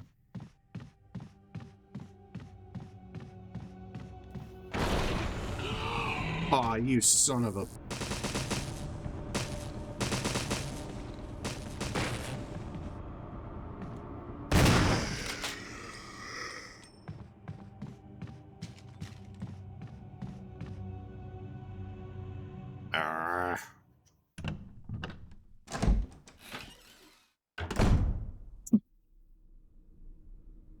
There you go. Sorry about that. Automod's a little sensitive.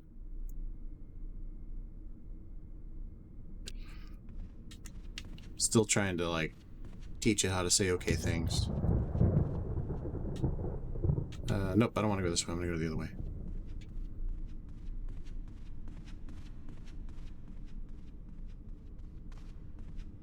Yeah, but sometimes it'll time people out. Which, you know. Nope, I don't want to go this way. This is the wrong way.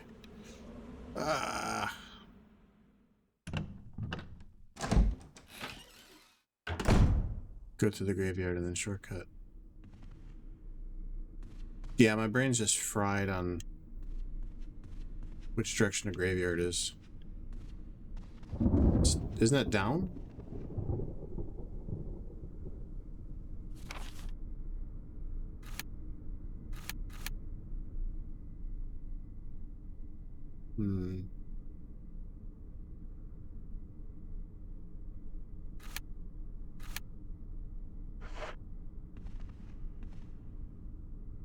Oh, the graveyards are here. Derp, derp. Who puts a graveyard behind their mansion? Lots of people do. This was pretty common in the old days for people to bury their family on the property. Which is kind of funny now, but you know, because people obviously don't really do that too much. But yeah, family burial plots, you'd find those kind of quite a bit. Obviously, they wouldn't be buried like right next to the house, but no, not even wealthy people.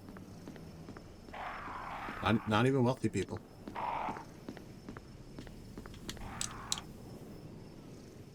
You got to think like putting people in a cemetery and stuff could get expensive. So, you know, if you wanted to, you know, not deal with the costs of burial, just bury them on your land.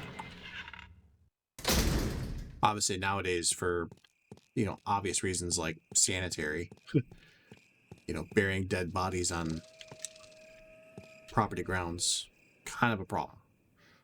So, nah, no burying for me. Cremate me, call it good.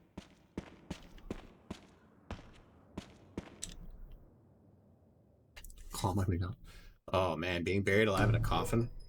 Talk about unlocking a new phobia.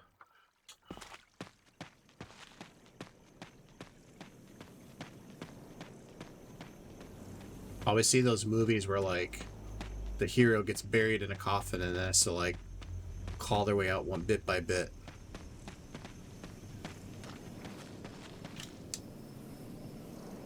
Which is, you know, it's a movie.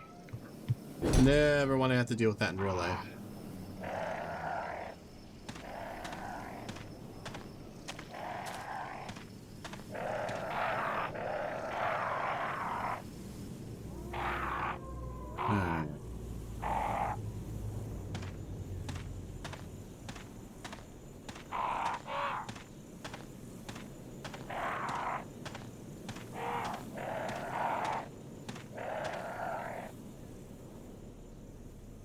Lack of oxygen will get you for anything else. Yeah, and that might be a blessing. That might be a blessing.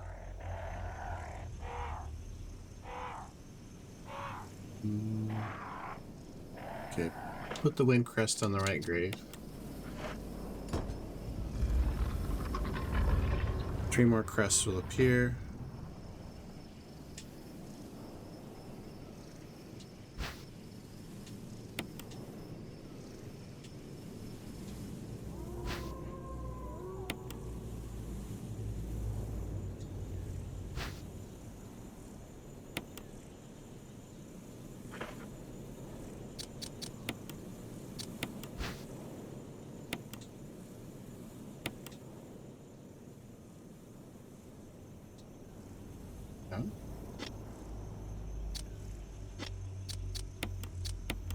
Examine this guy.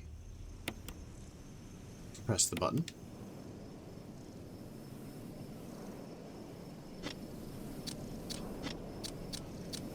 Ah. There we go. Examine. Boop. Do they?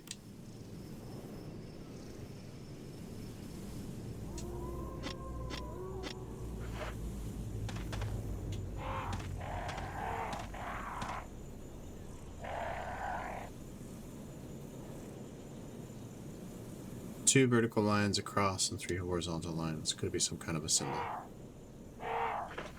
Alright, so the first one is... Yeah, that's the cross.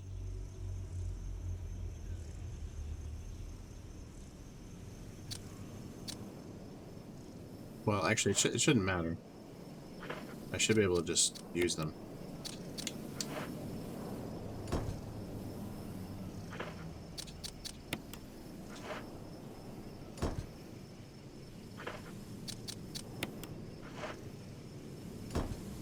There we go. Ha! A gun has been placed neatly inside. Making Barry jealous. Hell yeah, I'm gonna take the gun. Alright. Alright.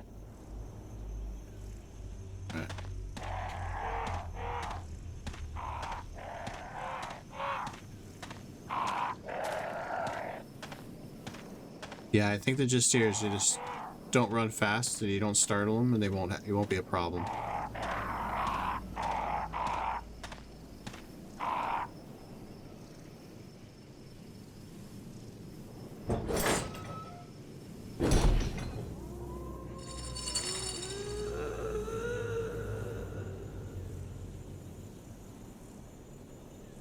And keep on the path to reach the cap.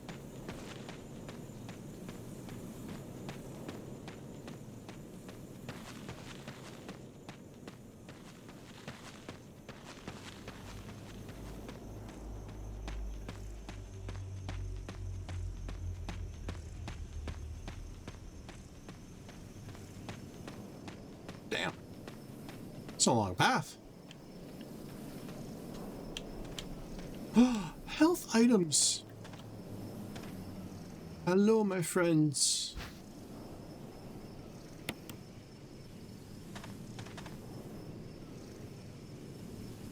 Well, I feel like,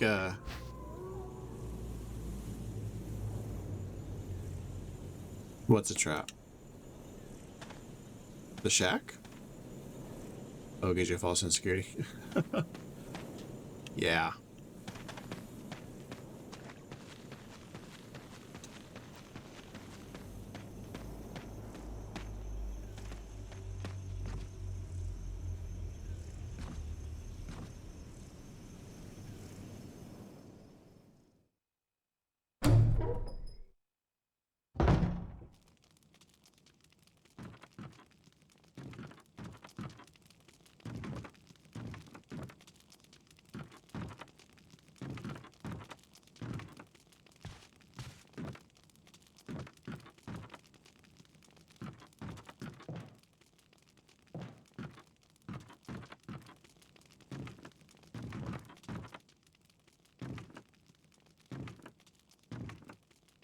Typewriter.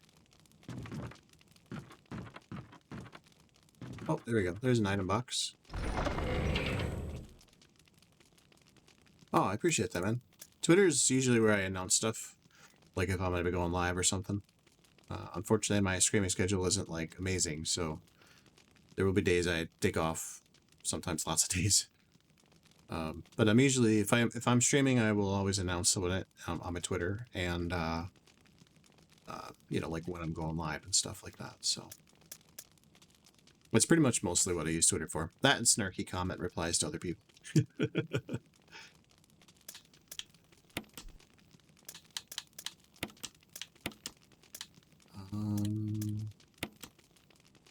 Actually, I should probably be saving this for keeping maybe an herb with me. Put that back. Don't really need the revolver right now. Ammo. Okay, I got plenty of ammo there. It's just been rocky. I started this year streaming a little bit here and there, and didn't really like try and do like anything too crazy. Just wanted to kind of learn the process a bit and stuff. I mean, I started streaming originally way back in like 2013, but I had some life issues that came up and kind of neglected to do anything with it for a long time. And yeah, decided maybe this was the year to finally get it going. Actually, last year I did stream a couple times last year, but they were terrible streams. But yeah, then this year I started seriously, I guess you'd say, in like January. Yeah, I put the handgun away. Oh, you're talking about the thing? Yeah, I have so many bullets for though, compared to the shotgun.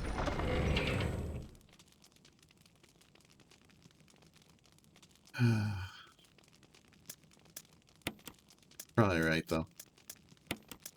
It's not like I'm using it a ton anymore because I have the shotgun. But I should save. I don't want to have to go through all that backtracking again. But yeah, I've been streaming on and off for most of the year. And do I want to know an interesting tip? Sure, I like tips.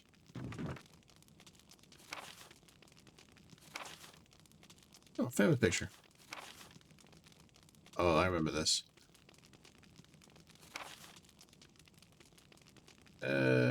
This is messed up.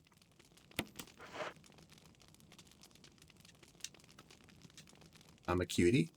A cutie patootie.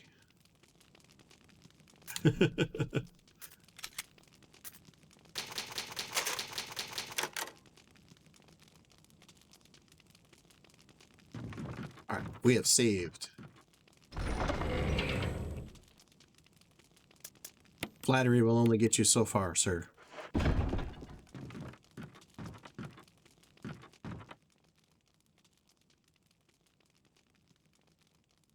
Okay, so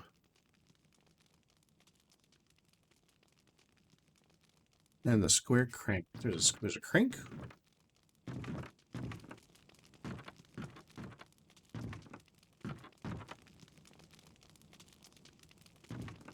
Well, I know the first one is burning them alive.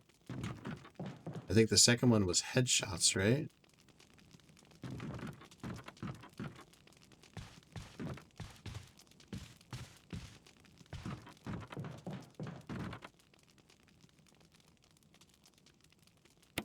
Oh, heck yeah.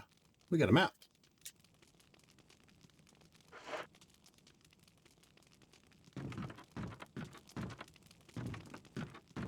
I don't know about the third way.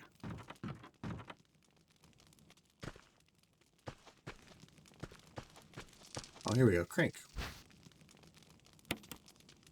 Cranky.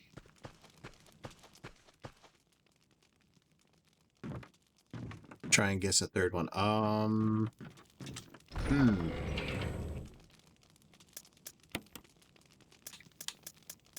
That's a good question.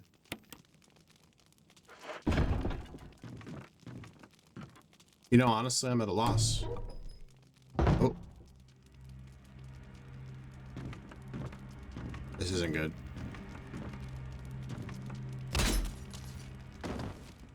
Oh, she got jumped.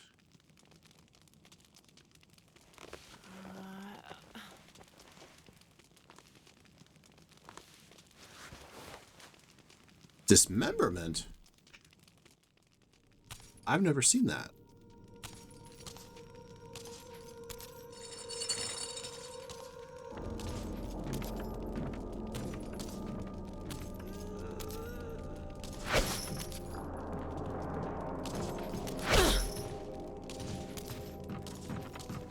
Damn, lady, I just want to get out of here.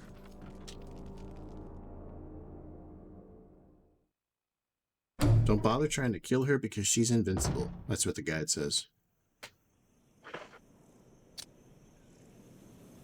Grab the green herbs. Go back to the tool shed. Alright. If you blow off an armor leg. I've never seen a dismemberment so far, at least. I've only managed to pop off the heads of like 2 zombies total. Not that I've been trying to attack them, but...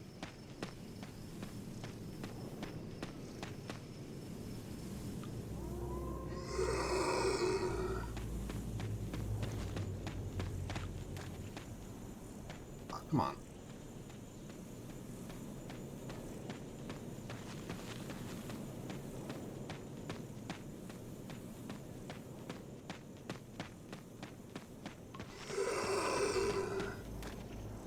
What the? Okay. I'm getting turned around.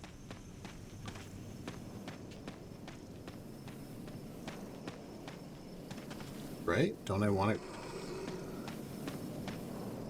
What is with this camera angle?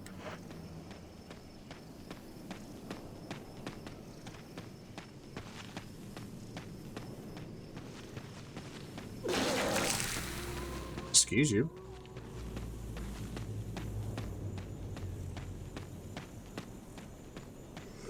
Oh, it's the same chance as a headshot? That explains a lot.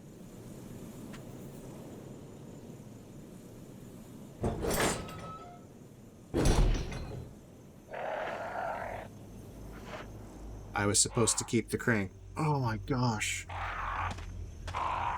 Stupid guide. Subway, huh? Eat fresh.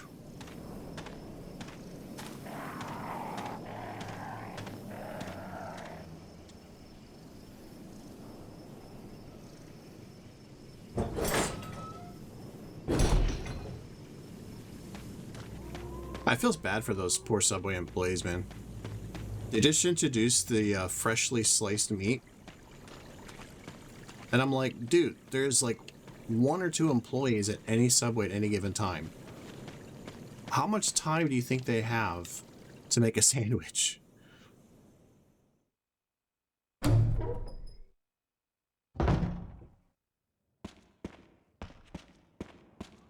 Yeah, I don't want to deal with the Lisa monster thing. Yeah, they're severely overworked and underpaid.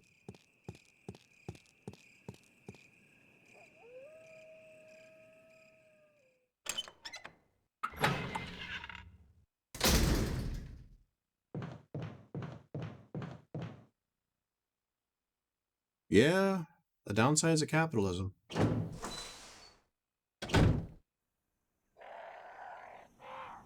Why we can't sit down? You know, I've always wondered that. There's so many jobs where you really don't need to be standing 24/7. I don't get it. I think it's just a legacy of old jobs, like how they used to be. And now you have I don't even know where I'm going. Oh, that's right. I can't go back that way anyway because the door's locked. So. I think it's just on productivity. Like, not to sound super communist or anything like that, but I do think that there's an element of the concept that as a worker, you are there to be used as a tool before anything else. That you're not a person, you're an employee. I think for a lot of companies, that's more the case than it should be. So, like when you look at like a grocery store guy, right? Like that person who does the checkout aisle. They have to sit there, well, stand there, I should say, for like an 8-hour shift, and they don't really get to move away from that aisle or anything unless they're on a break or they have to go to the bathroom or something. They can't like stretch and move around or anything, so they're just standing there for 8 hours, and it's like they don't need to. I mean, they did a thing about Aldi. All Aldi's grocery clerks, all of them sit down to check out your stuff, and they're on like an elevated platform with a chair, and then you would think to yourself like, oh, they did that because they're looking out for their employees, and it's like, well, kind of, but what they were really doing is they did a study, and they discovered that employees do faster checking out when they're sitting down than they do when they're standing up. So it's more efficient for the company to have employees sit down because all the employees are actually rated on how quickly they check out customers, which is kind of crazy. So, you go to Aldi's and they're basically taking all your stuff and just spamming it into the, across the barcode scanner and into your cart. Like that's all part of the whole thing, like why they sit down and everything. So even at jobs where like you get to sit down, right? It's exactly, even then it's only really for their benefit and not really yours. You just kind of get the bonus because, hey, you get to sit down. But without that, I mean, it's like that. And so many jobs are like that where they're needlessly, like even the amount of hours you work, they've done tons of studies on this too. The most productive an employee will be when they're at their job is like the first 3 to 4 hours. After that, their productivity drops rapidly. Like basically the first half of an 8-hour shift, they're doing great. Once they hit that halfway point, like they're basically useless. They don't get shit done for the rest of the day. And I don't mean that in like employees never work. I just mean like overall productivity. They are more tired. They're less focused and interested in what they want to do. They just want to go home. They have other things in their life that they're thinking about. So even like the 40-hour work week should be gone, but we still cling to it because why not, right? You don't need it. People are terrified of automation and AI, but I say we embrace it. I think that the problem isn't automation and AI. The problem is what do we do with all the people who don't have jobs? And people are like, well, if they don't have jobs, then they're deadbeats. And I'm like, well, that's the attitude that needs to change. It should be okay to not work. I mean, I know that sounds kind of crazy, right? But like, it should be okay. You shouldn't be denied a place to live or anything. Now, if you want to live above and beyond a certain means, sure, right?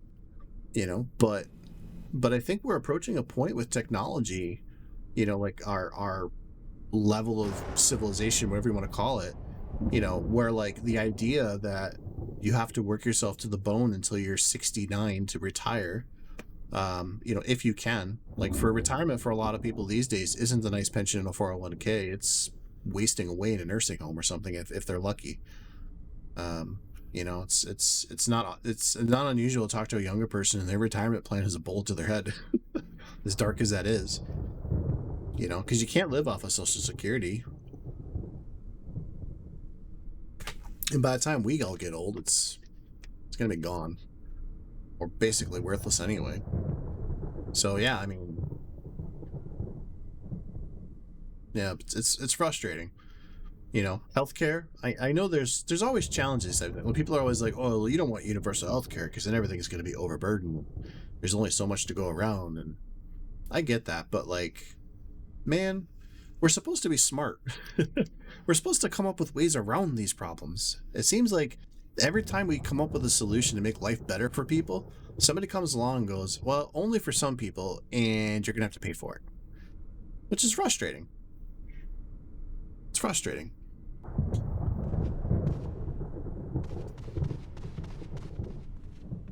No, not forcing it. I think if you're happy doing a hobby to make money, that's different. You know, like if you're an artist and you really love drawing and you're happy making money from your art, I think that's fine. Doing it for a living, you know, and hating it, even if it's something you're good at, that's where it sucks. You know, like a lot of people are like, "Oh yeah, I'd love to play video games. That would be a great career to get into, is, you know, doing kind of video games for a living." And it's like, yeah. You know, playing video games for a living has its downsides. Ask a lot of streamers that have made it as like, you know, they're making a lot of money off of Twitch or whatever, or at least enough to make a living, you know, off of Twitch, and they'll tell you they have no social life. They barely see their friends and family. Their stream consumes them, you know. So constantly promoting yourself and stuff, you can't really take any time off. I mean, it's really good money, but yeah, it's the dark side of it, right? But artists is the same way. I know, not personally, but I know a lot of artists that they don't like doing porn. Like, they don't like drawing porn, but they do it. They do commissions for porn because it's, sorry, I had to burp a little bit, because it's very lucrative, because people pay big bucks for stuff like that. Oh yeah, that can be block not safe for work. That's like the ultimate acronym.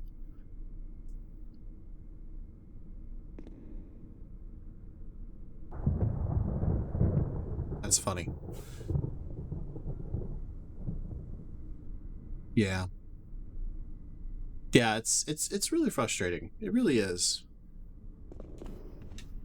You know, to see the opportunities that we have, you know, to make, and not, maybe not, I mean, you can't make everybody happy, but you can absolutely do better than we're doing. But there's always like a bunch of people that just want to kick and scream about it and make everybody else's life miserable because of it.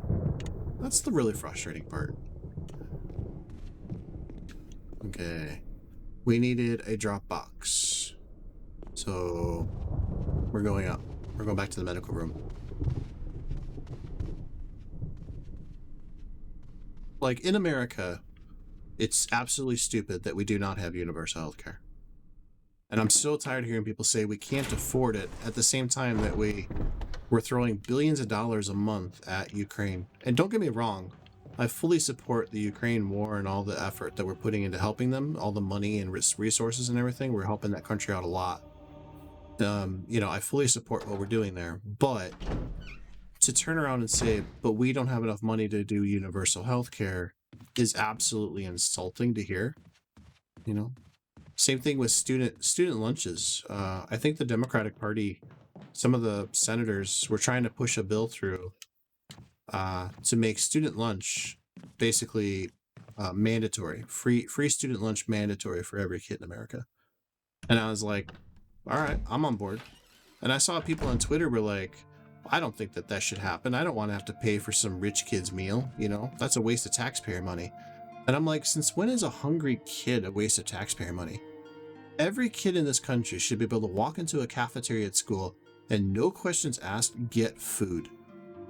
Like, I don't see why that should be a problem. I don't care how rich or poor you are. You know, We should have school lunch programs in every school. Like, I grew up a poor kid. I mean, hell, I'm still poor, but I grew up very poor, and I didn't have, like, I had those little, they look like little raffle tickets.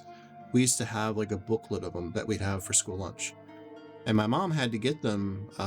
Basically, they're like government vouchers in a way, and those were accepted by the ladies at the cafeteria. And if you didn't have those, like, you didn't get fed at all. So, like, I watched kids that their parents weren't able to qualify or whatever. They didn't have that service, and they couldn't pay money, so they just didn't get to eat. And that felt horrible, man. That felt awful, even as a kid. Exactly. Nobody should have to suffer because you want to be selective. You know, and I understand the argument. Like, if you don't have kids, why would you care about paying taxes for a better school or something like that, right? But, like, nobody in society is like a perfect island unto themselves, right? So, like, yeah, okay, you don't have kids that go to school, but the kids that go to school are going to one day grow up to become doctors and firefighters and teachers and Air Force, you know, air pilots and, you know, restaurant workers or garbage disposal people. And, like, you're going to want those kids to be well educated. You know, I want my cops to be smart. You know, I mean, they're armed with guns. You kind of want them to be smart. You know, I want people, kids to grow up aspiring to be awesome people. And, you know, in the current educational system, they're not really like that. They're cranked out as like just workers on an assembly line, which is a real shame. So, you know, we should absolutely be pumping money to schools. Schools should not have, there should not be a single public school that we have in this country where the, you know, the roof is on the verge of collapsing with, you know, and the books are out of date and computers are like 20 years old, you know, all that kind of crap, right? Should all be state of the art. We should have an amazing public education system. So, I don't know. I have all kinds of ideas about that kind of stuff. And yeah, I've had the whole, you must be a socialist thing leveled at me. And it's like, look, I don't think that we should do away with a money-based trading system or anything like that. I don't think that, like, the basic principles of an economic system of trade and supply and demand and all that's ever going to go away. But, like, there's a certain point of your civilization where you have things that everybody needs and nobody should have to be left out because of it. Like, energy is a good example.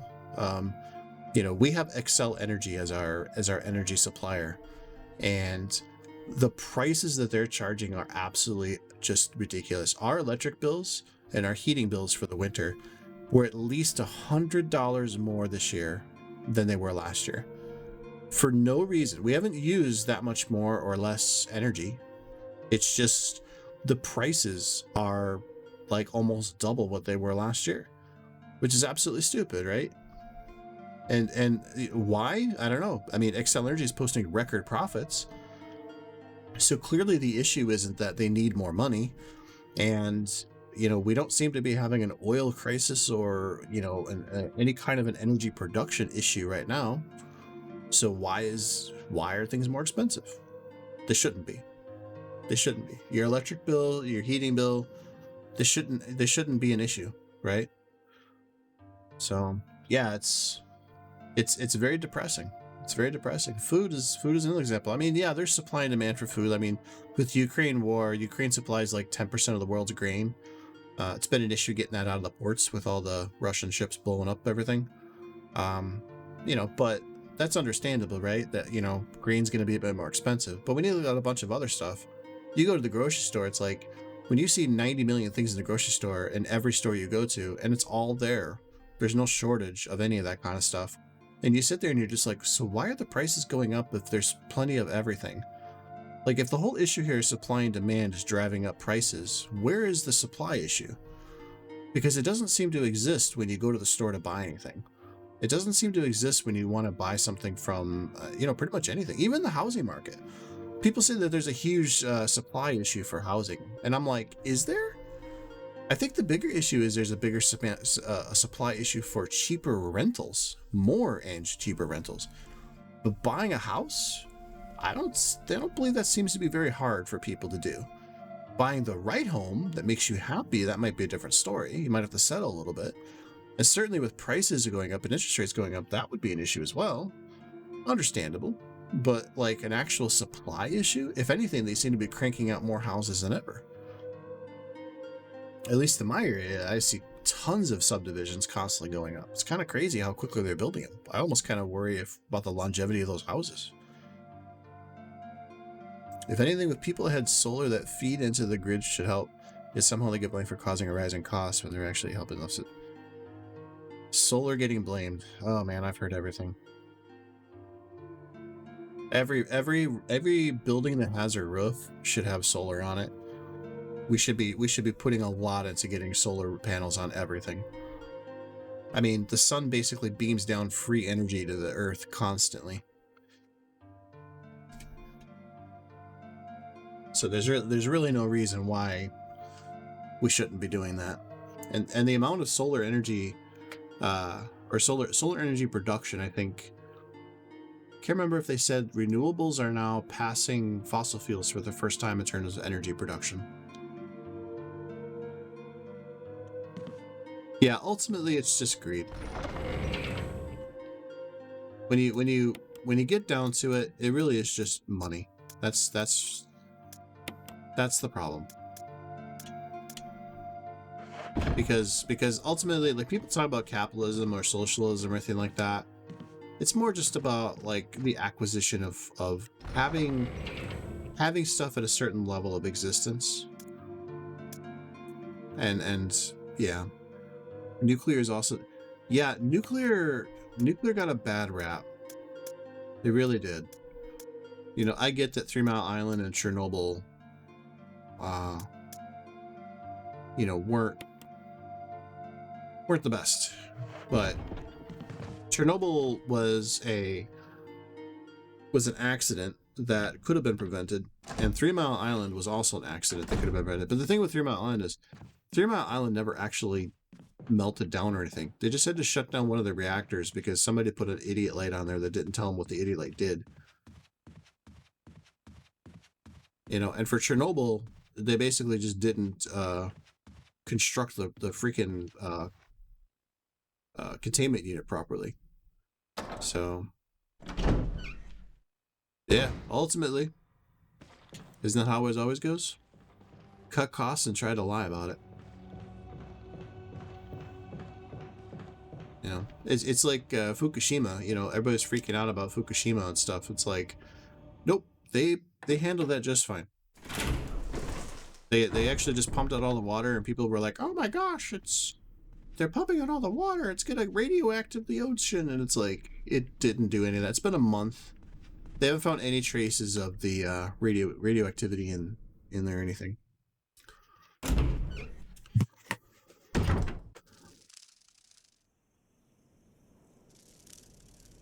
Okay, so I gotta go back out to the garden area.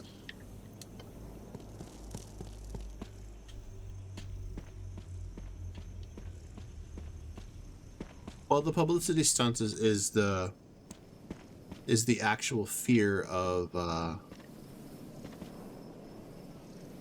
radioactivity. Like, people have associated nuclear weapons and nuclear everything with radioactivity because of the bomb. And the reality is that we have thousands of nuclear plants across the world that have been in operation for decades, and it's never been an issue. And even the waste, there's really not a lot of waste from most reactors, and they're stored just fine.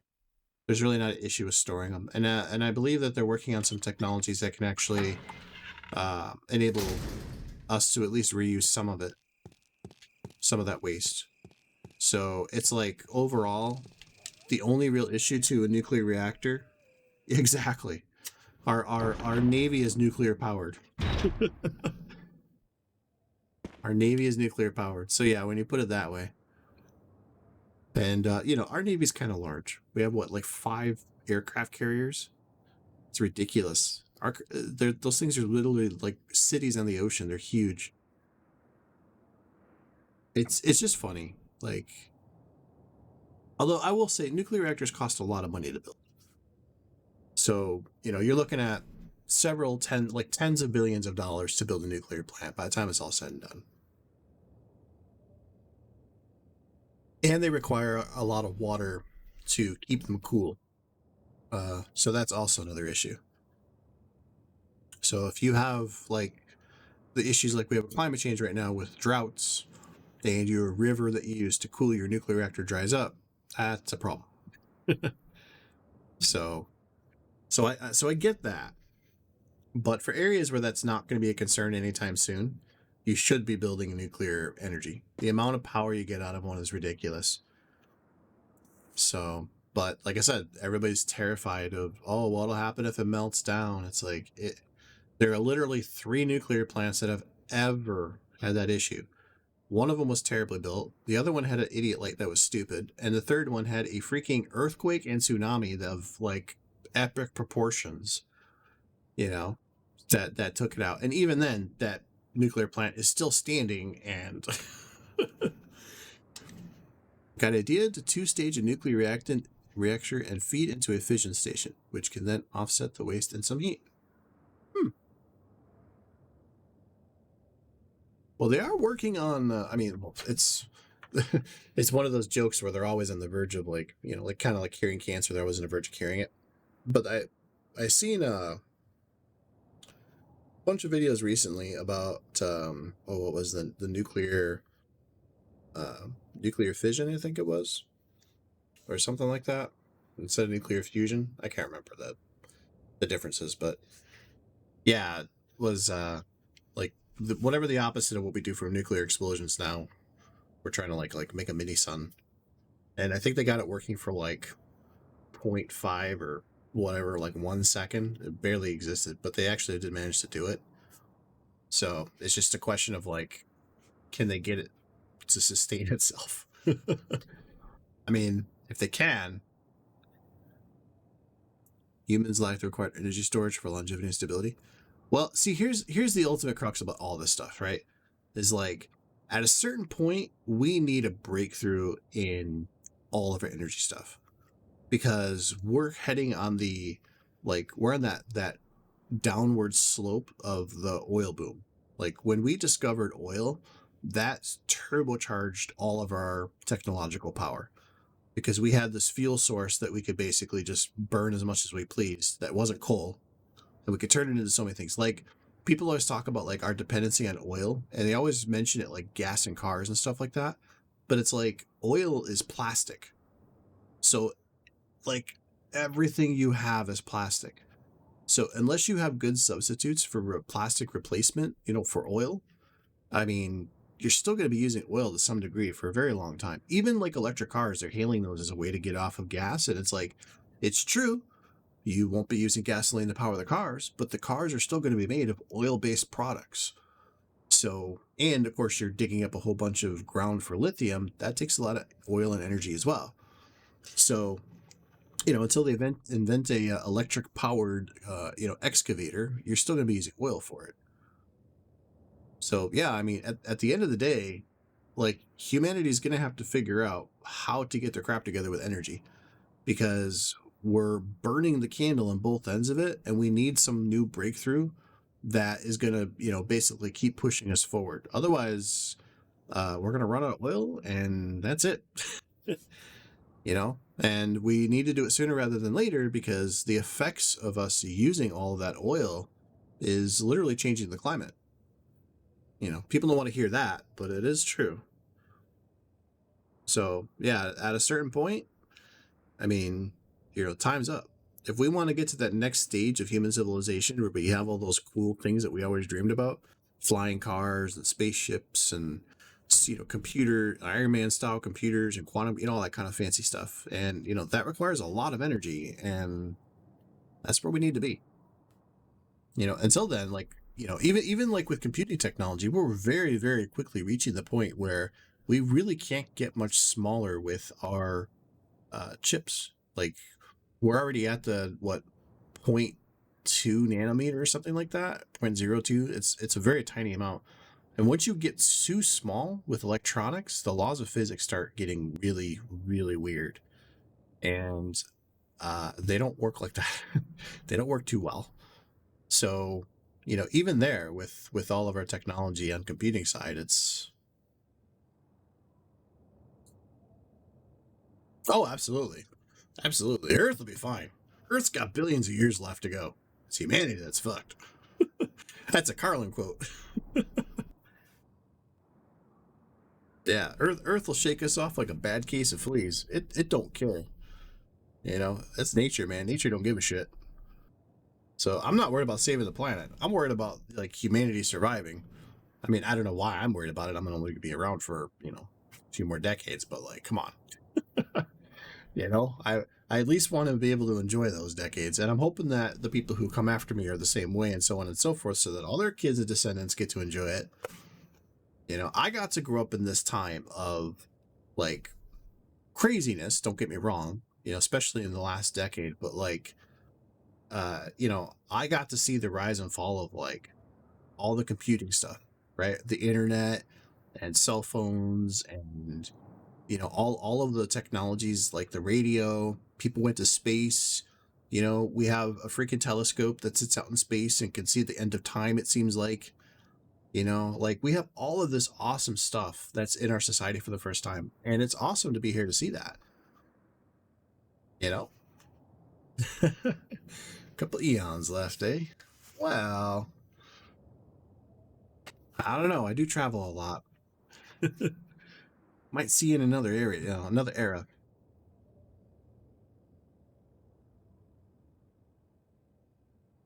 Still haven't worked out my VTuber lore. I'm just kind of going with it. It does. It does. I mean, look, I am 43 years old, so I'm getting up there, and I've seen a lot. When I was a little bit younger, I didn't think I'd even live this long. So sometimes I still think that I probably should have been dead. But it goes fast. Like I still remember all the awesome things that that I did when I was younger, and all the dumb things too. But it's like, yeah, you wake up and you blink and it's the next day, and you wake up and you blink, it's the next day, and the next thing you know, a whole year's passed. It's kind of crazy. It's kind of crazy. And then you start thinking to yourself, as you get to my age, you're like, how many more decades do I really have left? So that's the fun part about middle age. It does. It does. Well, I wouldn't say it repeats, but it does like to rhyme.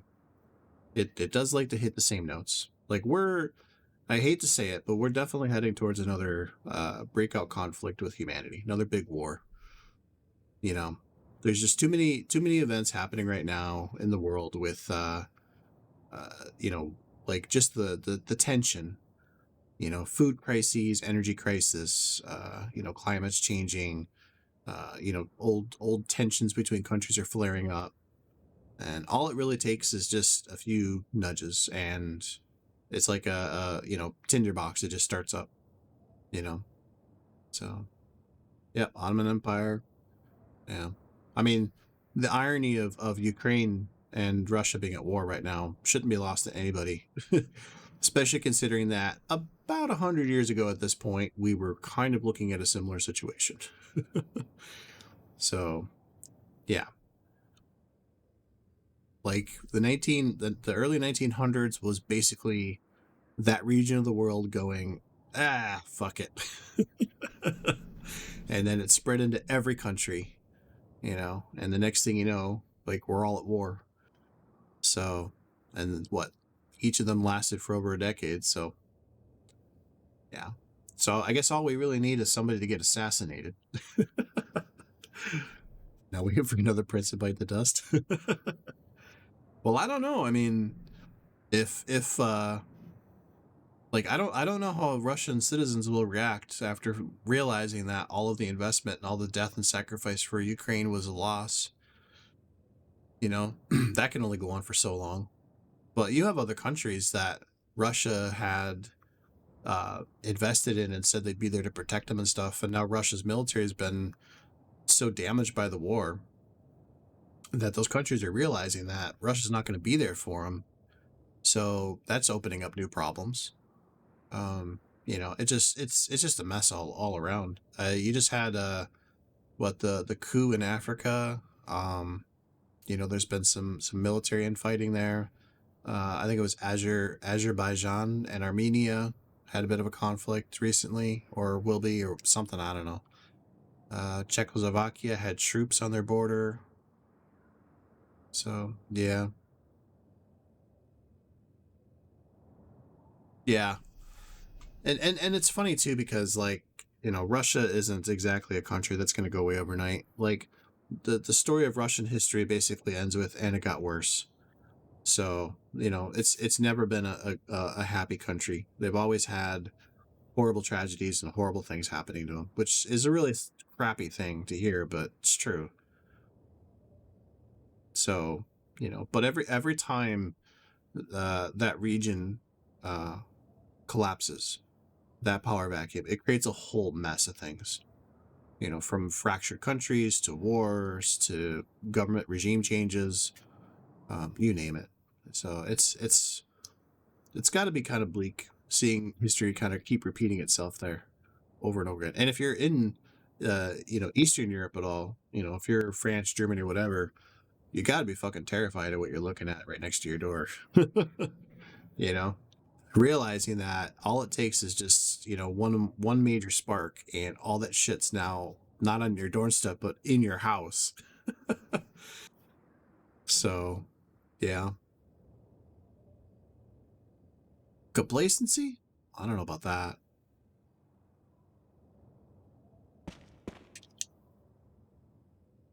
I don't know about that. Sometimes complacency gets confused for apathy. Well, or apathy gets confused for complacency. This is Brad. If you can hear me, just give me a sign. Anything. Jill to Brad, can you hear me? Shit, it's broken.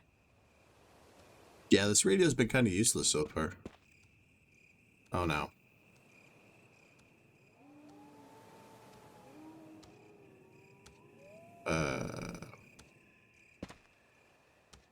Okay. Carry on. It's weird how some of the enemies just don't react when they see you at first.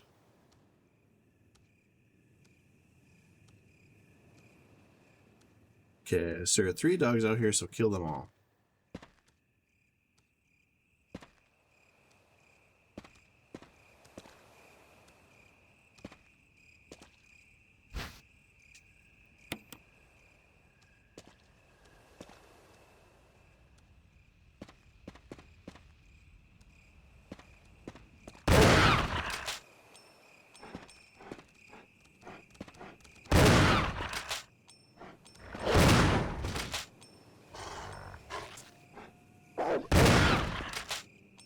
Yeah.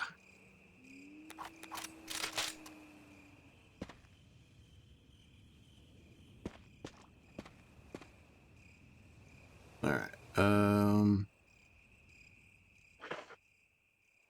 I'm okay actually.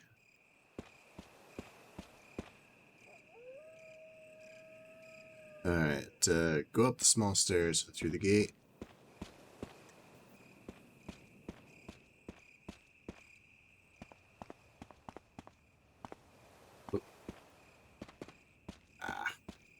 Take controls, man.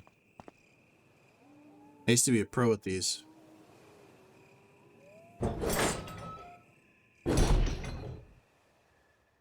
Okay, it says go through the gate. Use the crank to lower the water.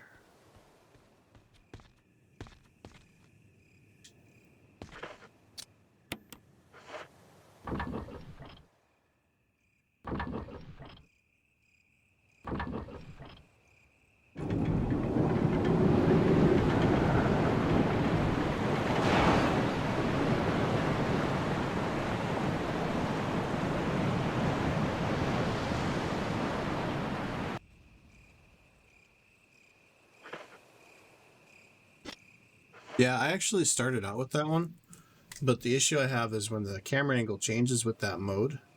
Yeah, I know, right?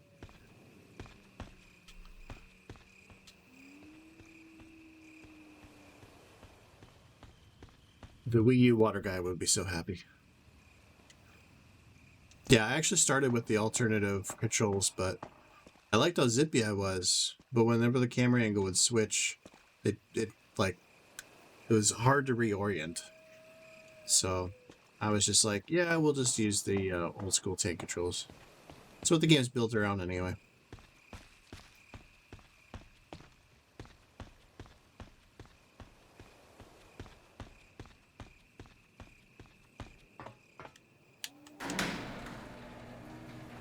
Okay.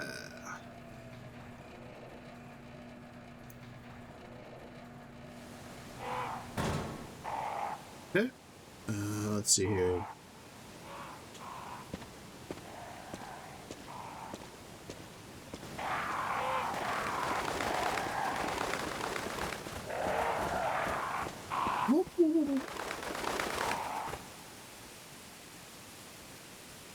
Okay.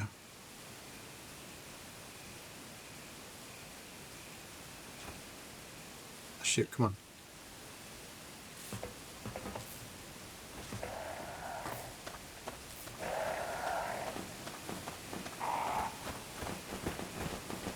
Did I mess up? I think I messed up. Oh, there we go. There's the gate. Makes you feel like Zoidberg.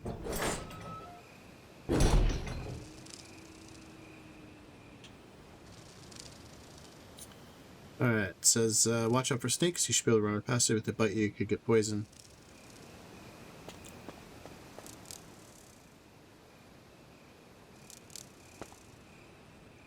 I think the red herb combined with the green herb cures your poison, doesn't it?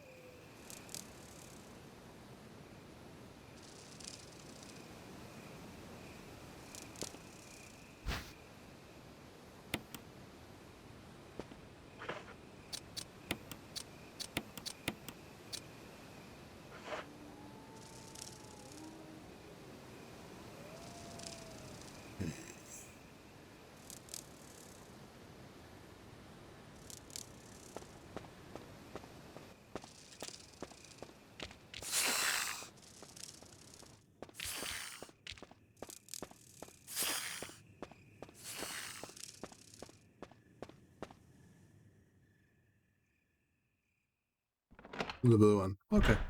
That explains why there's a bunch of blue ones. Alright.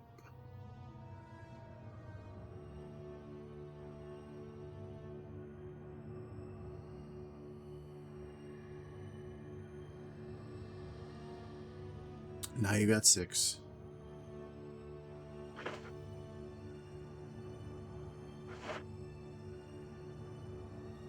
Well, alright. So, I need to find a save point.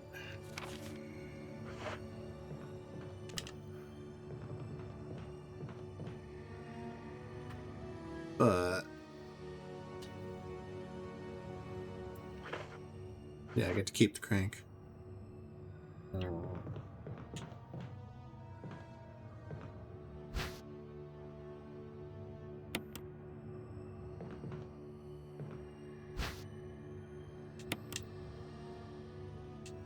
Take all the herbs.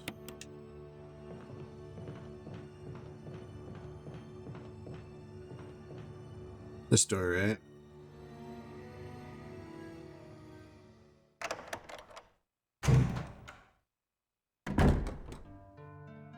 Yep.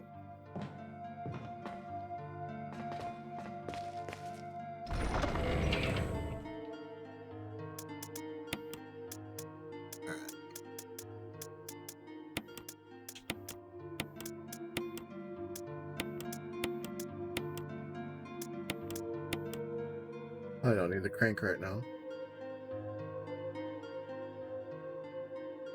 Okay.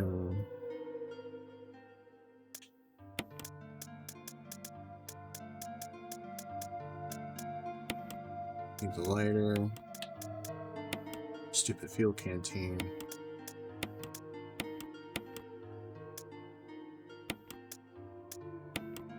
Cribbin.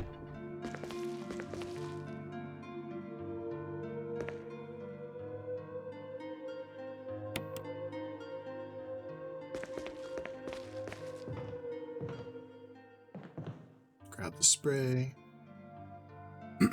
Do I want to know another interesting fact? Sure, lay it on me, man.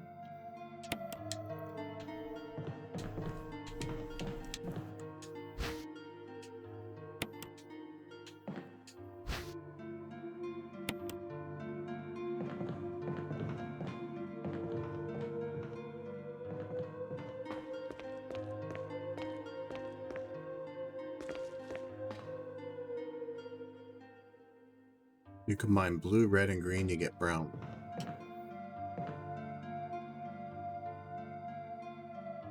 So, what, brown is like a cure-all?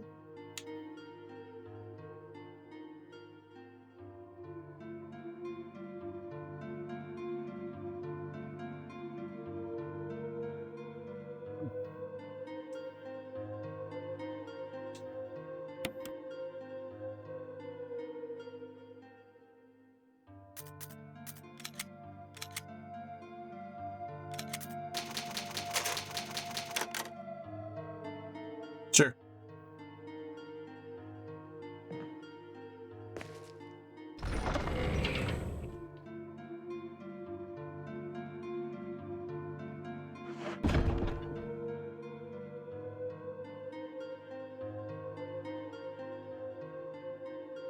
I don't mind spoilers. Go nuts.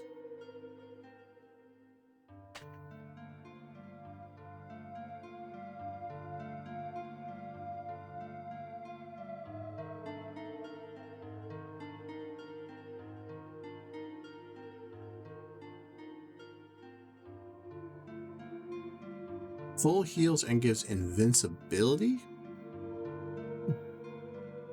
Now that would be useful.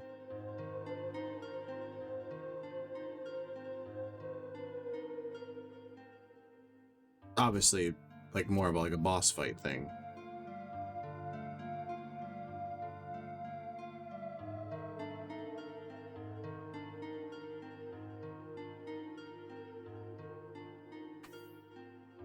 Of course, having all of those herbs to merge into one.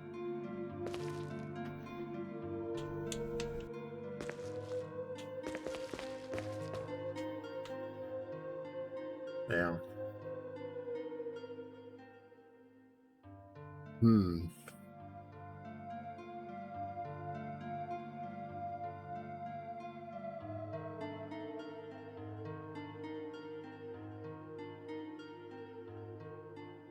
Let's see here. It's like a whole thing here.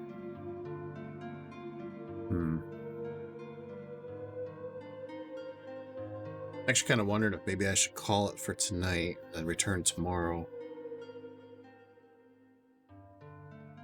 for some more of this. I've been streaming for about 5 hours, and I figure this seems like a start of a whole new area. And maybe before, like, getting deep into this one, I should probably just kind of call it and resume this next stream. So, I don't remember how much is left. I think we finish all this up, and then we go back to the mansion at some point, don't we?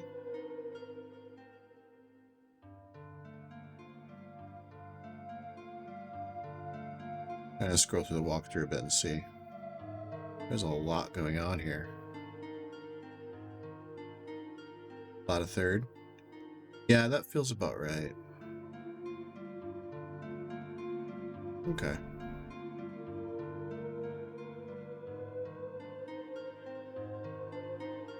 Okay. Well, yeah, I think that's probably what we'll do then. Since we just saved and everything. Probably be smart to just do that. Yep, we're gonna quit here. So, get some music on. All right.